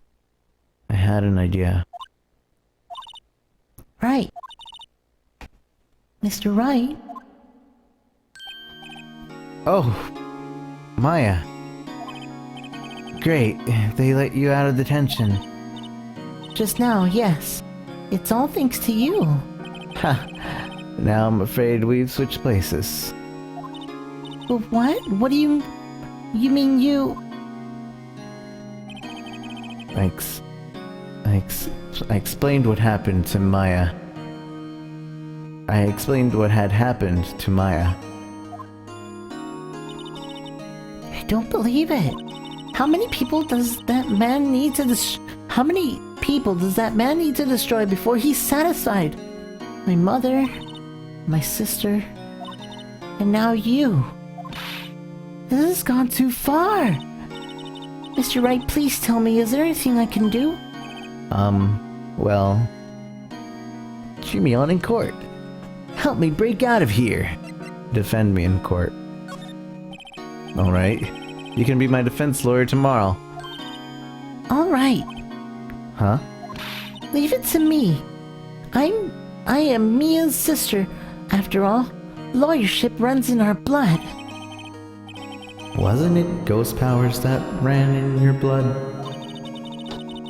I'd better run to the bookstore and pick up a copy of Law for Rookies. Wait. What? I'm kidding. It was a joke. No way. No, really, I was kidding. But thanks. It's good to know that you're on my side. And there really isn't anything you can do for me anyway. But I can't just sit here and do nothing. I've got to give that man a piece of my mind. Just a piece? Okay. Then come to the trial tomorrow. Okay, I'll be there. I'll show them a thing or two.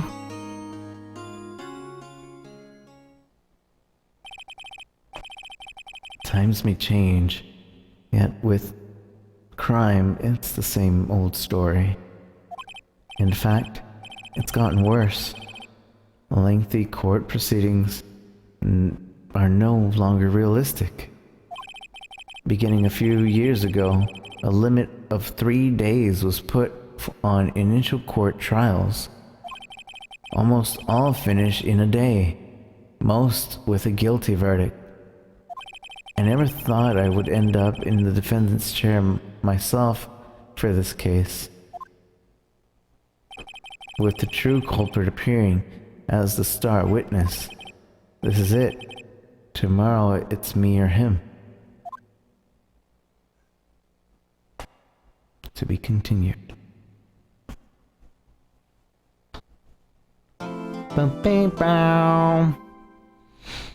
Okay, chat. Let's take a break. I'm gonna play till the end of this section, and then we're gonna call it. So thank you everybody for joining me. Please, if you haven't already, please retweet or let people know in your discords, whichever you discord frequently to. Just drop a link to the channel, say, hey, watch this with me. Literally any discord that you frequent. Just be like, hey, by the way. Or if you're playing in Monster Hunter in somebody else's channel, be like, hey, I'm watching this at the same time I'm playing with you, or whatever. Just share it as much as you can. Thank you guys for being around. I appreciate it. Be right back.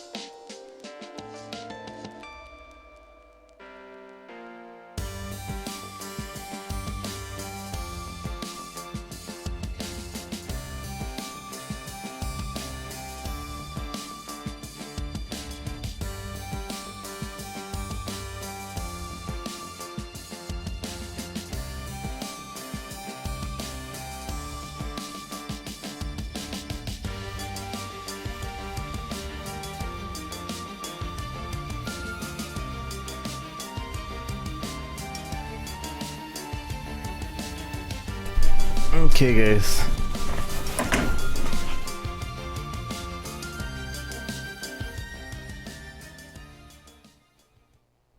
Let's continue.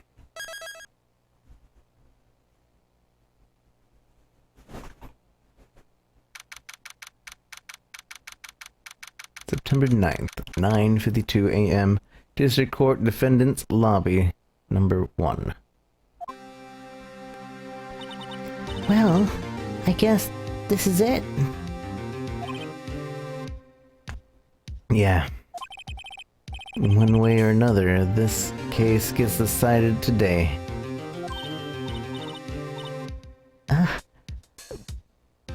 Phoenix, look. Prosecutor Edgeworth. I received a call from the chief prosecutor's office yesterday. I was told that whatever Mr. White says today, it will be the absolute truth. No matter how you try to attack his testimony, if I raise an objection, I have it on good faith that the judge will listen to me. What does White have to do? What? Does White have the judge in his pocket too? So you're saying I'm going to be guilty? End of story? I will do anything to get my verdict, Mr. Wright. Why? Why? How can you torment an innocent person like this? Innocent? How can we know that?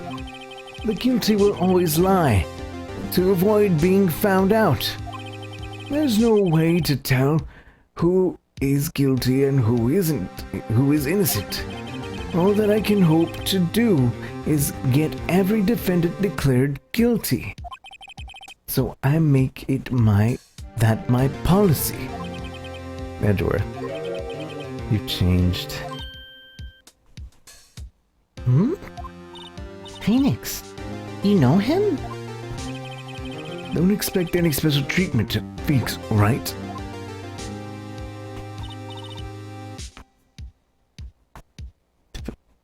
Phoenix?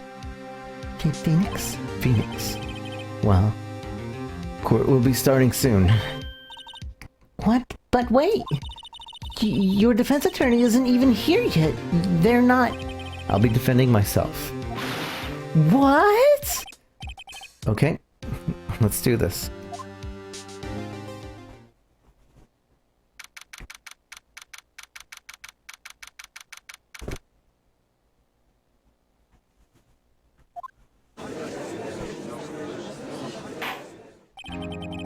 Court is now in session for the trial of Mr. Phoenix Wright. The prosecution is ready, Your Honor. The defense is ready, Your Honor. Mr. Wright, are you sure you're up to doing this? Yes, Your Honor, I will be defending myself. Understood. Very well, Mr. Edgeworth. Your opening statement, please. As the details of the event are already quite clear to the court, today we will hear the testimony of the witness to the defendant's crime. I see. The prosecution may call its witness. That went far too smoothly. Why didn't the judge ask Edgeworth why his witness didn't testify before? It's like he already knows why. If anyone's going to raise an objection about this, I suppose it's me. Mr. Edgeworth, you owe an explanation to the court. Why didn't this witness testify in the trial against Miss Maya Fey? I'm ever so sorry. Mr. White is a busy man, and besides, at the time, I thought that Miss May's opinion was all that would be needed. Again, my sincerest apologies to the court. Excellent, Mr. Edgeworth. I appreciate your demeanor. Great. He gets to show off, and I get nowhere. I would like to call Mr. Wright to the stand.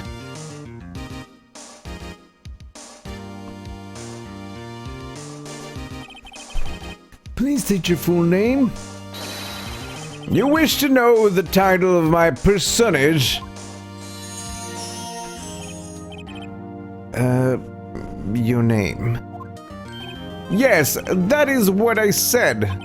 My dear, do my locutions confuse? Name! These two are great together. My name is Wright, but my friends call me Blanco Nino. Nino? No, he said Nino. I am a CEO, or to use a more common term, the president of Blue Corp. Did you know the victim, Miss Mia Fey? That would be a negatory. No, I did not. You were at the gate until the night of the murder? Correct. And you witnessed the murder from there? Why tell you what you already know? Very well, Mr. Wright.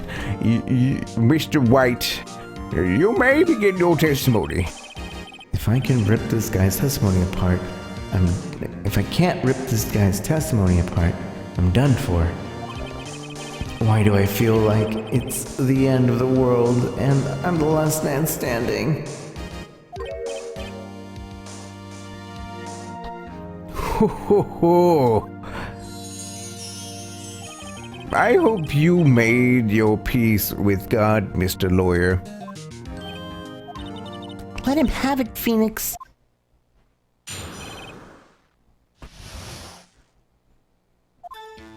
Let's see. It was about 9, I believe. I was quietly perusifying, that's reading to you some papers by the window. Then I heard a bedlam coming from outside. Surprised, I turned to look at the building across the way, and it was then I saw him, a spiky-haired man attacking a woman with long hair. Needless to say, that man was none other than you, Mr. Lawyer. I called Miss May over at once. She, too, was flabbergasted, of course.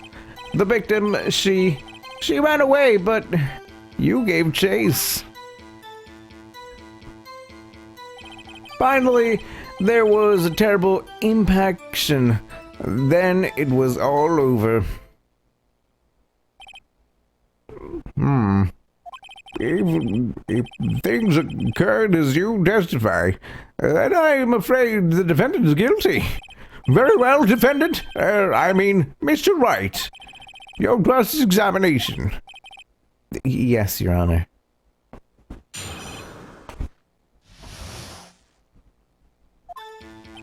Let's see. It was about 9, I believe.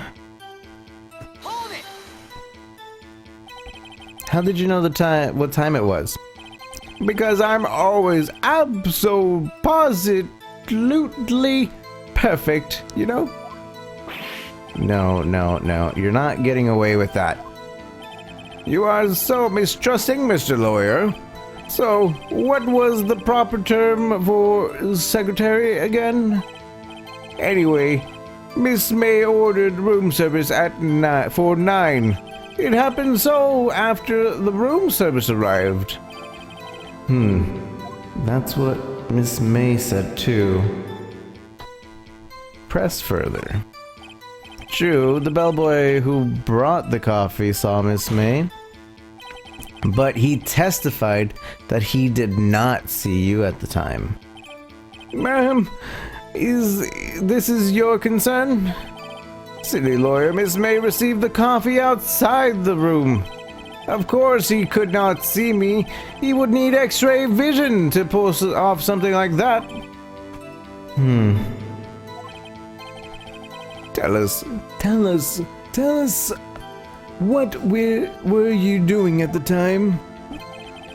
I was quietly perusifying, that's reading to you some papers by the window. By window, you mean the one directly across from Fay and Co. law offices? Correct. That is the only window, you see. Then, and there you were reading papers. Correct. The Gatewater is a businessman's hotel, and I am a busy man who had business to do. Then I heard a bedlam coming from outside. A bedlam? It must have been when you attacked, I assume. I see. Continue. Surprised, I turned to look at the building across the way. It was then I saw him, a spiky-haired man attacking a woman with long hair. Needless to say, that man was none other than you, Mr. Lawyer.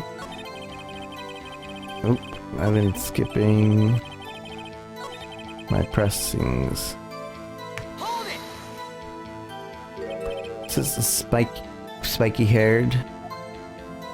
Really? That's your only, how you press him on that subject? Okay.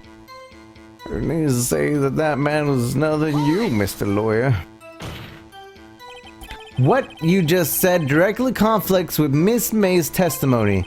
Miss May clearly stated that the assailant looked like a girl. I've always been proud of my eyesight, Mr. Lawyer. Just what is your eyesight? Counting both eyes, 40. 40? Don't add them together. I think the witness is trying to say his eyesight is good. Hey, whose side are you on? Who is the judge on anyway? And what did you do then? I called Miss May over at once. She too was surprised, of course. What was Miss May doing at the time? She had just finished watching a soap opera on the TV and was weeping openly. Did you know she had been tapping the Fay office phone? Irrelevant. That has nothing to do with the case at hand. I care not. I will answer the lawyer's bold inquiry. Miss May was acting alone when she tapped the phone of this Fay woman. You'd make a good politician, Mr. White. Oh, I know. After all, I am el presidente. Please continue. The victim, she ran away. But you gave her chase. You gave chase. Can you be a little bit more detailed about that? I think it's worth knowing exactly what happened. Of course, comprende. I understand. The victim was attacked by you, and you ran to the left. And ran to the left? Wait, what? You gave chase and struck her down. Are you sure? As you know, I am always absolutely perfect. Perhaps you could change the testimony to reflect this new detail. The victim ran to the left and you gave chase. Are you sure about that? Well, how many times must I say it? I am absolutely perfect. End of story. How many times must I hear that? Psst, Phoenix. Doesn't something about that strike you as a little odd? Finally, there was a terrible impaction. Then it was all over. Impaction? Don't you just mean impact? Ridiculosity! I think you need to brush up on your language skills. On second thought, perhaps I'd better leave the whole language thing alone. Did Edgeworth prep this guy too, I wonder? Anyway, I'd better find a weakness in there. Ran to the left, but what's-her-face said ran to the right.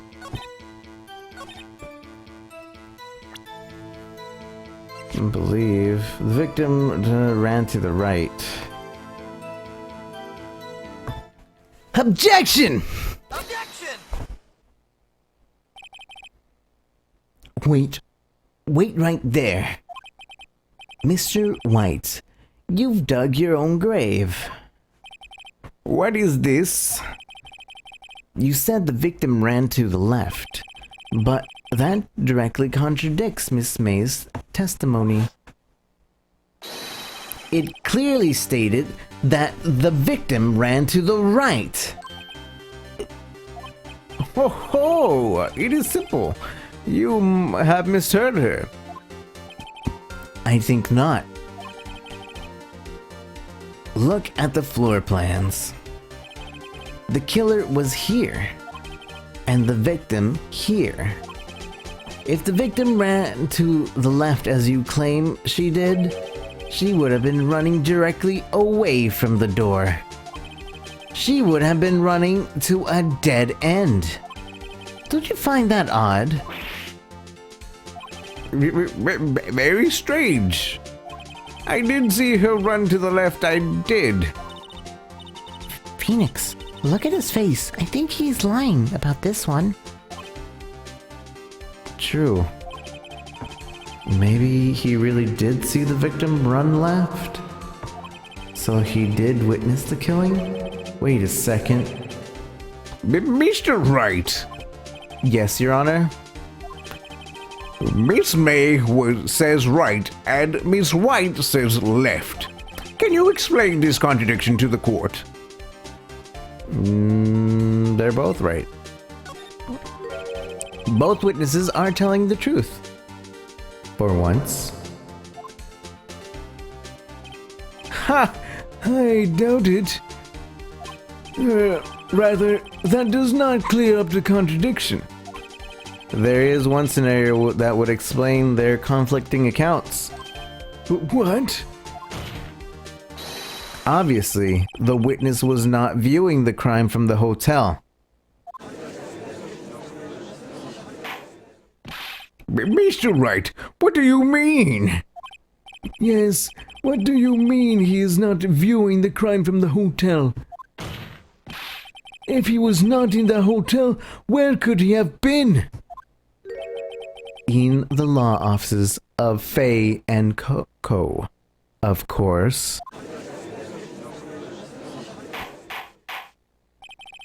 More specifically, he was standing here. Time to show the court where Mr. White was standing.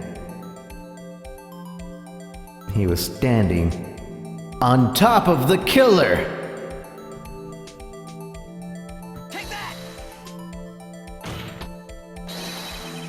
This is where he was. Look! The victim ran for the door. If he was watching from this point to him, it would appear that she ran to the left. Please, this is no time for jokes of ill taste. I mean, I don't understand why you would stand on top of a person, but that is where the killer was standing.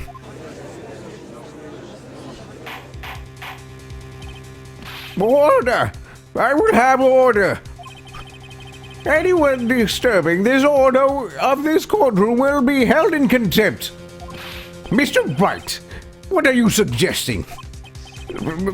Rapscallion?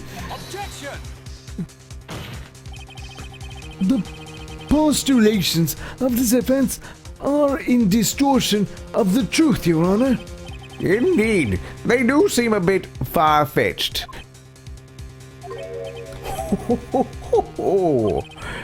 You provide us with so much entertainment, Mr. Lawyer. What now? He's laughing? The hilarity of the moment made me remember something. It appears I have been unclear for this. I apologize. Your Honor, might I be allowed to testify once more? Very well. Let's hear your revised testimony. Good luck. You can't fix a broken testimony, buddy. She ran to the left. Miss May's testimony was correct, as was mine. When you assaulted the girl, she ran to the left, and then you hit her savagely. That is what I saw. Next, with the last of her strength, she ran to the right. You chased her and delivered the final blow.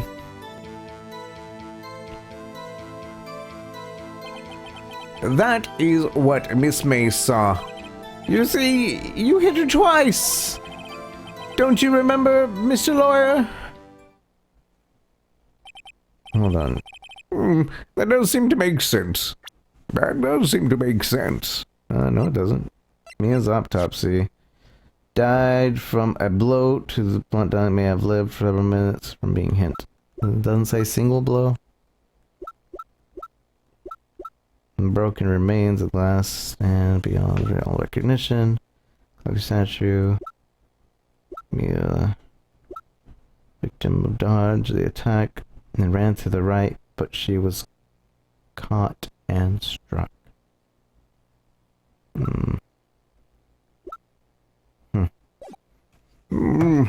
That does seem to make sense. Will you be cross-examining the witness's testimony? You bet I will. I mean, yes, Your Honor.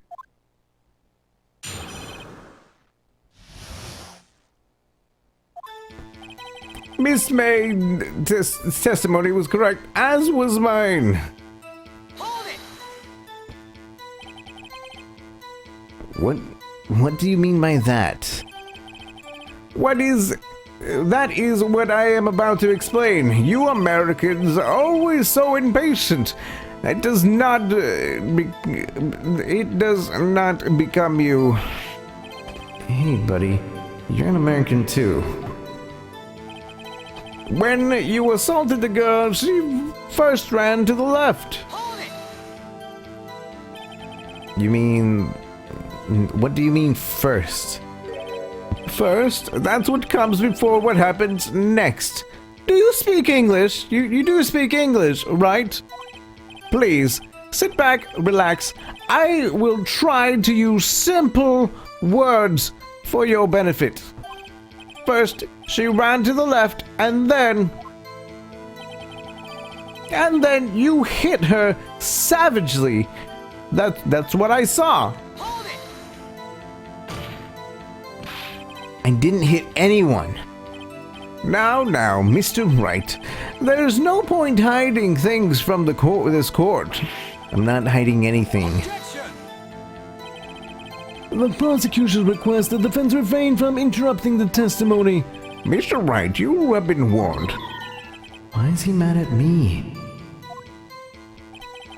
Next, the last of her strength, she ran to the right. What do you mean next? Next is what comes after first. I know that. Then that is all you need to know, Mr. Lawyer. As I said, she turned and made a desperate dash to the right. You chased her and delivered the final blow.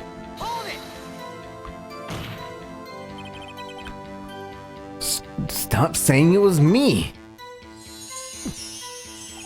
But it was you.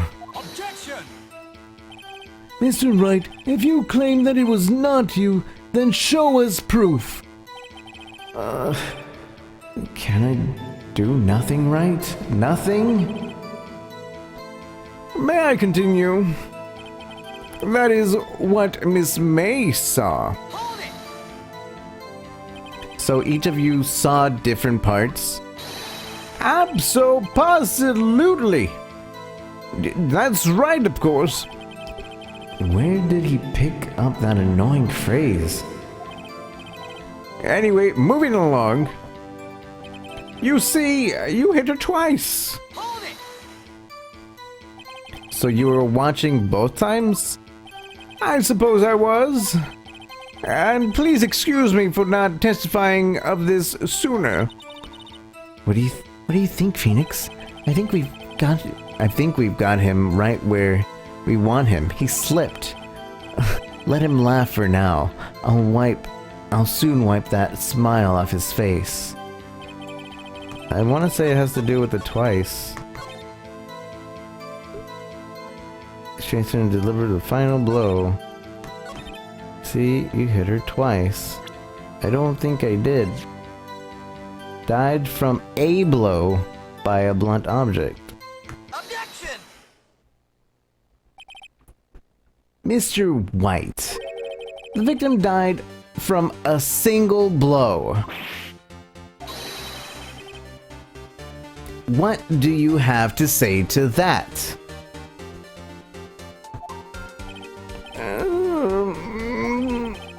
Now's my chance to hit him where it counts. Mr. White, wasn't it you who told this court you were abso-positively perfect? I will refrain from using this phrase from now on. Your Honor, if you could ask the witness for a new testimony. The witness is obviously confused, Your Honor. I would like to request a 10-minute break. Yes, quite. The witness is confused because he's lying. I emphatically request that there be no break, Your Honor. Yeah, we want justice. Don't let him get away with that. Very well. If the witness would care to provide his testimony. The crown's on my side. No slipping out of this one now, White. Mr. White. Okay.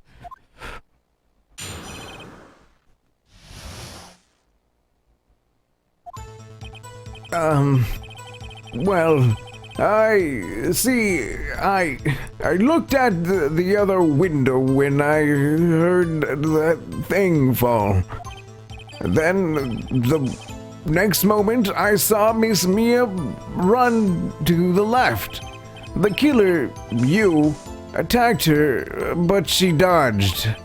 And then she turned and ran for the door. Then you did her in with a single blow. Thwap!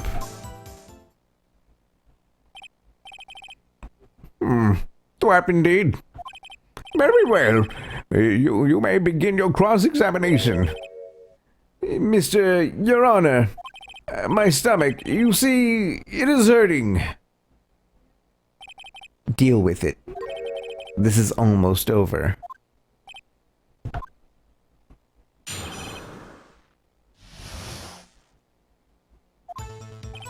Well, you see, I looked at the other window and I heard the thing fall. You heard that thing fall? What exactly was that thing? The glass light stand. Right. The one that had fallen over at the scene. Phoenix, doesn't something about that strike you as odd? Yeah, because you couldn't even tell what it was after it fell over. How did you know it was a light stand? Yeah, that is odd. I'll press further. Mr. White, Huh? What? you're saying you saw a glass light stand? Yes. Then change your testimony to reflect that. Sorry, my bad. The witness will revise his testimony. Okay. Of course. A light stand was lying on the floor when I looked. The glass light stand was lying on the floor? That's the first I've heard of this. Why didn't you tell us about the stand before? But why me? Well, I was instructed not to. Wait, one moment. Give me a minute to gather my thoughts. I'm so confused. White's falling apart. Your Honor, please I ask that you do not allow the witness to be badgered any further. Mr. Wright, please refrain from badgering the witness. Yes, Your Honor. Edgeworth is on the ropes. Edgeworth is on the ropes. Very well. The witness may continue his account. The next moment, I saw Miss Mia run to the left. Miss Mia? Mr. White, did you know the victim personally? No, triple no. How would I? How could I? I see nothing odd about the witness knowing the name of the victim. Mr. Wright, I will not have you harrying the witness. You look a little flustered, Edgeworth. The killer, you, attacked her, but she dodged. Now, before you said that she was hit before she ran. Yes, I must have been confused. But don't worry. We all know what happened now.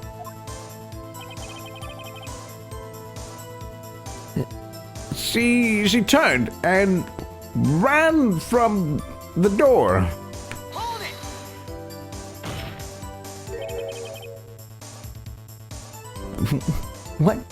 What did you do then? I gave chase, of course. No, not me. The killer, I mean, he gave chase. Mr. White, please try to remain calm. Mr. Wright, he is only trying to fluster you with baseless accusations.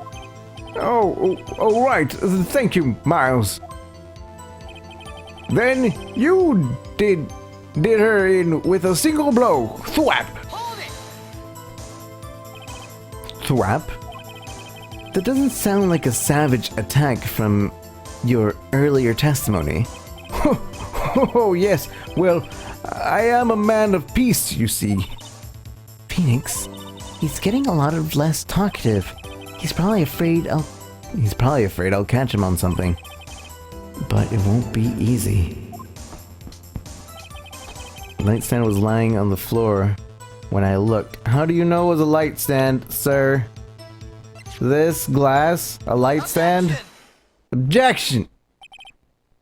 Mr. White. It is impossible for you to have seen the light stand. What? The stand broke into pieces when it fell.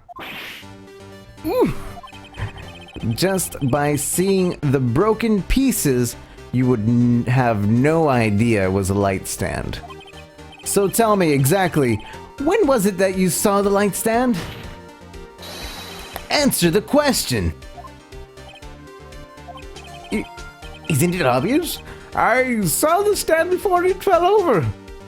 So, you saw the stand before the victim was attacked, then? Correct. That would be no problemo, right?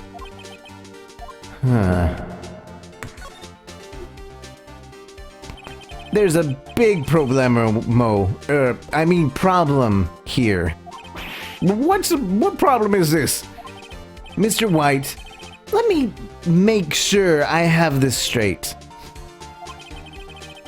You saw a glass light stand through the window from the hotel before the incident occurred? Correct. That is so. It's conclusive, definite, undeniable, unimpeachable. No, it's impossible. You couldn't have seen the stand. Mr. Calabasso, thank you for the host, and not host, but thank you for the host earlier, and thank you for the $5 tip to Reno. I appreciate that very much. Everybody spams a bunch of hearts in chat. Mr. Calabasso, I appreciate it very much. All the hearts in chat, thank you. Fill this screen up with hearts. I appreciate that very much, Mr. Calabasso. I'm glad you're enjoying the stream. Let's continue. No! It's impossible! You couldn't have seen the stand.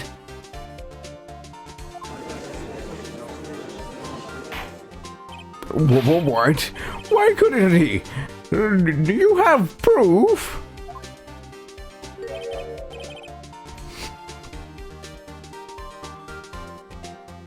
I sure do, Your Honor. A person in a hotel could not have seen the stand before it fell over, as shown in this picture, because the window, as you can see right here, right by Captain Falco right there, look at that. Before it breaks, you could barely see the glass right there. You can't even tell what the glass is through the window. It could have just been a cup. Therefore, this is the evidence. So, take that! Take that!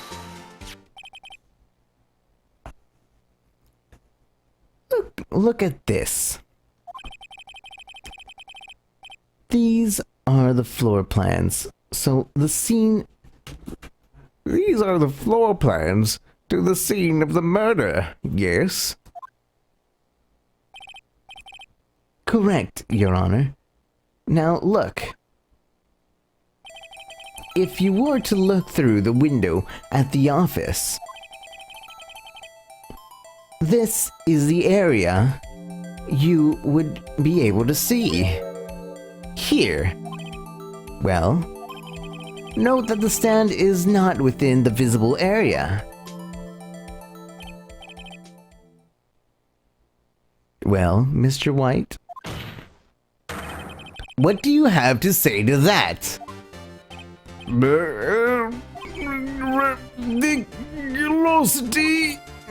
Mr. White, if you were in the Gatewater Hotel as you claim, you could not have seen the stand before it fell over. In fact, you wouldn't have been able to see it after it fell either. There's no way you could have recognized the broken shards as a glass light stand. So, when did you see the stand, Mr. White? It must have been the moment that it fell. And the only place that could have seen that from is inside the Fey Law offices. In other words, you were at the crime scene of the crime when the murder took place.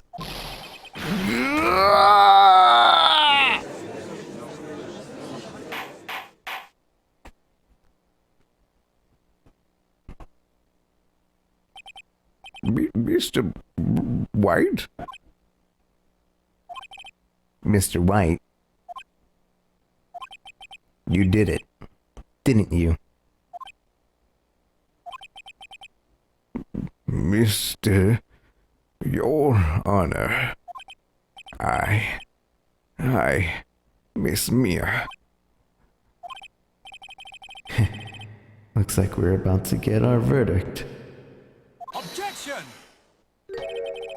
That is far enough, Phoenix Wright. But what? I forgot about Edgeworth.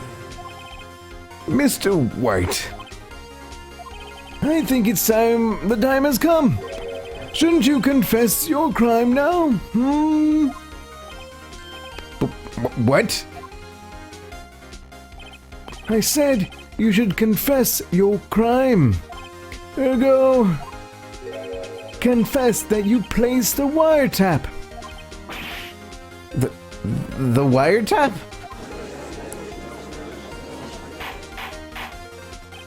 Order! Order! Mr. Edgeworth, explain to the court what do you mean by this? Distinguished members of the court, Mr. White is slightly confused. Allow me to explain.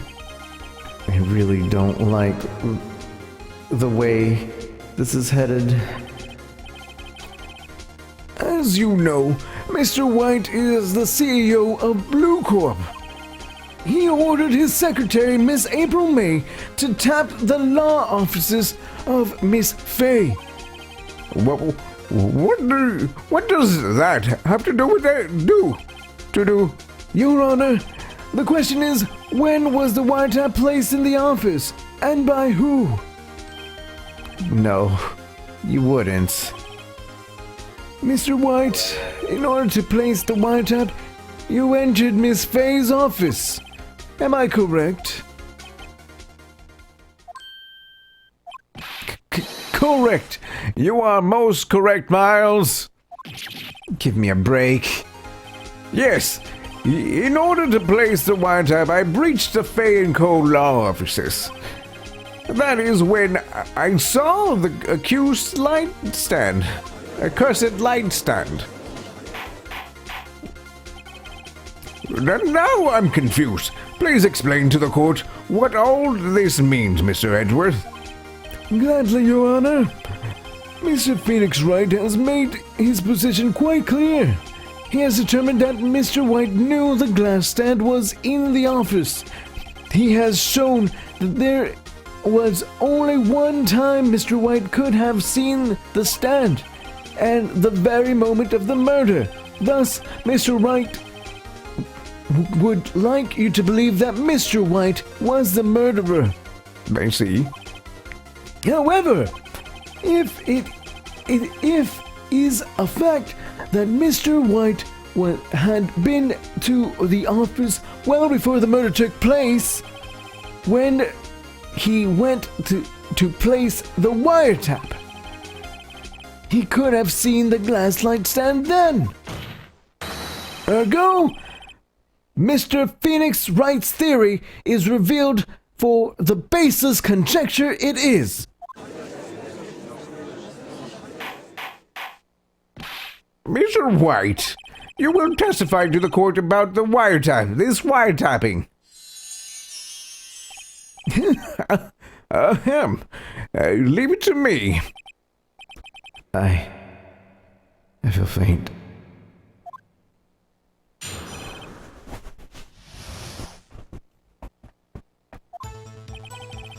It was the beginning of September, the week before the murder. I had entered the Fay & Co. law offices. Of course, I had done so to place the wiretap.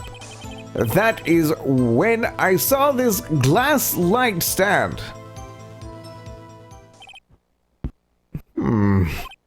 So, You saw the stand before the night of the incident.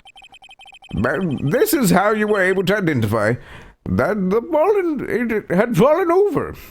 By the sound. Correct. That is right. I see. Very well, Mr. Wright. You may cross-examine. What am I supposed to do now? Good luck, Phoenix. The wiretapping.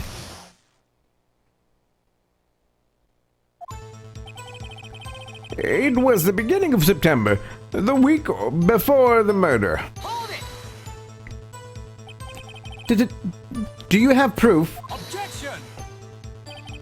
Miss April May knew the details of Miss Faye's phone conversation. This proves that the wiretap was placed before the murder. Huh? Alright. I had entered the Fay & Co. law offices. Was it really you that went to the office? Or was it Miss May? Unidentified fingerprints several days old were found in the Fay & Co. law offices. Those were obviously Mr. White's. And if I know Edgeworth, he's already run the check on those prints. Now, Mr. White, tell us why you went to the Fay & Co. law offices. Of course, I had done so to place a wiretap. But wiretap.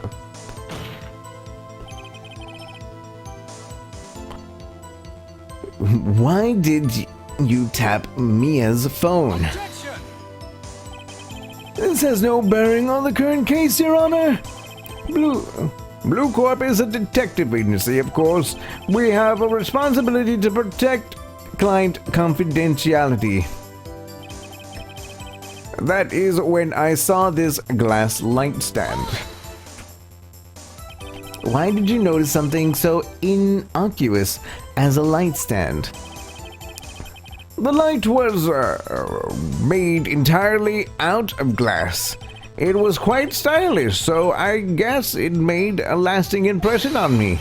Such a beautacious thing deserves attention, does it not? That is all. Damn it, there's nothing there for me to press him on. Oh well, maybe he's rattled enough that I can bluff him out of something.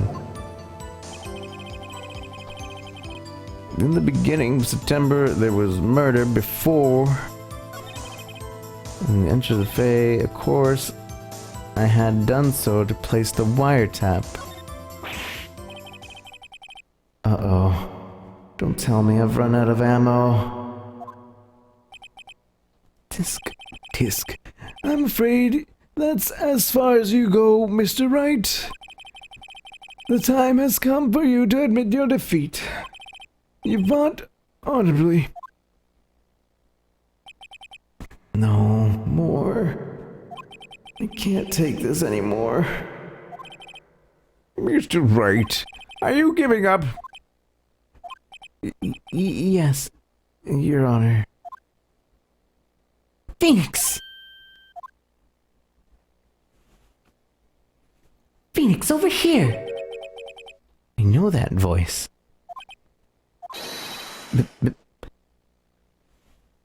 Mia? Never give up, Phoenix. Mia?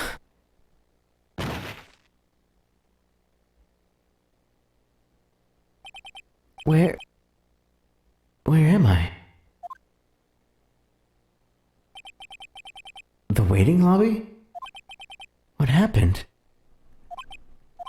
Oh, right. I lost the trial. I was hallucinating.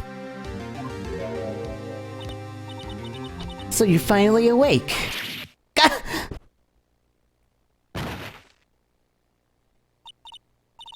Hey, Phoenix. Gak? That's no way to greet an old friend. Phoenix, I want you to look at me.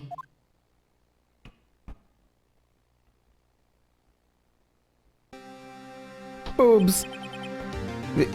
You're... Maya? Hey, you know, the Fey women have a strong psychic powers. When you accept your defeat in court, it appears that was enough of a shock to awaken Maya's true powers. So, Maya's channeling you, Mia? That's right. I am Maya, but I'm also Mia. Now, I want you to listen to me, Phoenix. Maya never gave up. You can't either. That's what I came here to tell you. But We don't have much time, Phoenix. Now listen. You've already won. huh? You have the receipt in the court records, right? Oh yeah. That one you wrote Maya on. Phoenix, Wright wrote that, not me. So what do I do with it? Look, at the front of the receipt. The front? It's a regular receipt. Looks like it's from a famous department store. 1,000? Wow, big spender. Item, glass light stand. Date of purchase, September 4th.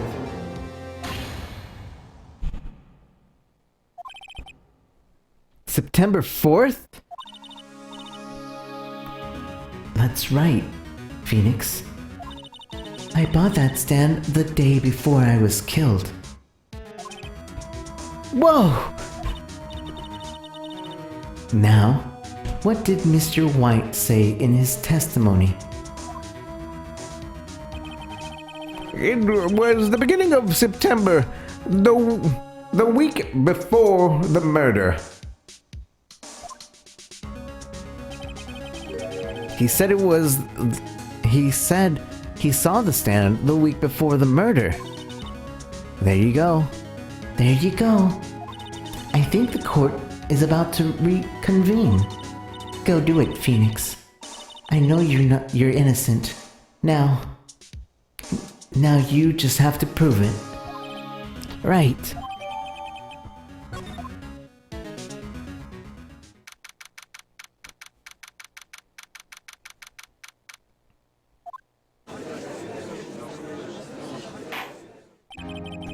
The court will now reconvene for the trial of Mr. Phoenix Wright.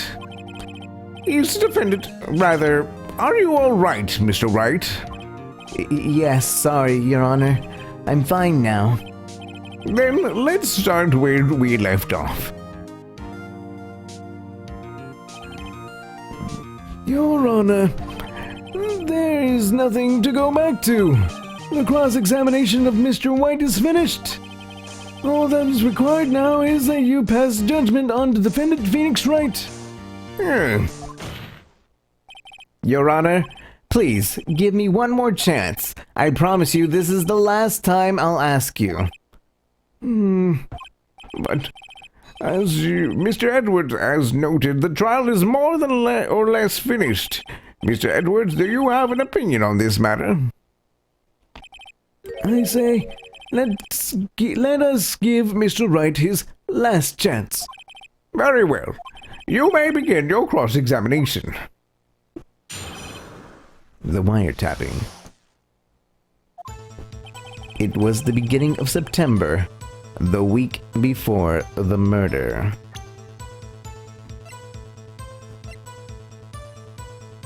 Where is it? Where is it? Where is it this? Receipt. Receipt for glass light stand. The date of purchase is the day before the murder.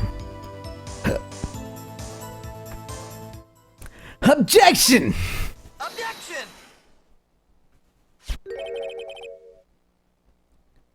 Look closely at this.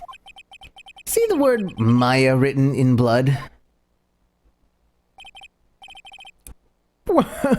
You're grasping. I think not.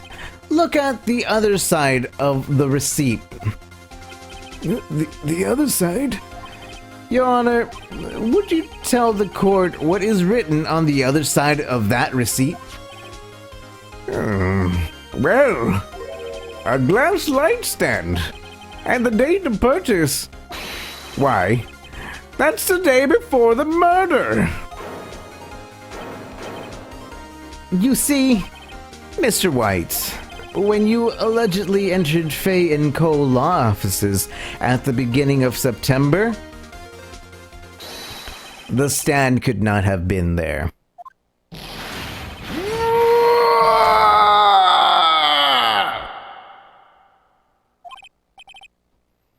Well, Mr. White, can't get out of this one, can you? No. Impossible. Uh-oh, he's losing it. Well, Your Honor, I understand there must be quite a bit of pressure on you. But I think you'll agree that you can't judge me guilty under these circumstances. Very well. Then, that is all for the trial of... Gosh dang it, Edgeworth. Not so fast, Phoenix Wright. Huh? What? No way he can worm his way out of this one. Oh wait, I forgot. It's Edgeworth.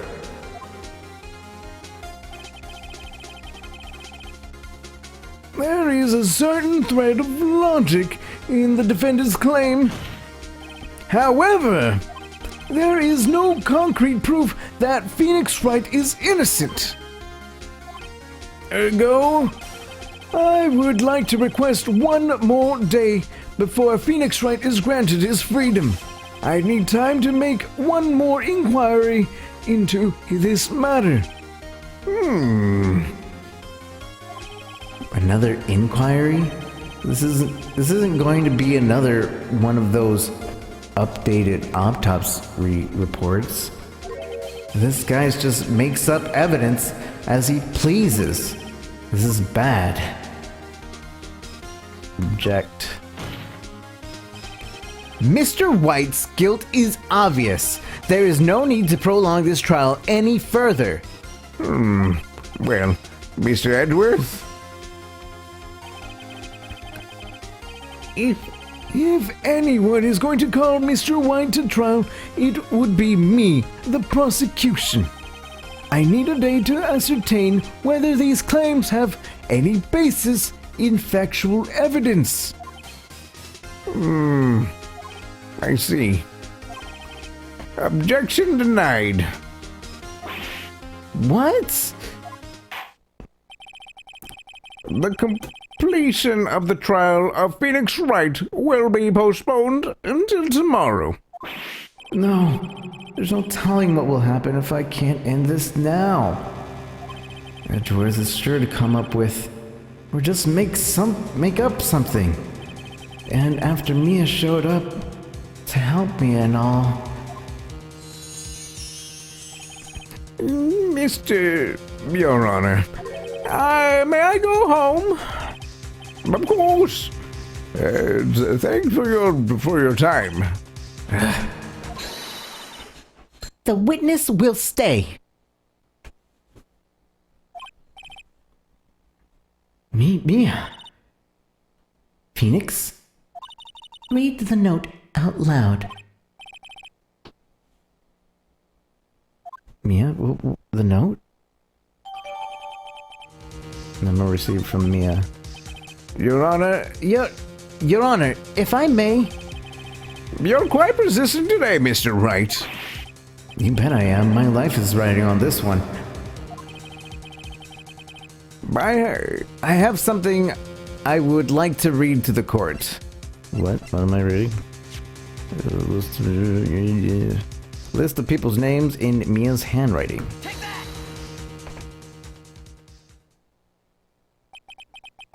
The memo Mia had given me was a list of names. Many of them sounded strangely familiar. People in finance, famous celebrities. That's when it happened. Stop! Desist! Halt! Please, stop!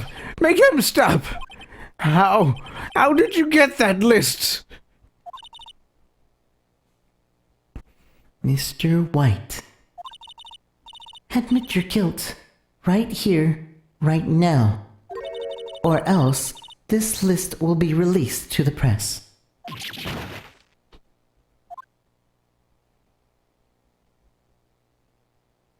I confess. I confess.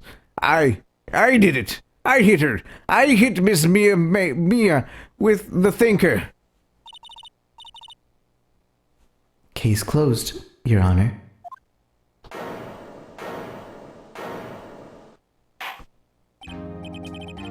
Well, I see no reason to continue this trial. Mr. Wright, Yes, Your Honor. you've done it again. That was quite a spirited defense. Yes, Your Honor. I guess you could say that. If only you know how spirited it was. Well, this court finds the defense, rather, the defendant, Mr. Phoenix Wright, not guilty.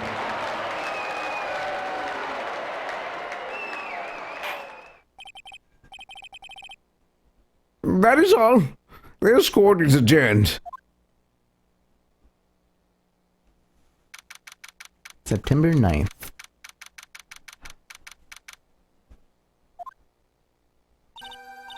Well, I never thought I'd be saying this again, but congratulations. You're lucky I was born a fae. I'm lucky I had both you and Maya on my side. I'm glad you made it. Thank you, Phoenix. You risked a lot to help me, and Maya. I won't forget it as long as I live. As long as you live.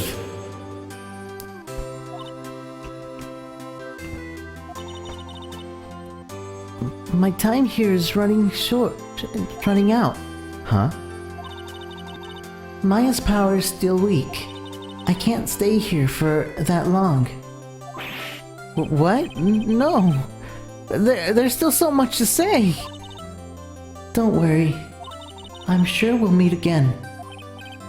Chief! I'm not your chief anymore. Phoenix, can you come to the office tonight? Say 9? The office? I'll see you later. Chief, Mia!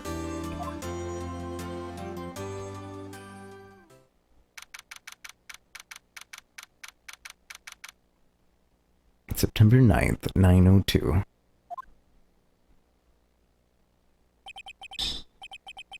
Being here is hard not to not to think about that night. You came! Mia.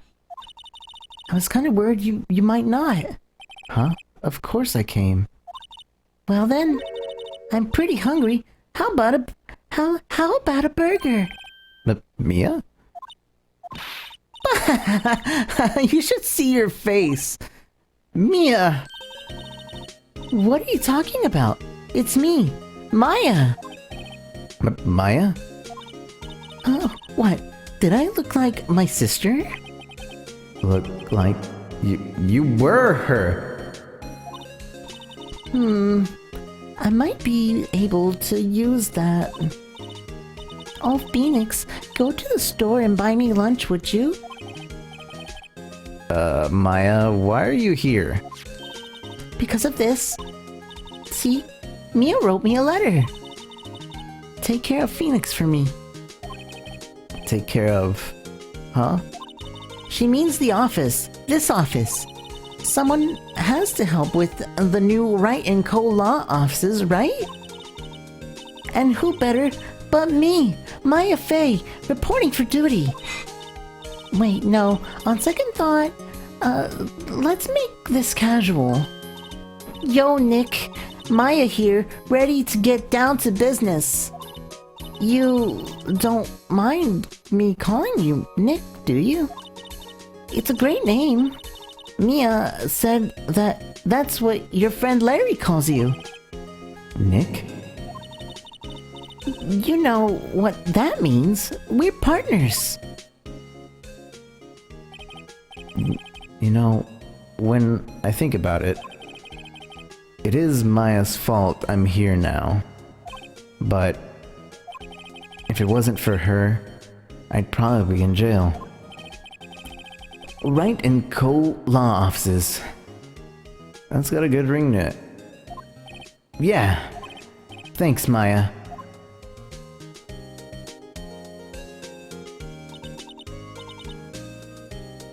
Good luck, Phoenix. I'll always be here, watching.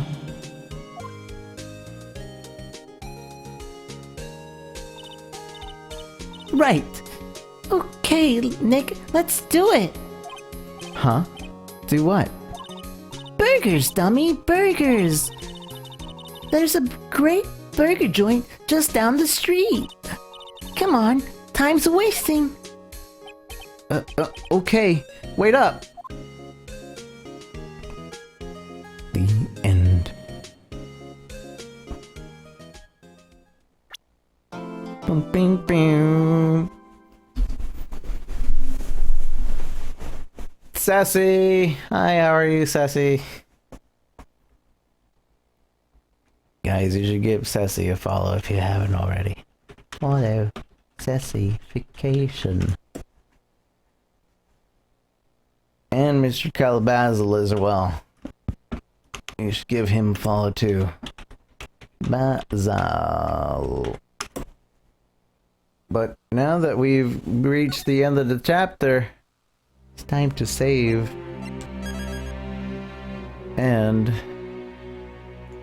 that also means that it is time to it is time to it's time to end the stream. Been streaming for about 9 hours. An hour over what my goal is to control myself. But thank you guys for joining me today. I do appreciate it very much. You guys are amazing people. We'll be continuing our Phoenix Wright tomorrow morning. We start at early in the morning at about 6-ish, 7-ish a.m. my time, exclamation point time if you need to know the time. But I appreciate all of you coming on by. I'll try to probably start out with only an hour of Monster Hunter to get people to be able to show up. So if you want to be alerted to when that happens, feel free to join the Steam group down below. There'll be notifications with that. There also, you can join Discord to get notifications, and obviously Twitter. Those are the 3 places you should totally follow if you want to have an alert when we start.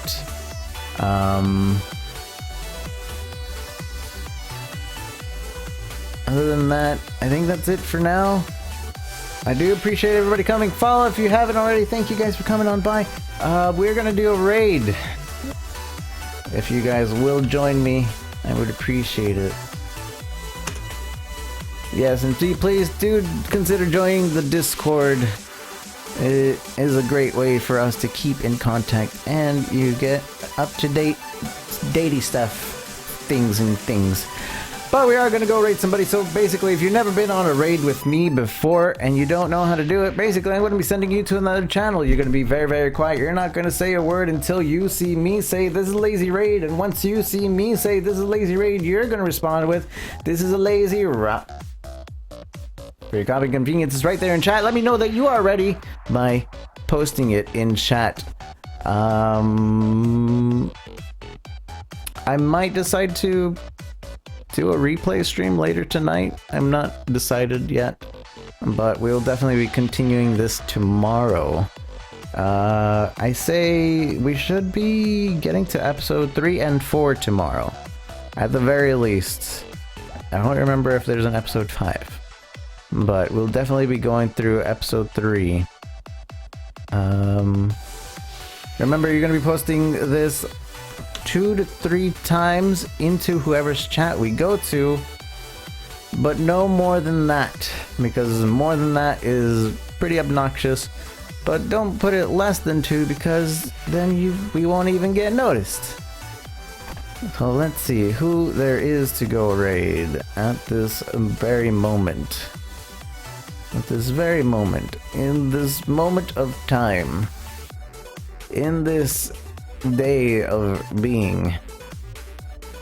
What, where, when, why, who.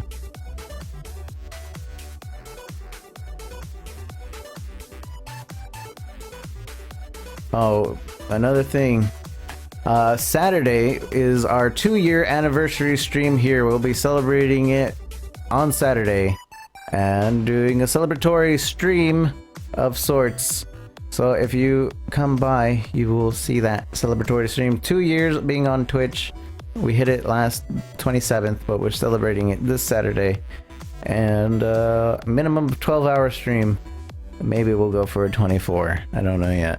We'll see.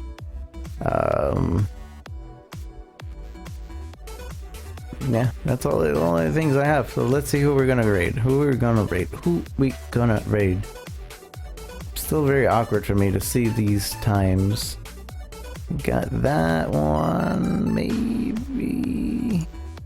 We might be able to go there. I don't think we'll go there.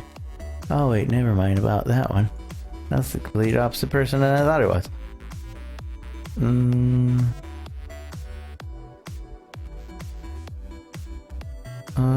Who would be good? Who? Who are you? I don't remember following you. I don't remember you. So not you.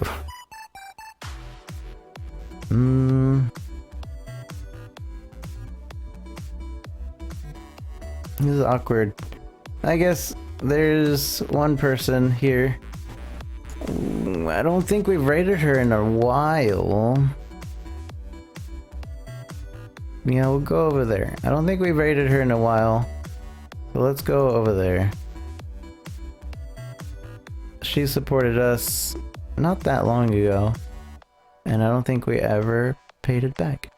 So let's go over here. Copy. Spam. Head on over to Naked Angel. She's a wonderful lady that you should be following as well. And again, I'll be back on tomorrow. Pay attention to Discord and Twitter and all that. Thank you guys. Heart you guys very much. Bye-bye. Enjoy the outro.